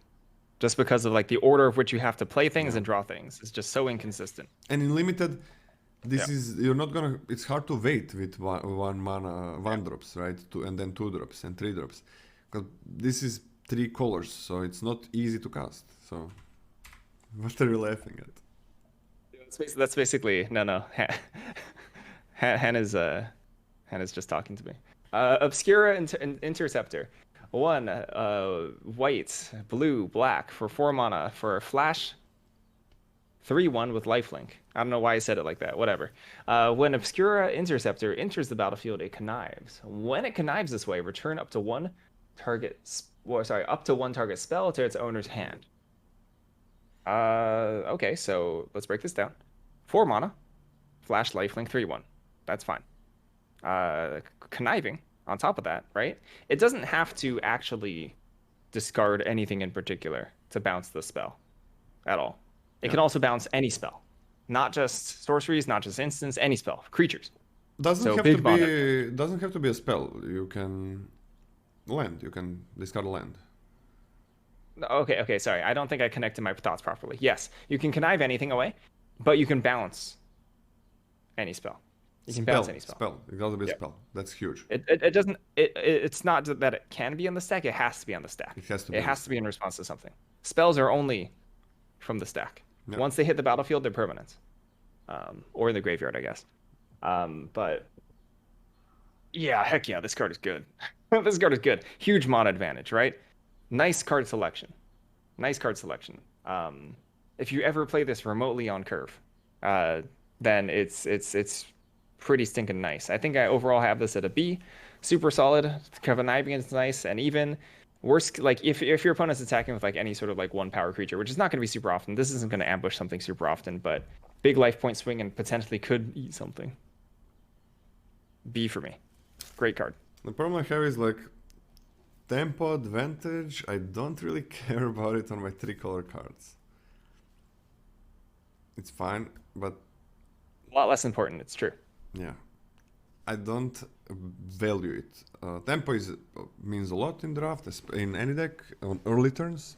In aggro, aggro is all about tempo. But I don't care about tempo advantage on my 3-color cards again, because I'm not playing them for the tempo ever. It's nice if they have it, but I'm playing them for other things. So I'm just gonna have this on a C. It's I don't care about its stats. It is not ambushing anything probably. Like if it is ambushing something, that means that you're not gaining the tempo advantage, right? So I don't care about a 3-color lifelinker that connives. That's a 3/1 or 4/2, whatever, when I'm ambushing something. So I don't care about this card. I think it's a C. It's a fun card, why not? If you can play it, but you're not gonna splash for this. This is not gonna make you splash. It's not gonna make me splash. Whack. All right, let's move on. What are we at next? I have to turn the page. Ognis, the Dragon Slash. 1 hybrid Rakdos, red, hybrid Gruul, 4 mana total. For a legendary creature, Vyashuna Warrior, it's a 3/3 with haste. Whenever a creature you control with haste attacks, create a tapped treasure token. That's interesting. So, you can't like necessarily get the return on this immediately. 3/3 haste, reasonably easy to cast on this card. As a 4-drop, 3/3 haste is weird stats, right? Because on turn 4, this can get outclassed relatively quickly. So I think that the likelihood of this trading off or just getting stonewalled is relatively high. There's not a whole ton of creatures that I have with haste. Okay, Blitz. So yeah, you can brawl. Not brawl. You can Blitz. Riot. What is it called? Blitz. Blitz. Sorry. You can blitz stuff out. That's fine. You know, that's like an acceptable means, but I don't think this is like... The treasure is nice. By turn 4+, it starts getting like a little bit less important. I don't think the fact that it's tapped versus not tapped is like a huge deal. Sure, it's going to cut you off from double spelling some amount of the times, but I don't think it's like a massive loss. But overall, because it's reasonably easy to cast and just probably like a fine 4-drop with some synergies, I like this at a C+. I don't know why I thought this was a 3. Why is this a 4-drop? I don't get it. So literally nothing is going to have haste in your deck except Blitz. Nothing else. This just is... Blitz. What? Yeah, just Blitz, pretty much. This is horrible stat line. A 3/3 haste for 4 mana, I think it's absolute garbage. It's it's not that hard to cast, I guess, but it's still not the easiest one to cast. It's not like, oh yeah, sure. It's not like 3 and green. So it's just Blitz and it's tapped. Man, how much better is the common in green that is a 3/3 vigilance trample that makes a treasure? The card's a lot better. Jesus Christ. I think this card is bad. I think this card is really bad. I don't want to play. I really don't think it can be that bad. I think a 3/3 haste that makes a treasure when it basically attacks is like a C. Tapped treasure. I don't think that's like super relevant. But the problem is, it's not easy to attack with a 4-mana 3/3 haster. That's like, if it's gone, that's not easy to trade with. That's if you play it a little bit later in the game, it just can't attack. I'm on a D for this. I think this card is garbage. D. Don't care about it in any type of deck. Aggressive, slow, mid-range, fast, up, down, whatever. That's pretty wild. 3/3 stats on curve on turn 4 is not that bad. Like, I think if a card was like a 3/3 haste for 4 with no other text, I think it'd be better than a D. I think it'd be like a D+. I'm on a D+, okay, but it is not. Sometimes it's not gonna be on 4. That's the biggest problem. Like, I'm on a D+. If you do cast it on 4, I guess it's fine. A D+. If you have some treasure synergies, it gets better, but still, D+. Okay, D+. Okay, let's talk about Park Heights Pegasus. Green, white, 2 mana for a creature Pegasus. It's a 2/1 with flying and trample. Whenever Park Heights Pegasus deals combat damage to a player, draw a card if you had 2 or more creatures into the battlefield under your control this turn. What a bizarre Magic card. This looks like a randomly generated card from like a bot. Yeah, what is it? Why does it have trample? Against 1/1s, and when you make it bigger? I guess. I guess it's to like punch past like 1/1 flyers so you can still draw cards. Yeah. Weird. Or Angel. It has Angel. It can punch Angel. That's true. It can punch past Angel. Yeah, okay. Hey, we proved it. Angel's bad. Nice. High five. High five, y'all. So this is like a little bit more difficult to cast 2-drop. On turn 2, this card is good. Like it's reasonable just on virtue of being a 2/1 flyer. That's fine. It's a fine 2-drop. But being difficult to cast, I'm not super hot on. Having 2 creatures into the battlefield in a single turn is not particularly easy. That's like a pretty large condition to ask. Meh. I don't want to take this highly. If I'm already in white-green, and then I'll be like, heck yeah, I will play this happily as my 2-drop. But I think in terms of starting the draft, this is a C- for me. Yeah, I mean, if I'm green, I always play this in my green white decks. That's for sure. I want a C+. I mean, I'm grading this a little bit differently. What grades did I give? Let me just see. What grades did I give to the other Celestia?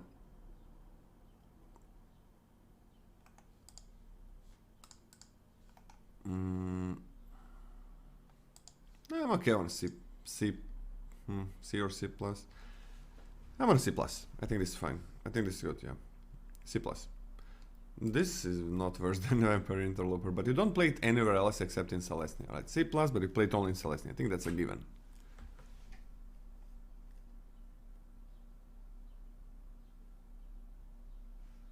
Raffine, Scheming Seer, white, blue, black, 3 mana for a legendary creature, Sphinx Demon. It's a 1/4 with flying and ward 1.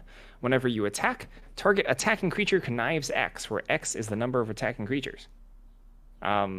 This was a spice ball. This card's spicy. Yeah. Like this has immediate board impact. If I play it later, I'm reasonably happy with it. Ward 1 Okay, I guess Ward 1 is like a constructed nod because by the time you cast this, Ward 1 is nothing. Yeah. Like I don't care. I don't care about It's that. better that it's there, right? Sure, it's better than nothing, but like, um, the conniving aspect of it is pretty hot. It's pretty good.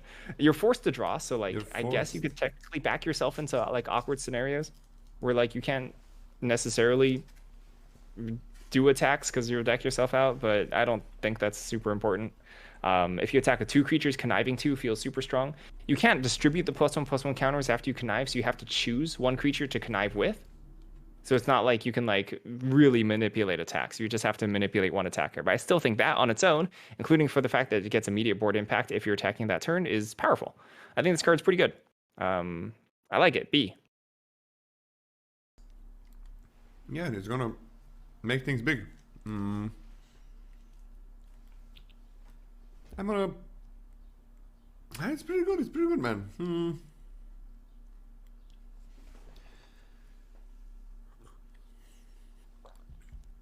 It has an immediate board. It has immediate impact. This is pretty nice. I'm gonna B as well. I think this is really nice. You have casualty, hopefully, so you can discard this. You can sacrifice this at one point when you really don't want to connive anymore. But it is gonna be huge to like have that attack this turn, next turn maybe. Well, your creatures are gonna grow, or you're just gonna get a great selection depending on what you want. But yeah, I'm gonna B. I really like this card, even though it's 3 color.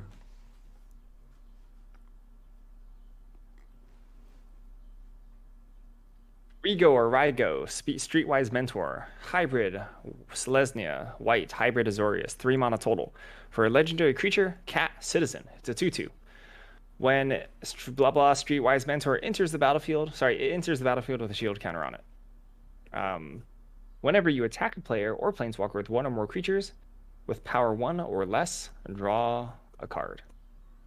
Power 1 or less. So, citizen tokens, or power 1. Some mana creatures or whatever power 1. Drawing a card is nice. A 3 mana, not super difficult to cast, 2/2 with a shield counter is fine. That's fine. Fine card. Perfectly fine card. And I don't think it's like... I think you put this in your deck even if you don't have like that many ways to trigger it, right? But like if you have like a handful of ways, then sometimes it's going to get value and it's going to feel absolutely phenomenal. Dang, you're right. You can send a message with the O4 that you can eventually pump to a 5/5. Yeah, that's pretty cool. That's pretty cool, yeah. Heck yeah. But what about fishes? Ooh. Fishes. Fishes, that's true. Fish. Fishes you are sort of fucking you get draws with yeah. fishes too. I think this card is good. This is a B for me. And a shield counter, and this is not a 3-color card. This is never gonna be a splash. Never gonna be a splash, man. This card, that's beautiful. I love this card, and this is brokers, right? Brokers, yeah. I think that's gonna be my family. I'm gonna give this a B plus, man. A easy B plus. Fucking love this card. This is beautiful. B plus. Yeah, I'll go up to B plus. This card's good. Yeah, shield token as well. Like 3 mana 2 to shield is good enough. Shield is so strong, I think. 3 mana 2 to shield. I'm super happy. I love some shields. Riveter's Ascendancy, black, red, green, 3 mana for an enchantment. Whenever you sacrifice a creature, you may return target creature card with lesser mana value from your graveyard to the battlefield tapped. Do this only once each turn.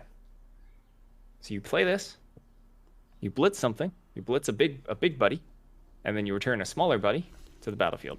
That's pretty good. And then we all give a thumbs up. You need blitz cards. You need the blitz cards, you need the creatures in the bin, and then you have to cast this first. Sure, casualty in black as well. Casualty is not really in red and green, but there's some casualty. Oh, sorry, it is in red. Yeah, there's casualty in red and black and blue a little bit.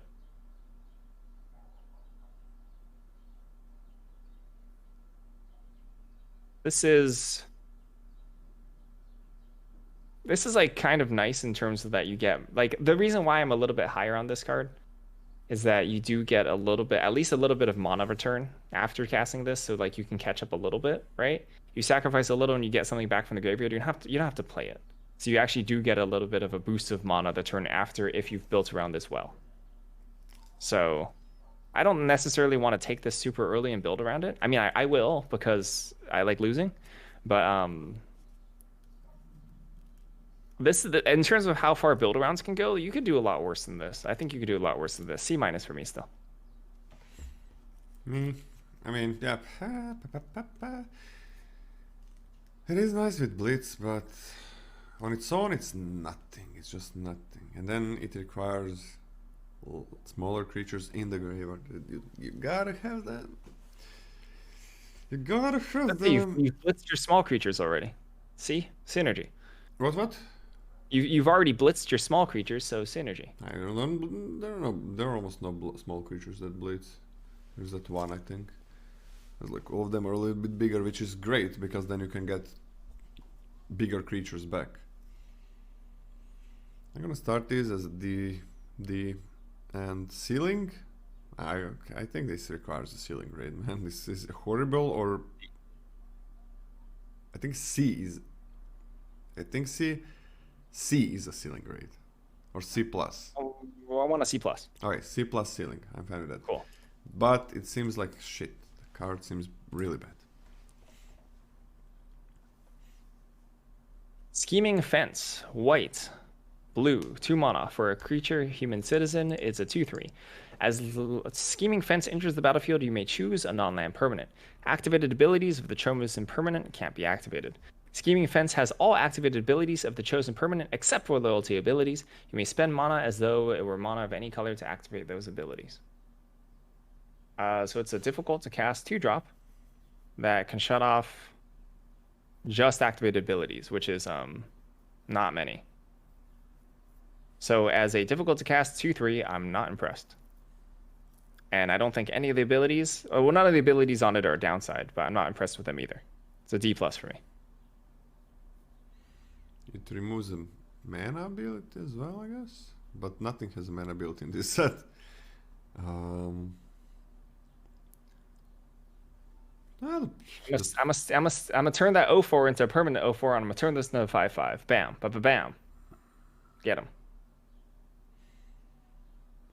You can stop the treasure making from the 4-drop. This looks great in Azorius. Okay, I gotta say that. I really like this in Azorius. It's a 2/3, that's fine. Can shut some part of something down. That seems pretty good. Artifacts, any equipment, it shuts down equipment. It shuts down a vehicle. That doesn't exist. Oh yeah, there's that crappy vehicle. Yeah, there's the train. Get the train going. Can shut down a treasure if they cast it on curve, I guess. Can shut down a treasure. Can destroy a treasure. Essentially destroy a treasure, yeah. Yeah, this is That's enough. pretty good in Azorius. See, when you know your Azorius, that's one of the better 2-drops you're gonna get.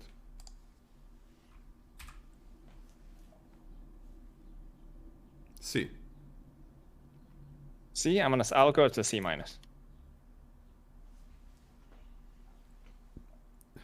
Soul of Emancipation. 4 green, white, blue. For a creature avatar, it's a 5/7. When Soul of Emancipation enters the battlefield, destroy up to 3 other target non-land permanents. For each of those permanents, its controller creates a 3/3 white angel creature token with flying. Okay, so you play this, you destroy 3 of your lands, and you get 9/9 worth of flying stats. Am I reading that wrong? Non-land permanents. Just kidding. This is not Terastodon. I just shortcutted it. No land. Not Terastodon.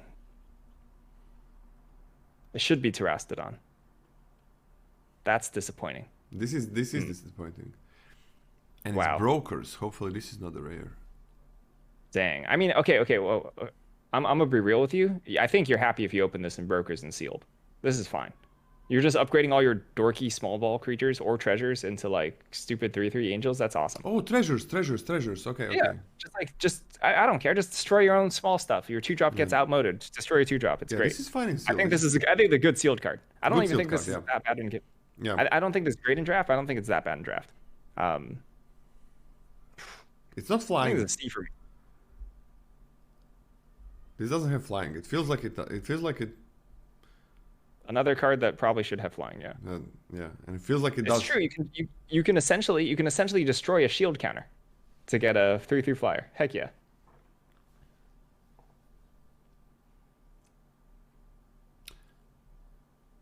Ha! Not bad. Yeah, a 7-drop gives me big pause. The fact that like a lot of 7-drops I like to think of a little bit better in this set because of treasure counters. But like I kind of don't want to be sacking my treasures to play Soul of Treasure Emancipation. counters. Okay. Yeah, that's a little unfortunate. I'm on a C initially. I can be bumped up to a C. Okay, I've been convinced. I'm from a C to a C. I have been bumped up to.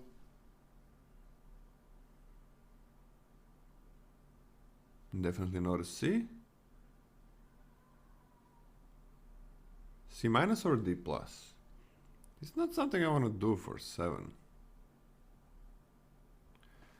Make some things be like 7-drop. I just what I want for my 7-drops. I want them to come in and do stuff right there on their own.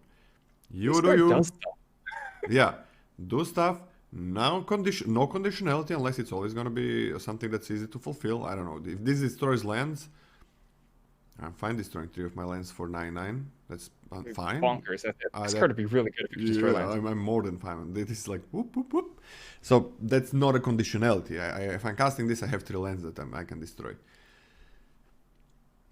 But 7-drop that I'm not sure how good it's gonna be. Like 7-drop that maybe is not gonna be worth 6 mana. 7-drop that costs 3 different mana that I'm not sure if it's worth 6 mana. Sometimes it's not worth 6 mana. I don't know. I don't like this. I'm a D+. I don't like this card at all. D+. You've convinced me. I'm up to C+. Okay, D+. I've done it. Yep. In sealed Yep. though, yeah. I mean, treasures. It's so good to destroy treasures. That's really good. And I'm gonna go to a C- if you do have enough treasures. C- if you have enough. I don't hate I don't hate the idea that it can be an emergency button as well. That I can beast within my opponents. I mean, giving them a 3/3 angel is bad, but like whatever was happening before that point would have been worse. If I'm destroying wait, my... that has flying, right? Yeah, they're flying. Like, wait, this is better. Okay, they have flying. Yeah, Whoa. like that's what I'm saying. You can upgrade your 2/2s. Upgrade them to flyers. Just get 9 points of flying. Oh, I'm like, who cares? I don't care about. Oh, you're crazy. D+.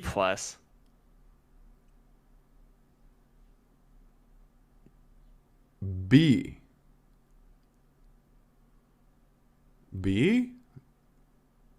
or B+. I'm on a B because it does require some things, but then treasure or anything. Oh, they have flying. That's a completely different world. How are they going to deal with three flyers?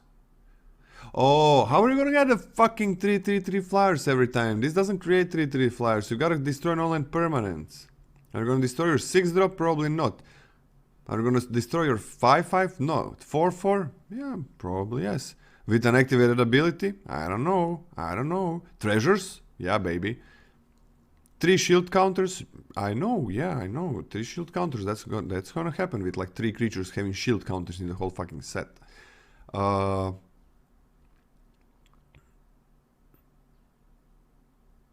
Up to 3. And if they have something that you really... Oh, this is fucking good. B+. This is... Oh, yeah, baby. Fuck sealed. Fuck draft. This is great. 7 mana. Broker. Man. I know what family I'm choosing. Janos. I'm gonna answer you in Discord a bit when I'm done. I didn't know that you get a family pack. I realized that today.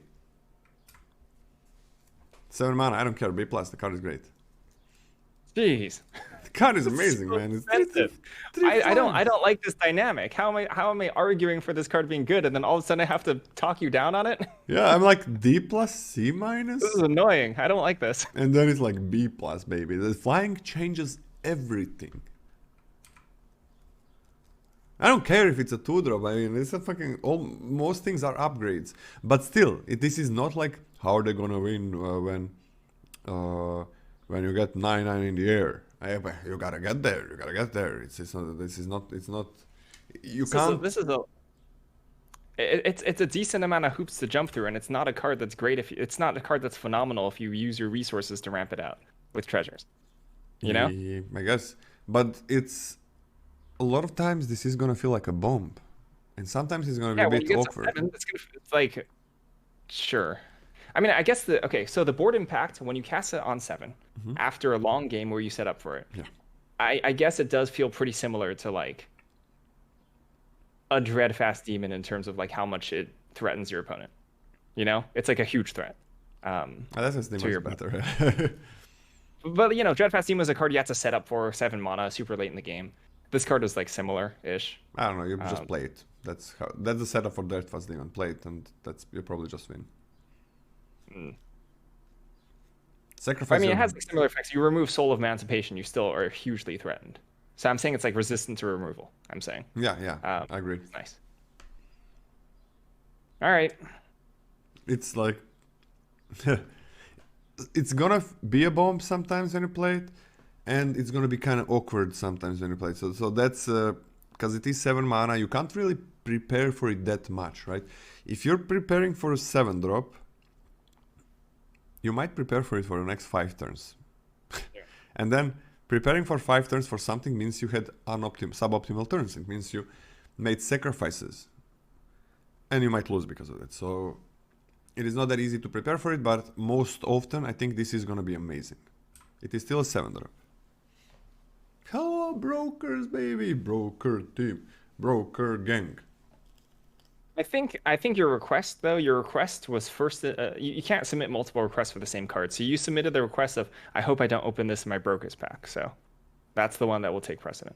What I hope that what I hope. Well, you said you didn't like it at first, so that's the one that got submitted into the universe. So you can't Okay. take. I'm talking with a guy who's organizing a tournament, so I'm gonna tell him what I want. Oh, so you're okay. Clip that. You're just casually rigging your pre-release. Oh my gosh, talk about a whitelist. By telling him what I want, Report it it's to the Watsy. family that I want, right? Report it to Watsy. He's a great guy. He would never do that. Toulouse. Toulouse, Clever Conductor, Hybrid Azorius, Blue, Hybrid Demir, 3 mana total for legendary creature, human rogue. It's a 31. When Toulouse, Clever Conductor enters the battlefield, it connives. Whenever you discard one or more cards, exile them from your graveyard. When Toulouse dies, put the cards exiled with it into their owner's hand. So whenever you connive, you basically bank this up. This is a I guess to be a clever conductor, all you need is a bag of holding, I suppose, because it's a very similar effect, except you don't have to pay mana to get the cards back, which is nice. Obviously, it feels a little bit bad if this doesn't die, if they put an aura on it or they exile it in some way. But I still think it's good. I think this is good, especially with conniving specifically, because sometimes you pitch cards with value. The problem when playing with the bag of holding play pattern is that like you pop it for 4 mana, then you get like 4 lands. Great, you know, phenomenal. That's good job. But this card will probably get something right when you buy it back. And you're gonna There's be no conniving like with other things, right? So what's up? you're gonna be Yeah, conniving it with can have other other things as well. There's no like consistent looter. You do have to cast spells in order to loot, I think. There's no like just There's like tap a thing. there's the 3 mana conniver. There's that bad aura. I Yeah, think. 3 mana conniver is consistently conniving. Sorry, 1 mana. Stats on its own is good. This is a good card. I think this is a B for me. This is a good magic card. This is really good and not hard to cast. Not hard to cast. I mean, it's not dual call. It's not. It's never a splash. That's a really nice thing about it. Yeah, I'm gonna B or B plus.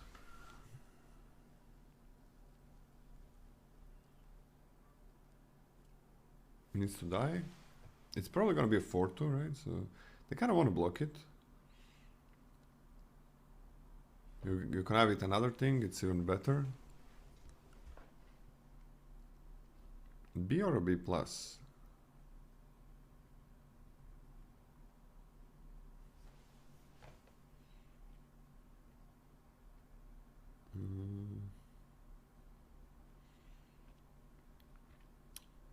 No, no, this is never a splash. You don't splash blue. No, no, you don't splash double blue. No, no, double blue. You don't. No, no.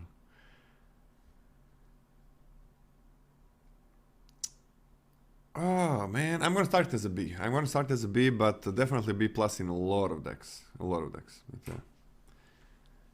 But B as a start. It's amazing. Amazing card. Unleash the Inferno. 1 black, red, green for 4 mana for an instant. Unleash the Inferno deals 7 damage to target creature or planeswalker. When it deals excess damage this way, destroy target artifact or enchantment an opponent controls with mana value less than or equal to the amount of excess damage. Yeah, neat. But you can't get that extra effect all the time. The 7 damage for 4 mana, that would be a highly mediocre magic card. That would be that's okay. That's an okay magic card.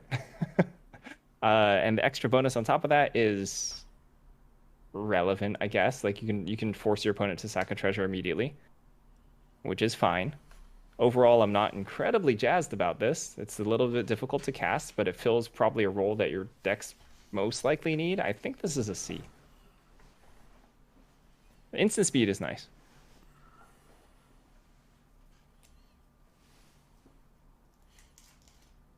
What do you give it? I give it a C. This card is fine. It's fine. I'm gonna give it a C as well. Always a splash, that's a little bit of a problem. But it is gonna be too hard sometimes. Yeah, there are artifacts, there are enchantments. So yeah, equipment. Not that many, like in the previous set it would be pretty damn good. But again, always a splash. Always a splash. Void Rend.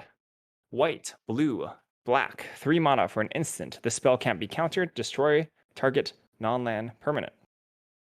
Slightly difficult to cast, but can answer anything. The flexibility of answering anything is nice. The part that you have to play 3 colors and you have to necessarily hit your 3 colors is not as nice. The saving grace for this is that I really don't mind holding on to this for a long time because I sort of want this to answer the threat that my opponent has that presented to me in the late game that I can't answer otherwise. The not countered clause, I don't care about that. Who cares? I do care about killing anything. Killing anything is nice. C+ for me. I'm on a C or C+. I'm more on a C for this. This is 1/1. You gotta wait to cast it. You gotta splash. You gotta maybe use a treasure. It's always a splash. I'm gonna keep repeating that. I don't care. Always a splash. That's the important part of it. That's why it's not a B or a B- or whatever. So I'm just putting it on a C. It's, I know it's rare, but it's 1/1. Maybe can be more at instant speed, but you're gonna have to wait to cast it. It's sometimes gonna sit in your hand. I kind of prefer these 3 color cards to be 2/1s or more. And this one is not.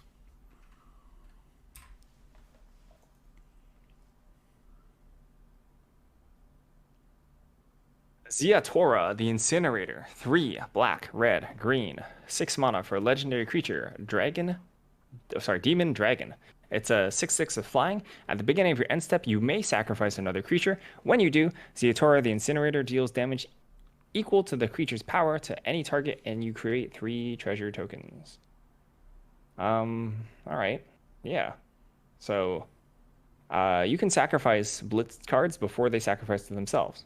You can put them on the stack and you just sacrifice that first. Lovely. You get to draw a card off of it, make 3 treasures. The 3 treasures at this stage in the game I don't think is massive.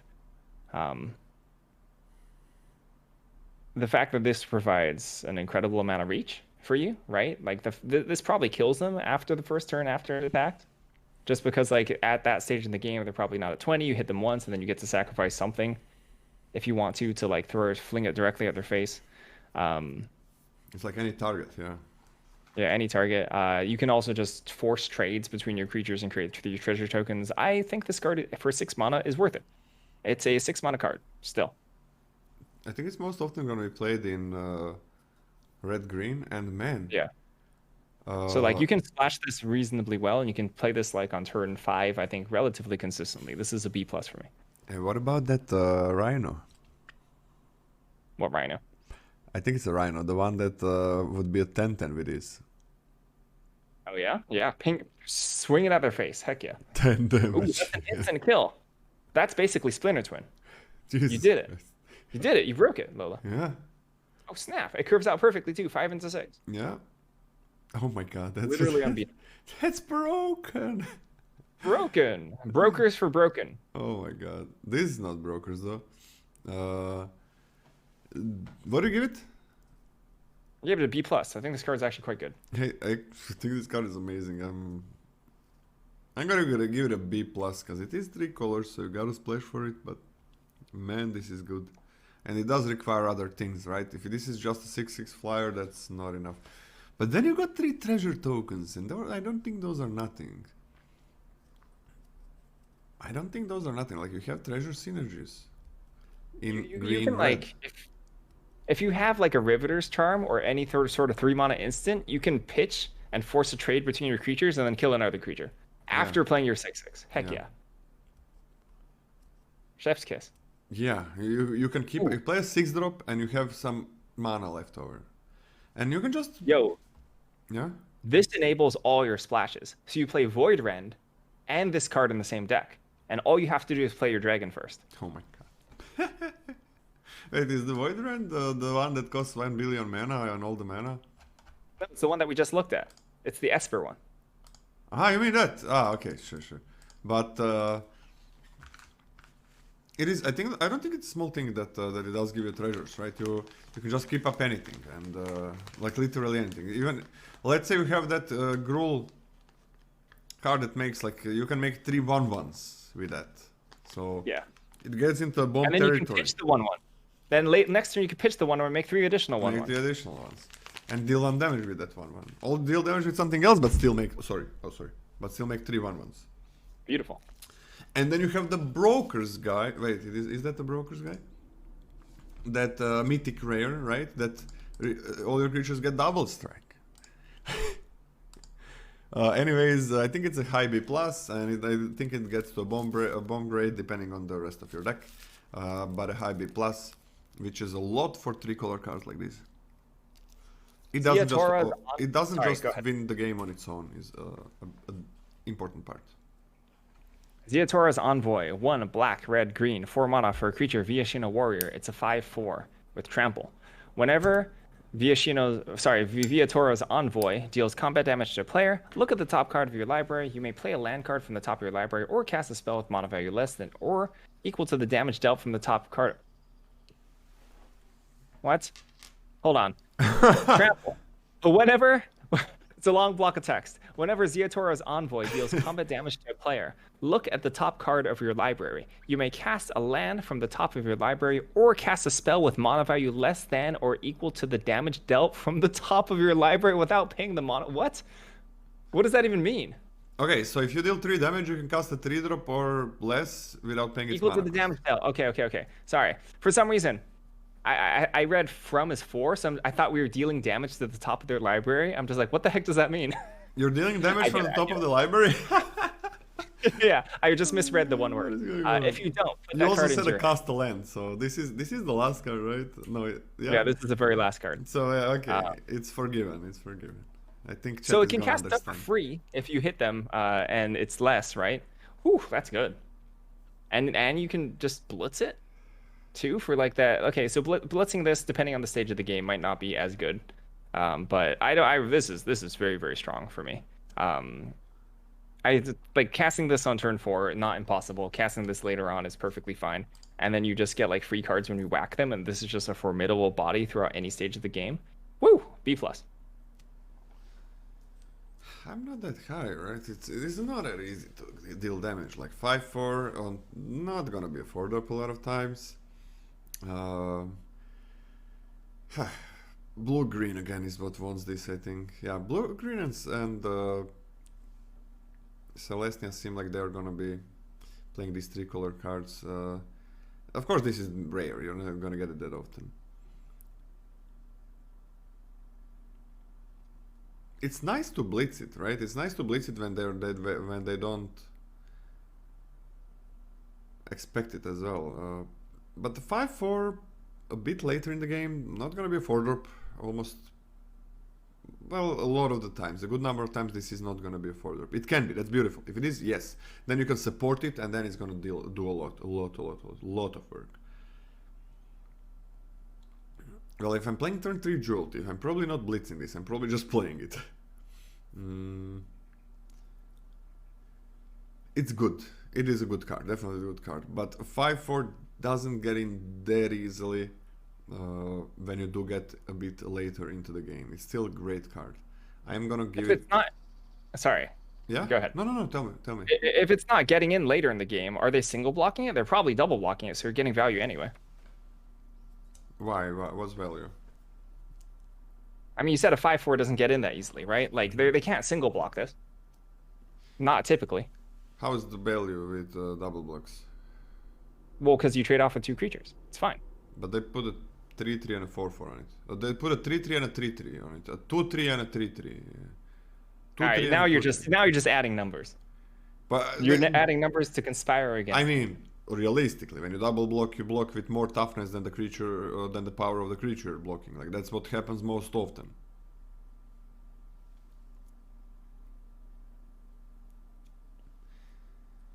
But it is gonna require to be blocked. So like tricks and instant speed removal is gonna get infinitely better with this thing. I love it, great card. But a 5-4 trample is not easy to get in if it's not in your main colors. And it's never gonna be in your main colors. It is gonna be one color is not gonna be the main one. So I'm more like a B- on this one. Even though I think it's incredibly powerful. All of these cards get a lot higher, all of these 3-color cards a lot higher, depending what you're doing. Depending on how fast you can get them in. Especially these ones that are really good on curve. The sooner you play this, the better it is. The nice thing about it, it is really good that it has Blitz, right? You're going to be drawing a card, and you're going to be probably playing something. And they don't really want to trade with your Blitz, so that's pretty good. Blitz is a big deal, so it's still a B-, I think. But Blitz pushes it almost to a B for me. But really good card, this one. That's it. We're done. Okay. All right. Well, that's the tier list. How do you feel about a set, man? It's fine. I should probably be more excited about it. It's new cards. I'm gonna play it. It's gonna be fun. Yeah, it's gonna be fun. I hope it's like, I don't know. I hope it's 70% of Neo, of what Neo is, because Neo is amazing. Neo is. You can like Neo. Neo is a freaking all-star for me, and if it's a part of that, I'm so happy. I can do, because Neo is, I can draft it. I don't know. I can just keep drafting it, and I'm not gonna get enough. Are you gonna be drafting it, Scotty? Yeah, I'll draft a little bit for sure. You're not going to pre-release, right? I'm not going to pre-release though. No way. I'm absolutely going to pre-release on Friday. That's in 2 days, man. I'm gonna play this fucking set in 2 days. This is the best thing ever. Oh yes, baby. Maybe go to more pre-releases, man. Because this is. We didn't get the paper pre-release before arena pre-release for a long time now. It was always digital pre-release happening earlier, or just a release, right? Release. So in the last year or two, whatever, Corona time. So that's amazing. That's amazing. By the way, Planeswalkers are of no family, right? Planeswalkers do not have a family in this set. Right, guys? Yeah, I think so. I don't, like, it wouldn't make flavor sense why they would have families either. Exactly. So, okay. I mean, why not? Why not, Scotty? Flavor reasons? Why the Planeswalkers wouldn't have a family? Yeah. They don't. They're foreigners on the plane. Why would they be like adopted into a family if they're just exactly visitors? Makes sense. Yeah, but Yeah. I mean, they might have stayed there for a while, right? And got into a family. It's not really a family, right? It's a mob. So, like, Planeswalkers do live on certain planes for a long time. Anyways, the question, my question was, if they are of a certain family, then I kind of wanna maybe think about that when I'm thinking about which family to choose, because you are getting one rare from that family, if I'm correct. So you gotta see all the stamps, these stamps. We gotta see all the stamps. If that's how it is, we gotta see all the stamps. see the uncommons, commons, rares. We gotta see all the stamps, see what family to choose. It is not just about, oh, this family has good multicolored cards. It's like the monocolor cards also, you want them to be good. So this is gonna be very important part to choose for your family pack in sealed pre-release if you're going there. And I'm definitely going there, and I'm gonna think hard about it. I think it is gonna be, what I say, the brokers. I think it's gonna be the brokers, or what was the other one? What was the other one, Scotty? I like Cabaretti Cabaretti. as my second pick. Yeah, Cabaretti as a second pick, and I still got. I like Cabaretti because it bridges red, which has treasures, and I like brokers because it's brokers. Yeah, and Cabaretti has like all three are fine, are nice to play in sealed. All of those, and access to splashing. Access to splashing is so important in sealed. Like sealed is gonna be slow. Somebody's gonna maybe get lucky and make a good aggressive deck, but it should be a bit slow. I'm probably going brokers. Okay, well, Scotty, do you want to join me for a draft of Neo? No, I'm gonna go do life stuff. Live stuff, okay. I will live my life. You're gonna live your life. All right, I'm gonna... Here's just scrolling through the list. I can't sort it for some reason, but scrolling through the lists. Cards we have the biggest disagreements on. Arcane Bombardment, the 6 mana red enchantment that you love and you really want to make work. So I'm pretty sure that's sort of a hopeful grade for you. And I love it, but I gave it a bad grade, right? It was a D+. Yeah, I give it an F, that's why. Yeah, I gave it a D+. Big disagreement on Cabaretti Ascendancy, which you hate to beans and I think is a lot better than it looks. Yeah, so we'll see how that pans out. You still hate the card. Yeah, I don't like that. Relatively big difference on Obscura Interceptor, the one that connives, that's a 3-1 with flash and lifelink. I think you're probably more right than I am about that one. Because I think that your point about not having the bounce matter that much later in the game is good. That's a good point. So I'm probably a little bit too high on that one. Yeah, the tempo value doesn't matter that much. Yeah. I think, yeah. When late and the last big disagreement, I'm talking about a full grade disagreement for all of these. But the last card with the big disagreement is Brass Knuckles, which you have as a C, and I have as a D, and you're crazy. And I'm crazy. Yeah, you're crazy. Okay. That's my argument. I think it is gonna be okay if the set ends up being a bit slower. Like just giving double strike is freaking huge. The what's the name in Neo, the double strike equipment, the 1/1, whatever it is. Lizard Blades. Yeah.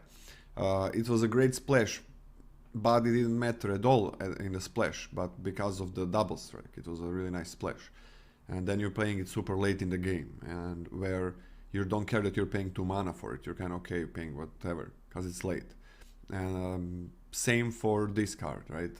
It seems bad. It also has added value that it can give double strike to some more, maybe for 1 mana, maybe you're equipping some things, but yeah, the biggest thing is that you care about double strike in late game. But we're gonna see. I'm excited about that card, but it could go down definitely.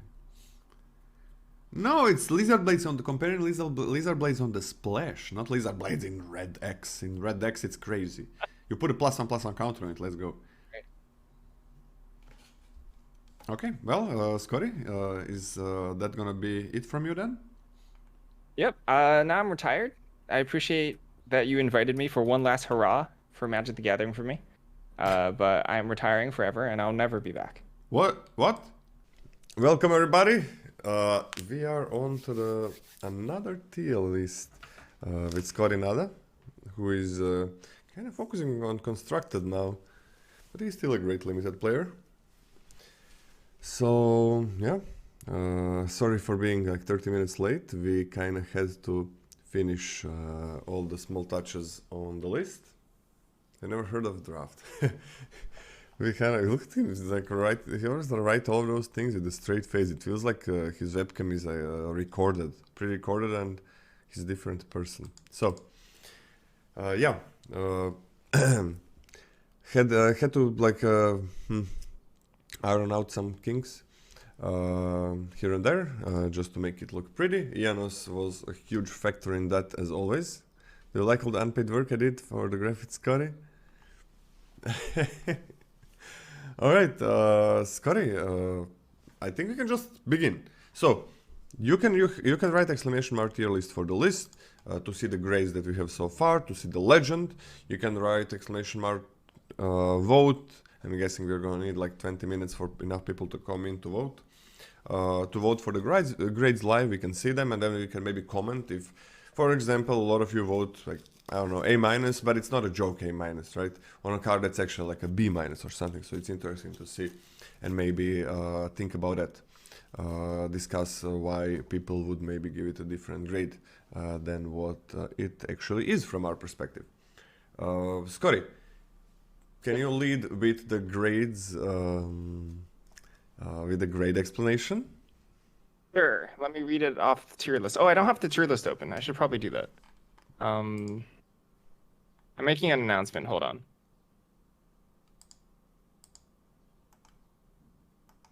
I am... I'll be there in just a second. Okay, Scott is making an announcement. Everything is an A. Well, there is gonna be every time when there's some card that's strictly an F, like there's gonna be like few votes on A, just for fun. But those are easy to identify, right? When there is like a strong card, but it's definitely not a bomb, there is no joke to make by giving it an A, right? So it's obvious that people are not joking. Like, oh, the card is very strong, let's for fun give it the bomb rating. So those jokes are obvious, yeah. We're gonna have some A grades for the F cards. Do the back end updating, right? Or what? What? I'm gonna update the grades on the tier list, right? Is that okay with you? Yeah, that's fine. Cool. I mean, you set everything else up. Sure, I'm gonna read off what it says on the list. Grades A, B, C, D, and F. Well, let's start with the A, the high. Best cards in the format. Bombs. Completely changes the game in your favor, will almost single-handedly win you the game. Step below that is Bs. These cards are amazing. Efficient removal, overstated creatures, powerful monosinks, anything that can be... that's above the curve for its mana cost. Cs, which is the bulk of the deck. The cards that are fine on curve. You're not very excited to play them, but not sad to play them either. Most of your deck will probably consist of these cards at this rank. Sometimes cards in this rank will not make the cut for the final deck. Ds. Ranges from medium to bad filler. Cards in this tier get cut a lot and require specific decks to be good playables. If your deck really needs a 2-drop, you have specific synergy with the card, or the card fills a weakness the deck has, for example. Most of the time, these cards will be cards you'll have to throw in because you're low on playables. And then Fs are unplayable. Hot garbage. Poop soup. That's what's written on the tier list, word for word. There's also tick marks on the tier list that we give. One is for ceiling in color grades, which basically means if there's a large delta between what grades we're actually giving the card versus what its potential is, right? Like quote unquote build arounds, etc. And then we also have a sideboard tick if something is particularly power potent out of the sideboard, but doesn't make the main deck, typically. Okay, that's about it. Now we're gonna see how we grade these since there are a lot of edges, like how we grade, if we should even be giving in color grades, right? For when we get to the multicolored, we are gonna kind of decide when we have like a set that's focused on multicolored commons and uncommons, right? Where there is a much larger quantity of them. The fixing is usually a bit better. So we kind of don't give in color grade. Maybe the ceiling, we change it to ceiling, but because we are going to be adjusting our grades a lot for like multicolor cards, and they're going to should be more playable than in other sets. But we're going to get to that when we get to that. Okay, are we going to do like, is this okay for you? Like, let's say you do the commons, then I do the uncommons, then you do the mythic rares, and then we just switch. Since it's two of us, we're always gonna switch it up. Is that okay? Fine. I want to talk a little bit about the set structure and Okay, background first before we jump in. sounds good. Yeah, this is Streets of New Capenna, which is, I don't know, like mobster world. But the uh, the theme of it, at least from the outside, is that it's themed into what are called shards, which are three color combinations focusing around the allied colors, which means, when we're talking about like Naya, Jund, etc., in terms of like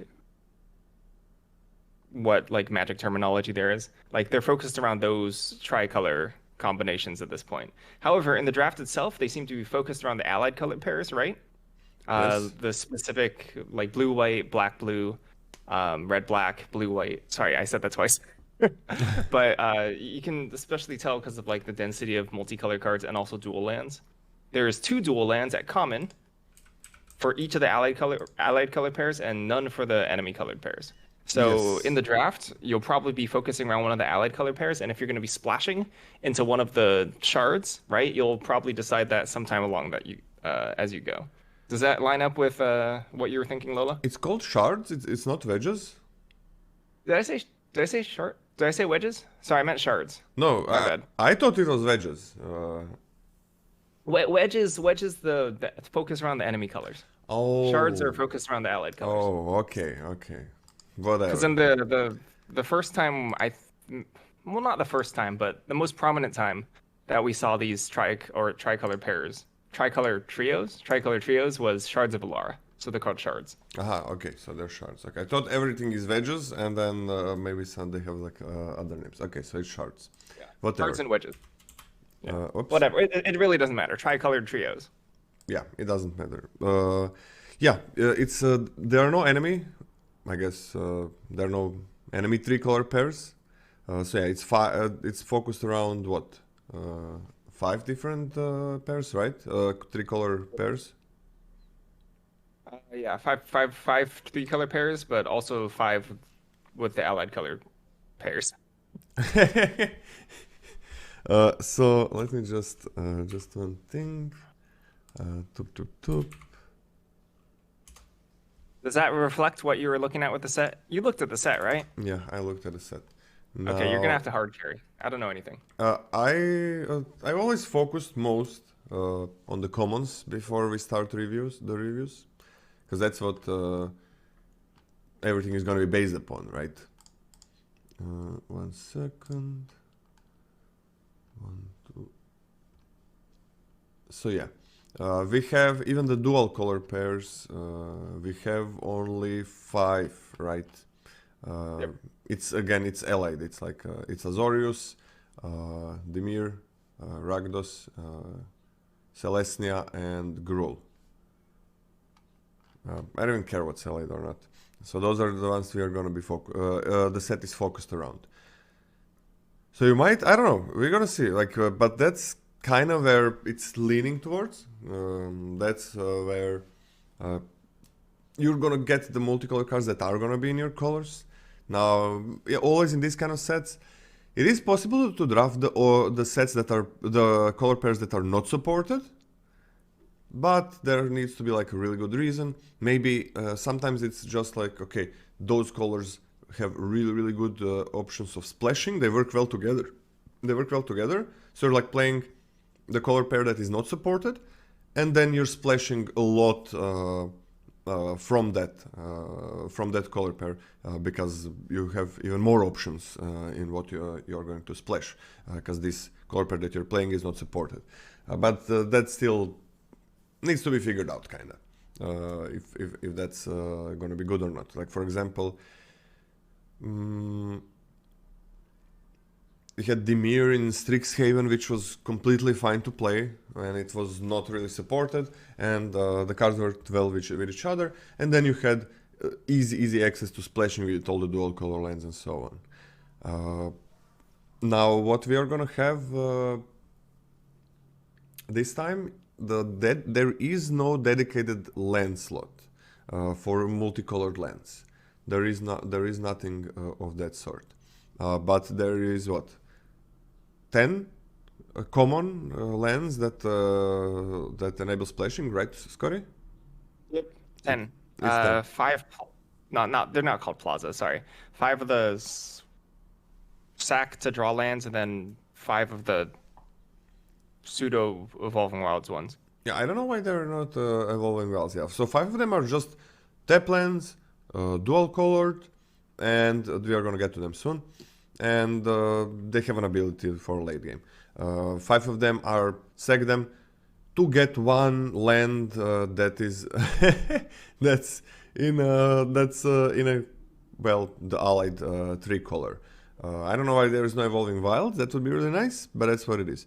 So you should be getting 1 land per pack, something like that, because there is 10 of them. I didn't exactly do the math, but it should be something like 1 per pack. So even though there's no dedicated land slot, there should be 1 lying around in almost every pack. I kind of wish that there was a dedicated land slot and that they could be in, so so things can be splashed even easier. But it is what it is. We're gonna see, and we're gonna talk about what we think how splashing is gonna look in this set. Did you want to add anything else about the general set, Scotty? Nope, I don't know anything. So let's go. All right. Well, you lead the way. Chrome Cat. First common of the set. 3 total mana. For an artifact creature cat, it's a 3/2. When Chrome Cat enters the battlefield, scry 1. Unexciting. But if this ends up in my deck, I'm not super unhappy about it. Generally, 3/2 stat line is very unimpressive. Scry 1 is sort of nice. I mean, there's not a lot for me to add on this card. I hope not to play this, and I hope not to take it particularly early, but I'll probably be actually putting a bunch of these in my deck. So I'm putting this at a D+. I'm putting this on a D. It's like, there was a time not so long ago where 3 mana 3/2 with no text in a color was something that you basically always played. It was like a D, but you still always had room for it. There is no artifact synergies in this set, if I'm correct. I didn't really see any. So just a D. If you need a 3-drop, I guess it can be your 3-drop. I mean, it has Cry 1, whatever. So yeah, who cares about the card? I don't think anybody wants to play it, but if you gotta have a 3-drop, it's playable.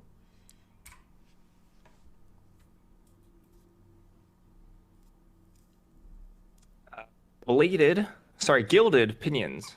Gilded Pinions is 2 mana for an artifact equipment. When Gilded Pinions enters the battlefield, create a treasure token. Equipped creature has flying, equipped 2. So yeah, this is like a relatively cheap way you can actually fix your mana, if you have to. Giving an equipped creature flying, even with no stats, is sort of niche in its applications. There are some matchups where this is actually extremely good, and there's some matchups where you don't really want to use this whatsoever at all. That being said, I don't think you want to...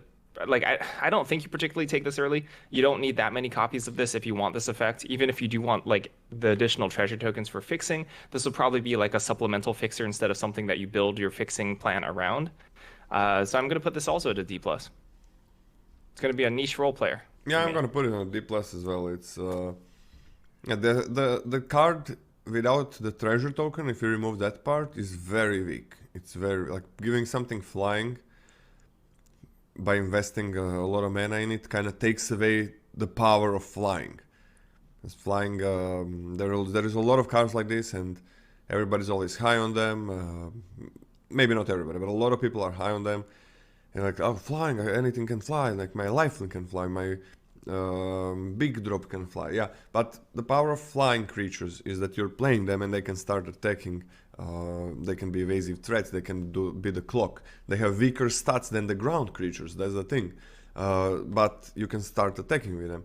If you start giving flying to your things for a lot of mana, well, now you're not gonna have blockers, right? So opponent is maybe even gonna have better attacks than you. So investing a lot of mana in flying is usually nothing special. But the treasure token is there, and that's the important part, right? So, I mean, I'm saying like, you know, fixing treasure token, whatever, but can't discount you can just slam a 4-drop on turn 3 with this too, so it's not the worst. Yep, that's true. That's true. I'm on a D plus as well. Like usually these flying cards get like D minus from me, and I almost never put them in a deck because just playing creatures is usually gonna be a faster clock than giving creatures flying. But yeah, I'm D plus, and chat is without set. It seems like mostly D plus D. That's how where this card is. I don't think it's gonna go to a C minus, but who knows? Who knows? Again, no artifact synergies, but treasures are good. They help only once with fixing is the thing, and I don't know how many help you will actually need. Okay. Halo Scarab, 2 mana for an artifact creature, insect. It's a 2/1. And you can pay 2 and exile Halo Scarab from your graveyard to create a treasure token. Yeah, this is also like so. This one in particular is not doesn't have like the same ramping effect as like the guild opinions, just because like you don't have agency over when this dies necessarily. There's like connive stuff, I believe, which I think is just a mechanic in the set that allows you to sacrifice creatures. But like if you're conniving this after playing your 2-drop and then paying additional 2 to ramp, like you're not ramping into anything particularly like busted before curve, typically. That being said, this is a extremely sorry, casualty, not connive. My bad. Thank you. C words. But this unexciting 2-drop that you'll put in your deck if you have to. So I'm gonna put this at a C. Sorry, a D. I'm gonna go up this. I think this is better than the last 2 cards. It can trade. It doesn't ramp, but it does fix at one point. I did put Chrome Cat at D plus. I'm pretty sure they're both about the same. I'm gonna put this at a D plus. Yeah, I'm on a C minus or a D plus. Like, how many 1 damage is there in the set is also interesting. I don't know. I'm close to C minus with this one, like, but it's still like 2/1 without artifact synergies. Nah, let's start it with a D plus. Like it needs to die, and then you need to spend mana. Not basically never gonna ramp you, but you can maybe play one, multicolor card that you couldn't otherwise, so that would be fine. I think this is a card that could go up to a C minus. Just gotta see how 2/1 is gonna bear in this set. But yeah, starting it with a D plus as well. Weak creature with a nice effect after it dies. Still, 2 mana is a real cost to use it.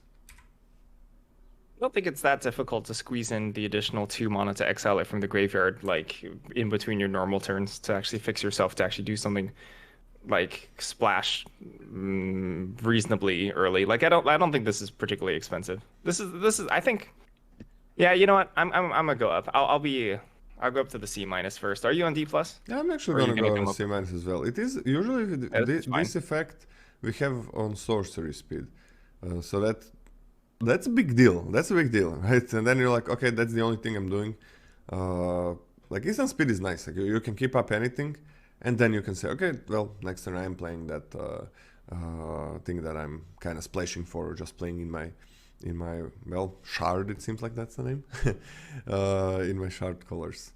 So yeah, instant speed is not a small deal here, and usually, basically, I don't know, in the last few years, every kind of this effect we get on on sorcery speed, so that means a lot for this effect, I think. Running a blank, I literally can't think of a card that does the same thing, that exiles from the graveyard to make a thing. Oh, there's I don't know, there are a lot in Modern Horizons. There are cards, you're gonna see cards here that are just gonna be sorcery speed as well. I'm not sure what else we got, but I know there were... Basically, I'm trying to say I don't know what you're talking about. Okay. You didn't play much Modern Horizons or any, right? I played Modern Horizons 1. No, I don't think there was anything in 1. 2 was even better than 1, man. That set was fucking perfect. I don't know why they didn't put it on Arena. not Modern, okay, I know why. Still, money. We wanted to give them money. Okay. Scotty. Ominous Parcel, 1 mana for an artifact. 2, tap, sacrifice Ominous Parcel, search your library for basic land, reveal it, put it into your hand, then shuffle. Or 5 and tap it, sacrifice Ominous Parcel, it deals 4 damage to target creature. 2 mana and sack after paying 1 for this is expensive for fixing. That's a heckin' expensive fixer. That's a bad fixer. It's not even a ramp. Yeah, it's very poor. That part. And then you tack on another relatively unexciting thing onto it. Normally, if you tack two unexciting things onto it, it's like usually way better than it looks, but I'm not particularly into playing this. I think specifically because there's basically many other better ways to fix your mana than this. I'm not super interested in going all in on ominous parcels, to be honest. The 5 to sack to kill a creature is nice later on, but it's extremely inefficient. I can't ever see wanting more than one of these in a deck. I'm gonna put this at a D plus. I'm gonna go on a C minus. I'm on a C range for this one. Like, I think you're gonna need fixing in this set. It's kind of shitty, right? Like 1 and 2, and you're not even ramping. The voting doesn't work in Iran because of sanctions. Okay. What? Okay. Ominous Parcel is nice, I think. I mean, it's not like you're not gonna put a ton of them in the deck, but 4 damage is real removal, right? At one point, usually the problem with cards that fix you, and that's their main thing. Usually we see that in green. Lately, green really had good, nice fixing that doesn't suck in the late game.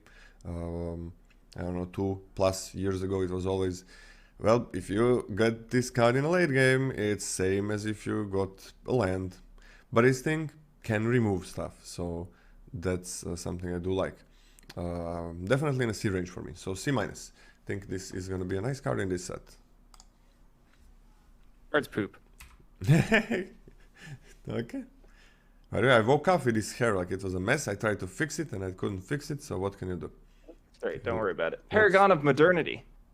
4 mana for an artifact creature, Angel Warrior, has flying. It's a 2/2. 3, Paragon of Modernity gets +1/+1 until end of turn. If exactly 3 colors of mana were spent to activate this ability, put a +1/+1 counter on it instead. I don't think it's actually going to be super difficult to be able to spend 3 mana for this. But it also means that once you hit 6 mana, it's a lot harder to add 2 counters a turn to this. That being said, like paying 4 mana for a 2/2 flyer up front is not very good. I don't really want to stack up on this effect, but if it goes unanswered for a long time, this is going to close out the game. So it has a function.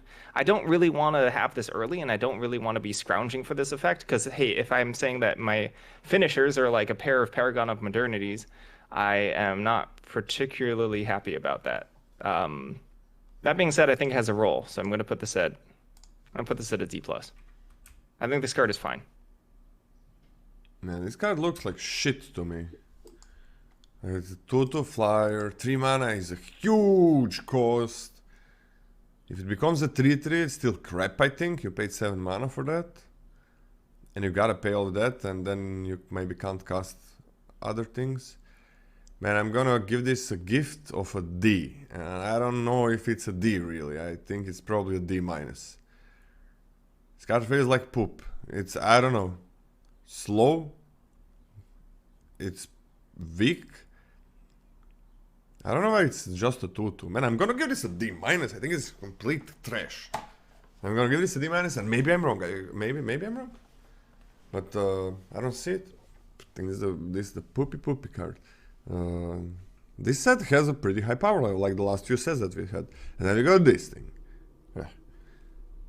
D-. I don't see how. I think the power level is pushed in a way where you still need to answer this.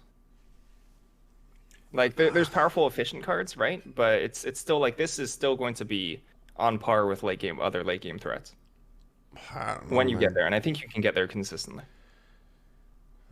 When you put in, then I'm just gonna be playing creatures and card draw and everything. Well, this is gonna be getting maybe a plus, hopefully a +1/+1 counter. But it needs to, you need to have 3 different colors, and you need to use them. So you can't play anything in those colors that you're drawing. You're probably not gonna have like 2 mana of each color. So this is gonna remove 1 color for that turn. I don't know, man. When you use it 4 times, I mean, you pay 12 mana. In a super lens, in a super stalled out game, sure, yeah, this is gonna be it. But there's so many cards I think that are good when you're stalled out, and stalls happen. Uh, but I don't want a card that's only good when that happens, and this feels like the one. I think this is horrible, just horrible. Chat is more with you. Okay, that's it for the card, Scotty? Nope, there's Quick Draw Dagger. No, I mean for that one. Oh yeah, the card's still poopy. They're all Ds.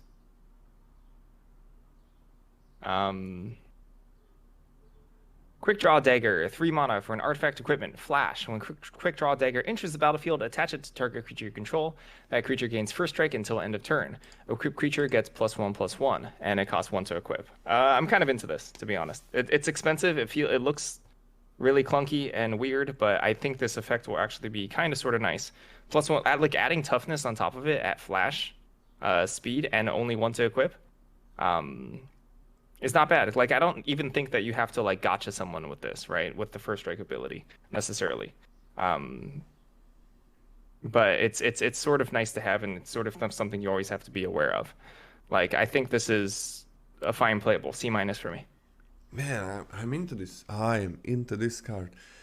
So the short sword was always nothing special, but the short sword sorcery speed, 1 mana to use, 1 mana to equip. So that's 2 mana you're paying. This is just 1 more. It's not a small thing, right? You can put the short sword and then equip it next turn. If this just makes you have any kind of trade, and then it's gonna just give. I like this a lot. This is a C+ for me. I think it's the best card we saw so far. Oh, first strike is only okay. If first strike was not until end of the turn, this is a B+. If this was not until the end of turn. I don't think it would be a C+. I think it would be like a B or a B+ or something. Well, this costs 3 mana. Yeah, I'm okay initially. I'm okay with it, man. Just get one Right, small... C+ is high. One small trade. Just get one small trade out of it. Right? Anything, like 2-drop trades for a 2-drop. I don't care. Anything. And then it's just gonna be +1, staying as a +1. Beautiful. I'll go up to C. C+ is high, though. Okay. Let's tackle all these at once. Yeah. So there's 5, as we were talking about in the beginning of the set. There's 5 of these tap allied color dual lands that you can pay 2 or 4 mana total to sacrifice them and draw a card. Amazing, right? So it fixes you in the early game. In the later game, you can cash it in for something else. Fantastic cards. I'm always higher on dual lands than you are in general, I think, in terms of our grades, but I think we're mostly on the same page about them. But these are great. I think these are some of the better fixtures in the set. I'm going to put this at a C+. All of them. All these are C+. What I usually give this? Usually give these like a C- or like a C at most. With this set, I'm fine with a C. Yeah, you know, you're probably gonna be picking them even when you're not sure that you want them, right? Because you know there's so many cards that you're gonna be able to fix for. We shouldn't discount the fact that there's only 5 main color combinations, right? So you're a lot more likely to want a specific 2-color pair, even if you're speculating on it. Yeah. There was a set recently like that. I forgot what it was. Strixhaven. Yeah, Strixhaven. Yeah. Strixhaven, like like it was a lot more likely if you speculate on a land that you actually end up in those colors because there's only 5 of them. And I think this one will be the same way. I don't think you were picking these lands highly in Strixhaven as well. It's like when you need them, you need them. I was picking them highly. The ability is, I don't know, wheeling them was not that hard, but there was a dedicated land slot, right? And it was it always a non-basic land in Strixhaven? That's how it felt like. I mean, no, it wasn't. There was no, like, no, it wasn't. You could have gotten like 3 of them in the same pack or something. I think. This premium is a D+. That's how I took them in the Strixhaven. That's how premium it was. I think, The T plus in Strixhaven? yeah, I mean, it was Whatever. so We're easy. not doing a Strixhaven set review. It was so That's easy to fine. get them. It was so easy to get them. Here, you're gonna want more, even more, right? I think you will want more. Strixhaven was, yeah, in anywhere but best of one, it was a slow set, yeah. Strixhaven was a slow set? The best color combination by far was aggro black white. No, that was only in best of one hand smoother No, I games. disagree. Whatever. We're not doing a Strixhaven set review. There is no fucking way. Blue was the best color ever in Strixhaven. Unless you're Alright, playing well, best of one, where you I always don't think force I have the silver. hot take on this one, but that's okay. But we should fight about it. Okay. What's the last of the dual color lands? The last what? I'm trying to find Waterfront District, so I was trying to find what the name was so I could give them the grade. Yeah, it was like, and what the hell? That's a super hot take. This like a year after Strixhaven, every single drafter that I talk to agrees that like best of one hand smoother, force silver quill if you really want to win, and any paper MTG online best of three blue. You're blue. You're always blue. Whatever it is, you're blue. That's crazy. Everybody fucking agrees with that, man. Except You're you. crazy. I literally have the exact opposite experience that everyone agrees with me. So here, look, we have great arguments. Everyone agrees with you and everyone agrees with me. Great arguments. Who agrees with you? Let's go. Who agrees with you? Who agrees with you? With me? Hem? I know Hem agrees with me. And Hem fucking always wants to play aggro. And Preddy. And I can't remember who else I talked about, but I know I talked about it a lot. But Hem fucking if he can play aggro anywhere in MTG Online or whatever, he's gonna play. No. I'll literally say tweet Ham or something and see what he thinks about Strixhaven. No. Because I'll concede specifically Ham. But he was trying to play Silver Quill in best of three, and then he said, okay, well, I guess I'm never gonna play Silver Quill in best of three, I'm always gonna be blue, and that's just how you do it. That's what he said. Welcome to the Strixhaven set review, y'all. He was trying to do it, because he just wants to be aggro. He just wants to make, if aggro works, he's gonna be there, and he's gonna steal a ton of games, right? That's what he loves to do. But it was so bad compared to blue, that even he didn't play any aggro after he tried it a few times in best of three. We'll ask some people. Like him. We'll resolve this. We'll resolve him. this in the definitively objective battlefield of online social media. Yeah. Broke his hideout. This is also a cycle. I view these as worse, a lot worse than the ones you can cash in to draw a card. The gaining life is fine, but the fact you can't fix both colors at once, I do think is relevant. I don't value quote unquote thinning my deck whatsoever at all. I don't care about that. I'm going to put these all at a C. I want to see as well, but I like this. But this, yeah, it kind of sucks that they can't give you both colors. But I mean, you're not splashing for dual pips, but still, it is pretty big, especially early game, right? Early game, this is a huge decision to make. Like, these are my main colors, yeah, 80% of the cards are in these colors, but I'm playing a lot of splash, and then I don't have that many sources, maybe not enough, so I kind of have to take the splash. Dual lands let you avoid it, even though they don't give you both lands, but yeah. I'm still fine with this. C. I'm on a similar level than the other ones. Let's see. Yeah, I think the other tap lands are way better. Yeah, these are These come all. with taps, right? Yeah, okay. We gave all of these combined grade, okay. Jet is on a C plus. I mean, this is just like how. Whoops. Yeah, this is just. I don't know. I think it's just people give them a bit different grades, but I don't think you take them that much differently, right? you probably don't first pick and second pick these over any other. If you give it a C+, you're probably not going to take it over any other C+ cards. But later on, they become better than other C+ cards if they enable you to actually play your deck well. So it's a bit interesting. Like C+ C or C+ here that grows in power if they are in the colors that you want. But it's not that good early, even though you can probably start by taking a lot of these lands, but then hopefully people are not going to be in your colors, right? And you can make use of them. Okay. Arc, you good, Scotty? Yeah, I'm good. Okay. Arc Spitter, for 1 colorless mana, it's an artifact equipment that says equip creature has, for 1, this creature deals 1 damage to target creature that's blocking it, and you can equip it for 1.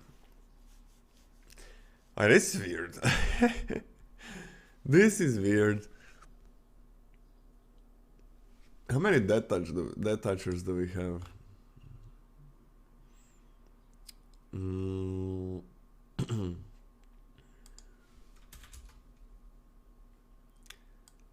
How many death touchers do we have?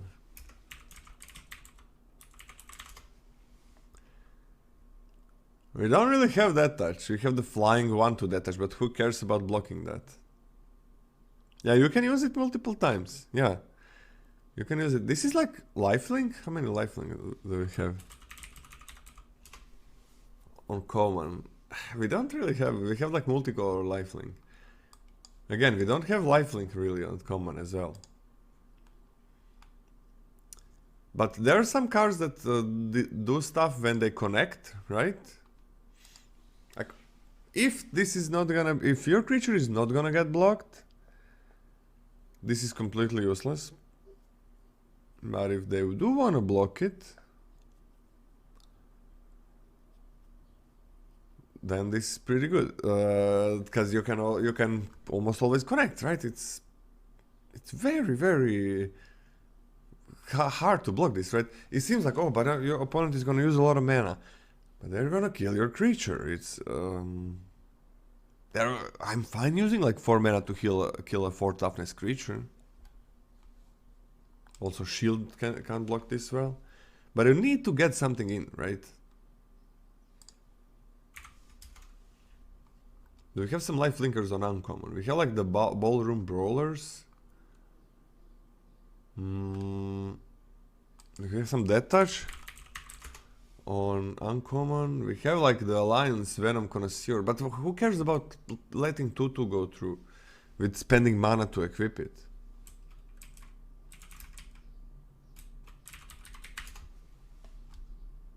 Let me see, combat damage. There are no there are no cards that that say deals combat damage to a player. There is no way. There is no way. What do you think about this one, Scotty? This card is horrendous. This card's terrible bad. The worst card I've seen.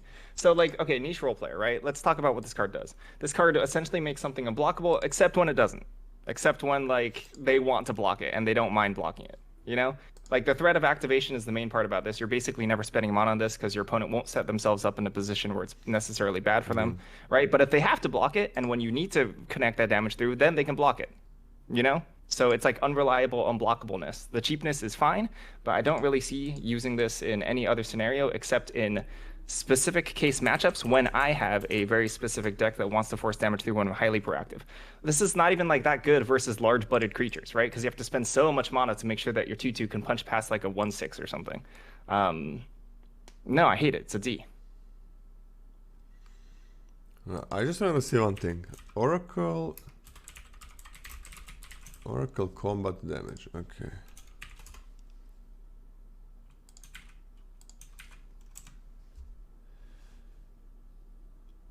There is nothing Oracle combat damage. What you started at? D. D. It does things. It does various things, and I think that all amounts to not good enough. I kind of want to give it a D minus, man. It's No, you can't be lower on me. I just spent so much time trash talking this card. You can't be lower. I don't know. It's illegal. Look, I just searched for like I couldn't remember anything, so I searched for a billion different things like deals combat damage, death touch, lifelink. Those are like fine, but because then like if they block your big thing with lifelink, sure you're gonna invest mana, but you're also gonna gain life. Death touch, obviously, you just kill it, right? Any creature that blocks it, but there is no death touch. There is like a 2/2. Ooh, 2/2 is gonna get through. And then there is there are no creatures that need to connect the face. There is only that sticky fingers, right? But your creature already gets menace, so you don't want to like put an aura on a creature, put an equip on a creature. It better be fucking great thing that it's doing, not just getting a treasure. There is nothing that cares about 1 mana artifact. I'm just gonna start this as a D minus, man. If I want something that helps me get things through, I just want to make it bigger with an equipment. I started with a with a D minus. I'm going. I have to, based on my values, my core values. I have to also lower it to a D minus. just so I'm not lower than you after you talked so much about it. This card's, I hate it. It is thinking. It is thinking. It's also gonna be a pain in the ass sometimes. There's the equip that wants more equip. There is that. That's true. But that equip Next, I think, right? Yeah. There we go. Brass Knuckles. For 4 mana, when you cast this spell, copy it. Equipped creature has double strike as long as 2 or more equipment are attached to it. Equip 1. Yeah, but that's really cool. Yeah, but this is really cool. This is definitely cool. Now that thing, that +1/+1 becomes even better, I think. Let me see how much equipment do we have? We have a good amount. We have a good amount. But most of them are kind of shit. Yeah, most of like the quick draw dagger feels like the best equipment. This is not an F. There is no way this is an F. You can equip for 2 mana. You can give double strike. That's the worst thing. You pay 4 and 2 and you give double strike.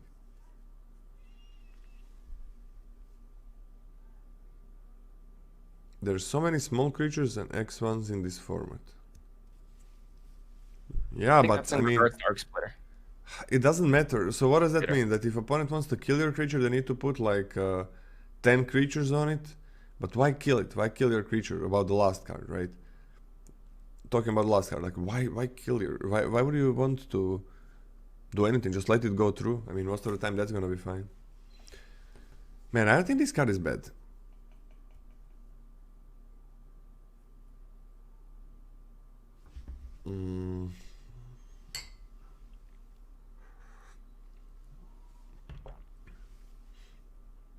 Aren't there 4 ones? But still, you're using a full card to do that. Like, you usually can make your 4/1.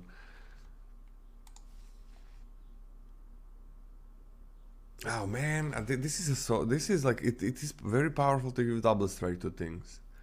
Man, I think I'm on a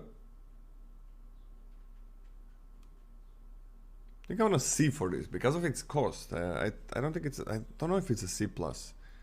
I think I'm on a C. Man, everybody hates it in chat. I think this is completely fine. Like, double strike is pretty fucking powerful to have. What do you think, Scotty? Dang, C? This card is also not super great to me.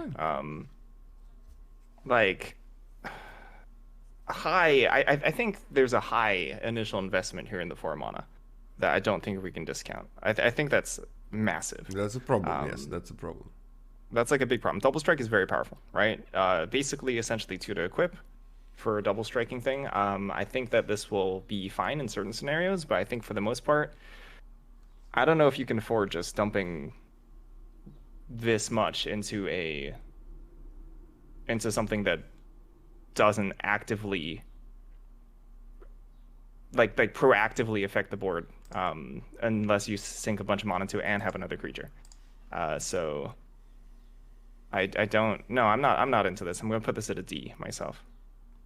Yeah, somebody said like this is good. This is gonna be crazy with a crowbar. It's true. The Like, there's crow. gonna be times where like this snowballs, right, for Mhm. you. But those scenarios I think could be won usually with other creatures as well. And I think this is situational enough where I'm not super high on it. Okay? What's the card I'm thinking about? This is very similar to a card of the past, but I know that comparing to something this long ago isn't super relevant. But I'm thinking of a card that gave double strike as well from like Mirrodin, I think. Flame breather, fire breather, flame spitter. What I don't card? know. I'm just more curious than anything. I think it's too long ago to actually make a comparison. Ah, you mean? Oh, you mean that like stuff? What is it The like? staff, Fire This. Shrieker. Thank you. Oh, that. Oh, I remember. I was so small when that came. I remember Yeah. that I was seeing that like, whoa, double strike, man. But Fire Shrieker poop. Sorry, I literally said I wouldn't compare it to is it something so Fire long ago. Shrieker? Yeah, it's Fire Shrieker, yeah. Is that the? Good, Oh good, my good cat. god, that was. Oh, I remember that. The small boy then. Yeah, that's a throwback. That was before I started playing Magic.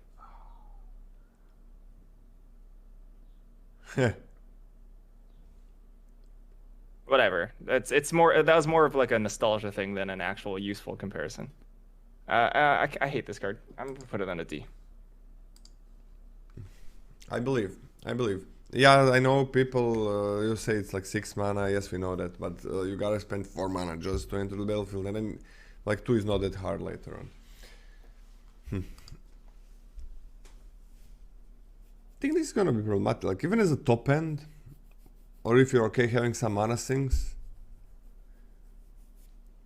maybe you do get that lifelink creatures. Like right, this is this. Then it gets problematic. It's just like okay, Lizard Blades is amazing because it's 2 mana and it's already a 1/1 double strike, and it can also If be I can't equipped. compare this to if I can't compare this to Fire Shrieker, you can't compare this to Lizard Blades. You said that you're for yourself only. I never agreed on that one.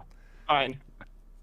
But the biggest power when you're splashing for a lot of times you were splashing for Lizard Blaze just to get that double strike, right?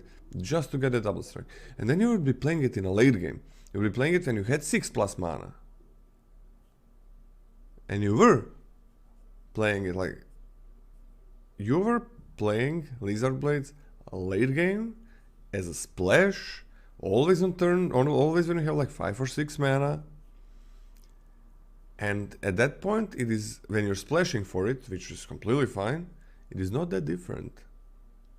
I think this is gonna be fine. You're gonna see.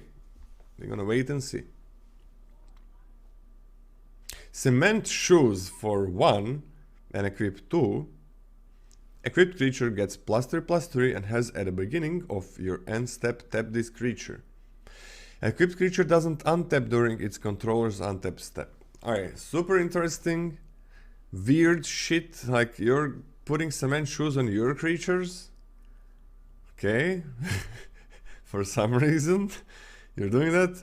I thought if they put cement shoes in this set, it is gonna be like a pacifism or something like that, or like water knot. I don't know how to call it. So, all right, you paid 3 mana. You give +3/+3 to something that you have. Broken. You attack. That's completely broken, right? But you can't unattach it, and it's always going to be like a removal for your creature for 1 turn, and you can't use it as on the blocks. You can't use it to block ever. It is only for attacking, and it is gonna, if you have 1 creature on the field, that creature is like, this is always removing a creature for you. This card is shit. Like they are never gonna remove that creature where you equipped it, I think.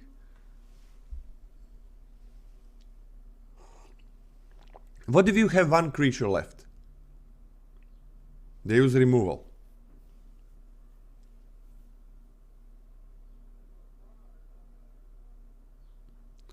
You have a token, you can use it as 4 mana +3/+3 every turn. Why 4 mana? Because you gotta move it, then move it back. So you have two creatures. One is a 1/1 citizen, right? Yeah. You equip the creature that you actually want to attack with that creature, then move it back to the citizen. The citizen gets tapped. That seems horrible. Man, I don't know. I kind of want to give this an F, but let's give it a D-. Maybe there's a place for it. I don't know. Like a super low D-. I'm kind of on chat with this one. Maybe I'm gonna just change it today. But I just want to see, maybe there's something that I'm missing. I don't know. How do you feel about blitzing? What, blitz and then use this on that? Use this on the blitz creature? Yeah. Seems like shit. D- for me as well. That's a high cost to pay. Scuttling Butler for 3 mana. It's a 4/1 construct. At the beginning of combat on your turn, if you control 2 or more multicolor permanents, this thing has double strike. Well, that's pretty exciting. It's either horrible or it's good. Or it's really good, right? This is like 4/1 double strike, man. That seems problematic. Huh.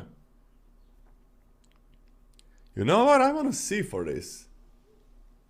Do we give this a ceiling grade? No, it's not just achievable. This is a multicolored set. So Okay, so I don't think there's actually that many multicolored cards, but the citizen tokens are all multicolored. Oh, the citizen tokens are The citizen tokens are all green and white. Let me see just. I'm shocked. I'm just gonna take a moment to like be impressed with myself. I literally looked at the set for 10 minutes. Nice. I'm impressed with myself. Good job, me. Good job, Scotty. I mean, why do you say there are not that many multicolored cards? There is like 3 per like one. There are common multicolored cards. Are there actually commons? Okay, well I looked at the set for 10 minutes and I apparently missed that. Ah, okay. I thought there were common 3-color things. There are common. No, you're right. There's common 2-color ones. And common. No, this is easy. 3-color. Yeah.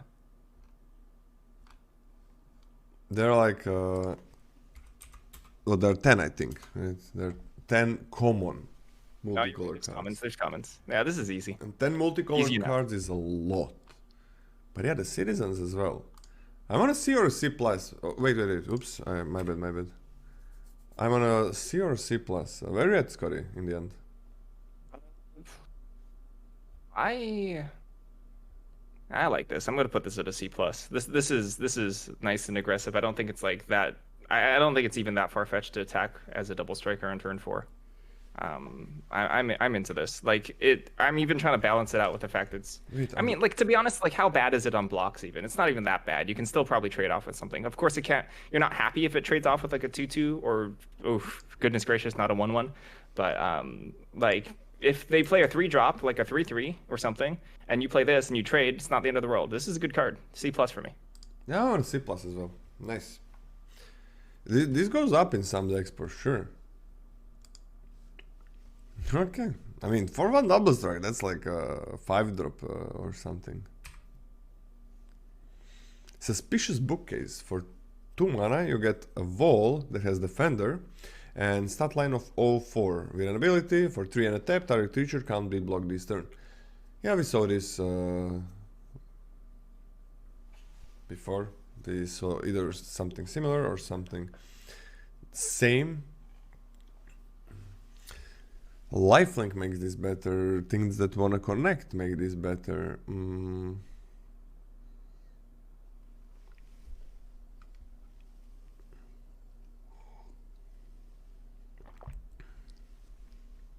Huh.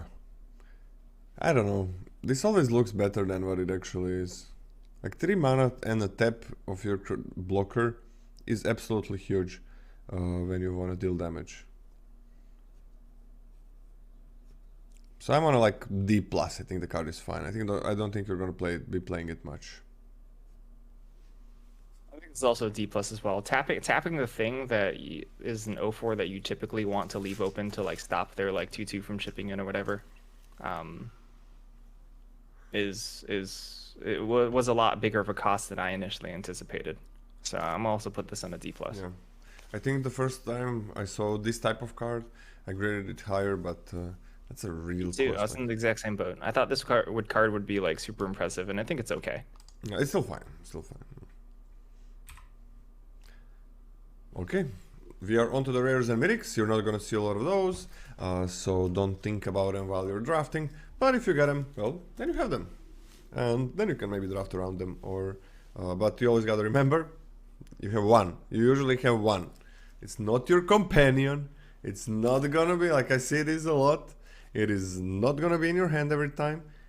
You do not draft around rares like unless there is a real specific reason to do so, or the rest of your deck is gonna be good. The most important thing, commons and uncommons need to be good on their own without the rare. But yeah, let's go. Getaway Car, 3 mana for an artifact vehicle. It's a 4/3 with haste. Whenever Getaway Car attacks or blocks, return up to 1 target creature that crewed it this turn to its owner's hand. 1. Sorry, crew 1. A little bit bizarro. Obviously, the dream is to rebuy into the battlefield effects, which will happen sometimes, but not like super often. The fact that you can go 2-drop and to haste this out on turn 3, and you don't have to return something, you only return something if you want to, is nice. This is a solid playable in my opinion. I'm going to put this at a C+. Yeah, like this, C plus as well, and gonna be nice if it can. If I get like the virus beetle. I mean, there's a card that actually is a virus beetle, so that would be completely fine. Haze does a lot here. Yeah, I like this card. C plus. Like, okay, well, I guess rules wise, even if something has 0 power for whatever reason, you can also crew with the 0 power thing in addition. You can overcrew stuff essentially. Like if you have a 1 power creature and a 0 power creature, you can crew with both and bounce the 0 power creature, right? That should work. I think people are very familiar with this because of the last set, right? Some fine vehicles, and then you have a puzzle maker and a 3/3 or something, and then you always want to crew with a puzzle maker as well.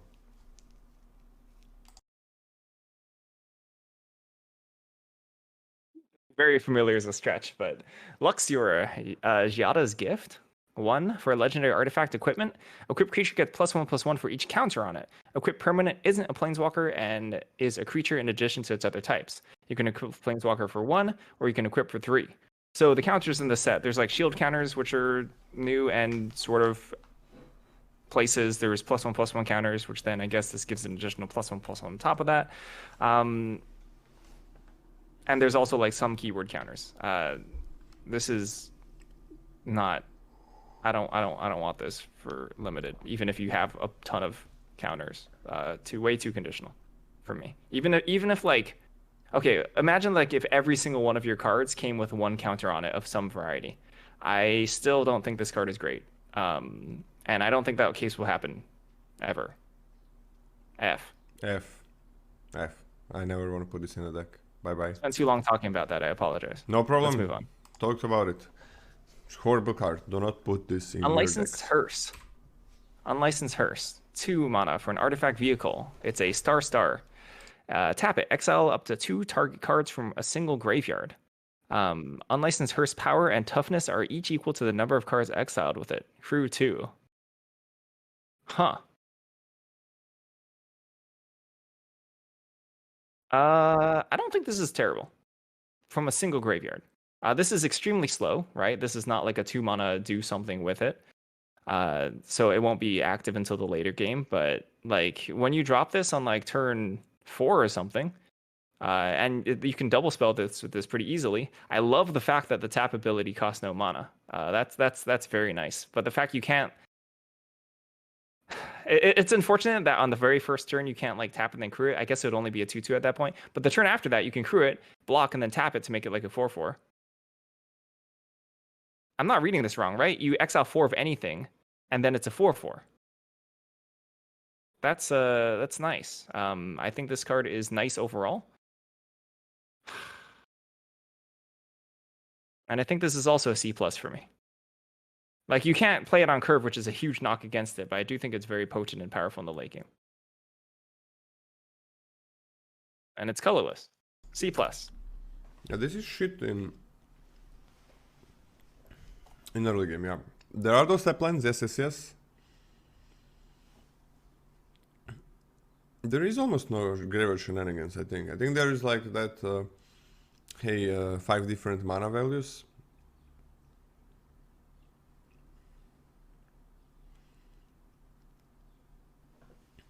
Sometimes this something's gonna be really bad, but it does grow pretty fast. Like, it is gonna be a 4/4 blocker. Not the turn that you played, but the next one, right? But you still need to crew it. It grows so slowly though. This doesn't need haste to tap unless you make it a creature. Did you say that? There's no graveyard shenanigans? Isn't the entire blue-black archetype supposed to be like diversifying your graveyard stuff? Yeah, I mean, I don't think said it's a huge part I of said it. except five different Oh, sorry. mana Did you values. say that? I just wasn't listening to you. It's 5 different. I tuned you out. My bad. 5 different mana values, right?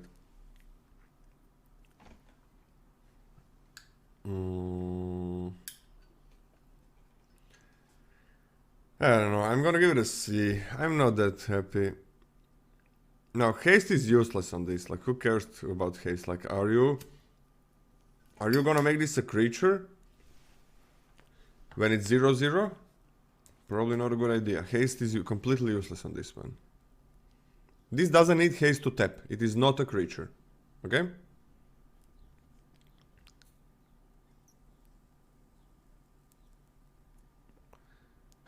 Dare you to make it a creature one. Oh, yeah. That's I'm just gonna give it a C. I think it's fine. But it's super slow to get going. It's super slow to get it big. It's a little annoying that you can't grow it and attack at the same time. It would be very nice if you could like grow it and attack. So it's Yeah. like scaling, you know? So it's like attacks as 4/4, then attacks as 6/6, but never do that. Just so slow. And the only thing it is a creature that's hopefully gonna be big at one point. Man, I'm gonna give this a C minus. I might be wrong, but I'm just gonna give this a C minus. Is that okay? Yeah, okay. I think I want to go down to a C. I think I overlooked the fact that you can't grow and attack at the same time. And But it is nice it scales on blocks, I guess. Yeah, that's nice. But the only thing this is ever gonna be is a big creature that is gonna be slow to get in. That it's not like you have 6 mana, you play this and then it's gonna start growing. No. Still needs a lot of cards in the graveyard, right? It's not like, oh, 6 mana, I play this, now it's time. It's turn 6, 7, 8, whatever. It might not do much on turn 6, 7, 8. There is that green card. I don't think it's I don't think we should discount completely that having a keyword big creature. Sorry, like just having a large creature that's that dodges sorcery speed removal. That's relevant. There's a Civic Gardener that when Civic Gardener attacks, untap target creature or land, but it's a 2/2. So how can it attack? What do you say? Sorry, Scotty. What do you say the last thing? I think there's a lot of merit. Like you're saying, just like it's just a large creature, but I think a large creature that dodges sorcery speed removal is good. That's a good feature. That's a very good feature. Yeah, that is nice. There is a lot of I don't know, man. I don't know why they made basically all the casualties sorcery speed. It takes away so much. Like, the interesting thing about casualty is instant speed. I really wish it was instant speed. If they tested it and it was too strong, make it a little bit weaker. But I really like casualty being instant speed now. Casualty is you copy a spell when you sacrifice a creature with power X or greater. That we're gonna see that, but that would be so nice, man. That would be so nice.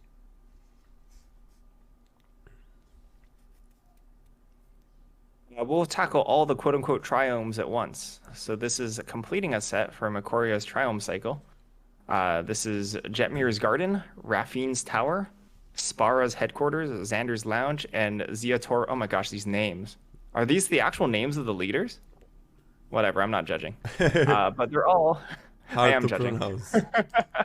They're all tap lands that produce 3 colors of mana, and they have cycling for 3. So from their hand, you can just pitch them in the late game and cycle some stuff. I think it should be noted that since this set focuses around 2 color combinations with splashes into the 3 color combinations, this is not necessarily like, oh, there's so many different combinations. It's not like, oh, I'm totally gonna like fix this for red white typically. It's usually just for green white or red green. That being said, I think this is very good. I do like these a lot. Big fan. C plus for me. C plus for me as well. I love them. There we go. These are all of these lands. C plus for all of them. And we are on to white. So what do you say about colors, Scotty? Not that much fixing in a set like this, huh? Not much fixing. I think there's a lot of fixing. Like 10 colorless lands at the common slot, I think is healthy and good. I think There's like some semblance of things that make treasures. There's that stupid poopy 1 mana card that you like and I don't really like. you know, I think so far, if you just look at the colorless, fixing in Kamigawa is better. You have the terminal, which is beautiful. You have the 2 mana. What's the name? It's gas. Huh? I agree. Terminal was gas. Yeah, you have the terrarium, like on common. Terrarium was poop. I'm sorry. By the way, scoreboard in your camp on that one. What's on that one? I was Terrarium guy in the set review, and Terrarium was not that good. It was okay. It was okay. Yeah. Oh, okay. Yeah. Nice. You were right. Win. You said it was gonna be okay. I said it was gonna be good. You were right. I'm guessing you said this was gonna be very good. I was like, oh yeah, this is a Terrarium set. I'm gonna like first pick a Terrarium, be happy with it. No, I would never do that. But man, those two, I like more than any splash source in this set. Fair enough. And then there are still lands, right? There are still lands. I don't know, man. There were lands there were lands. It feels like fixing was better in the last set, where we didn't really even need that much fixing. I really hope. I don't know why there is no mana rock in this set. Weird. But we are just judging that from the colorless perspective, okay? We are still gonna get to the multicolored, I guess, 3-color creatures that are gonna make your lands 3-color lands. So I'm just talking about the colorless here. Okay,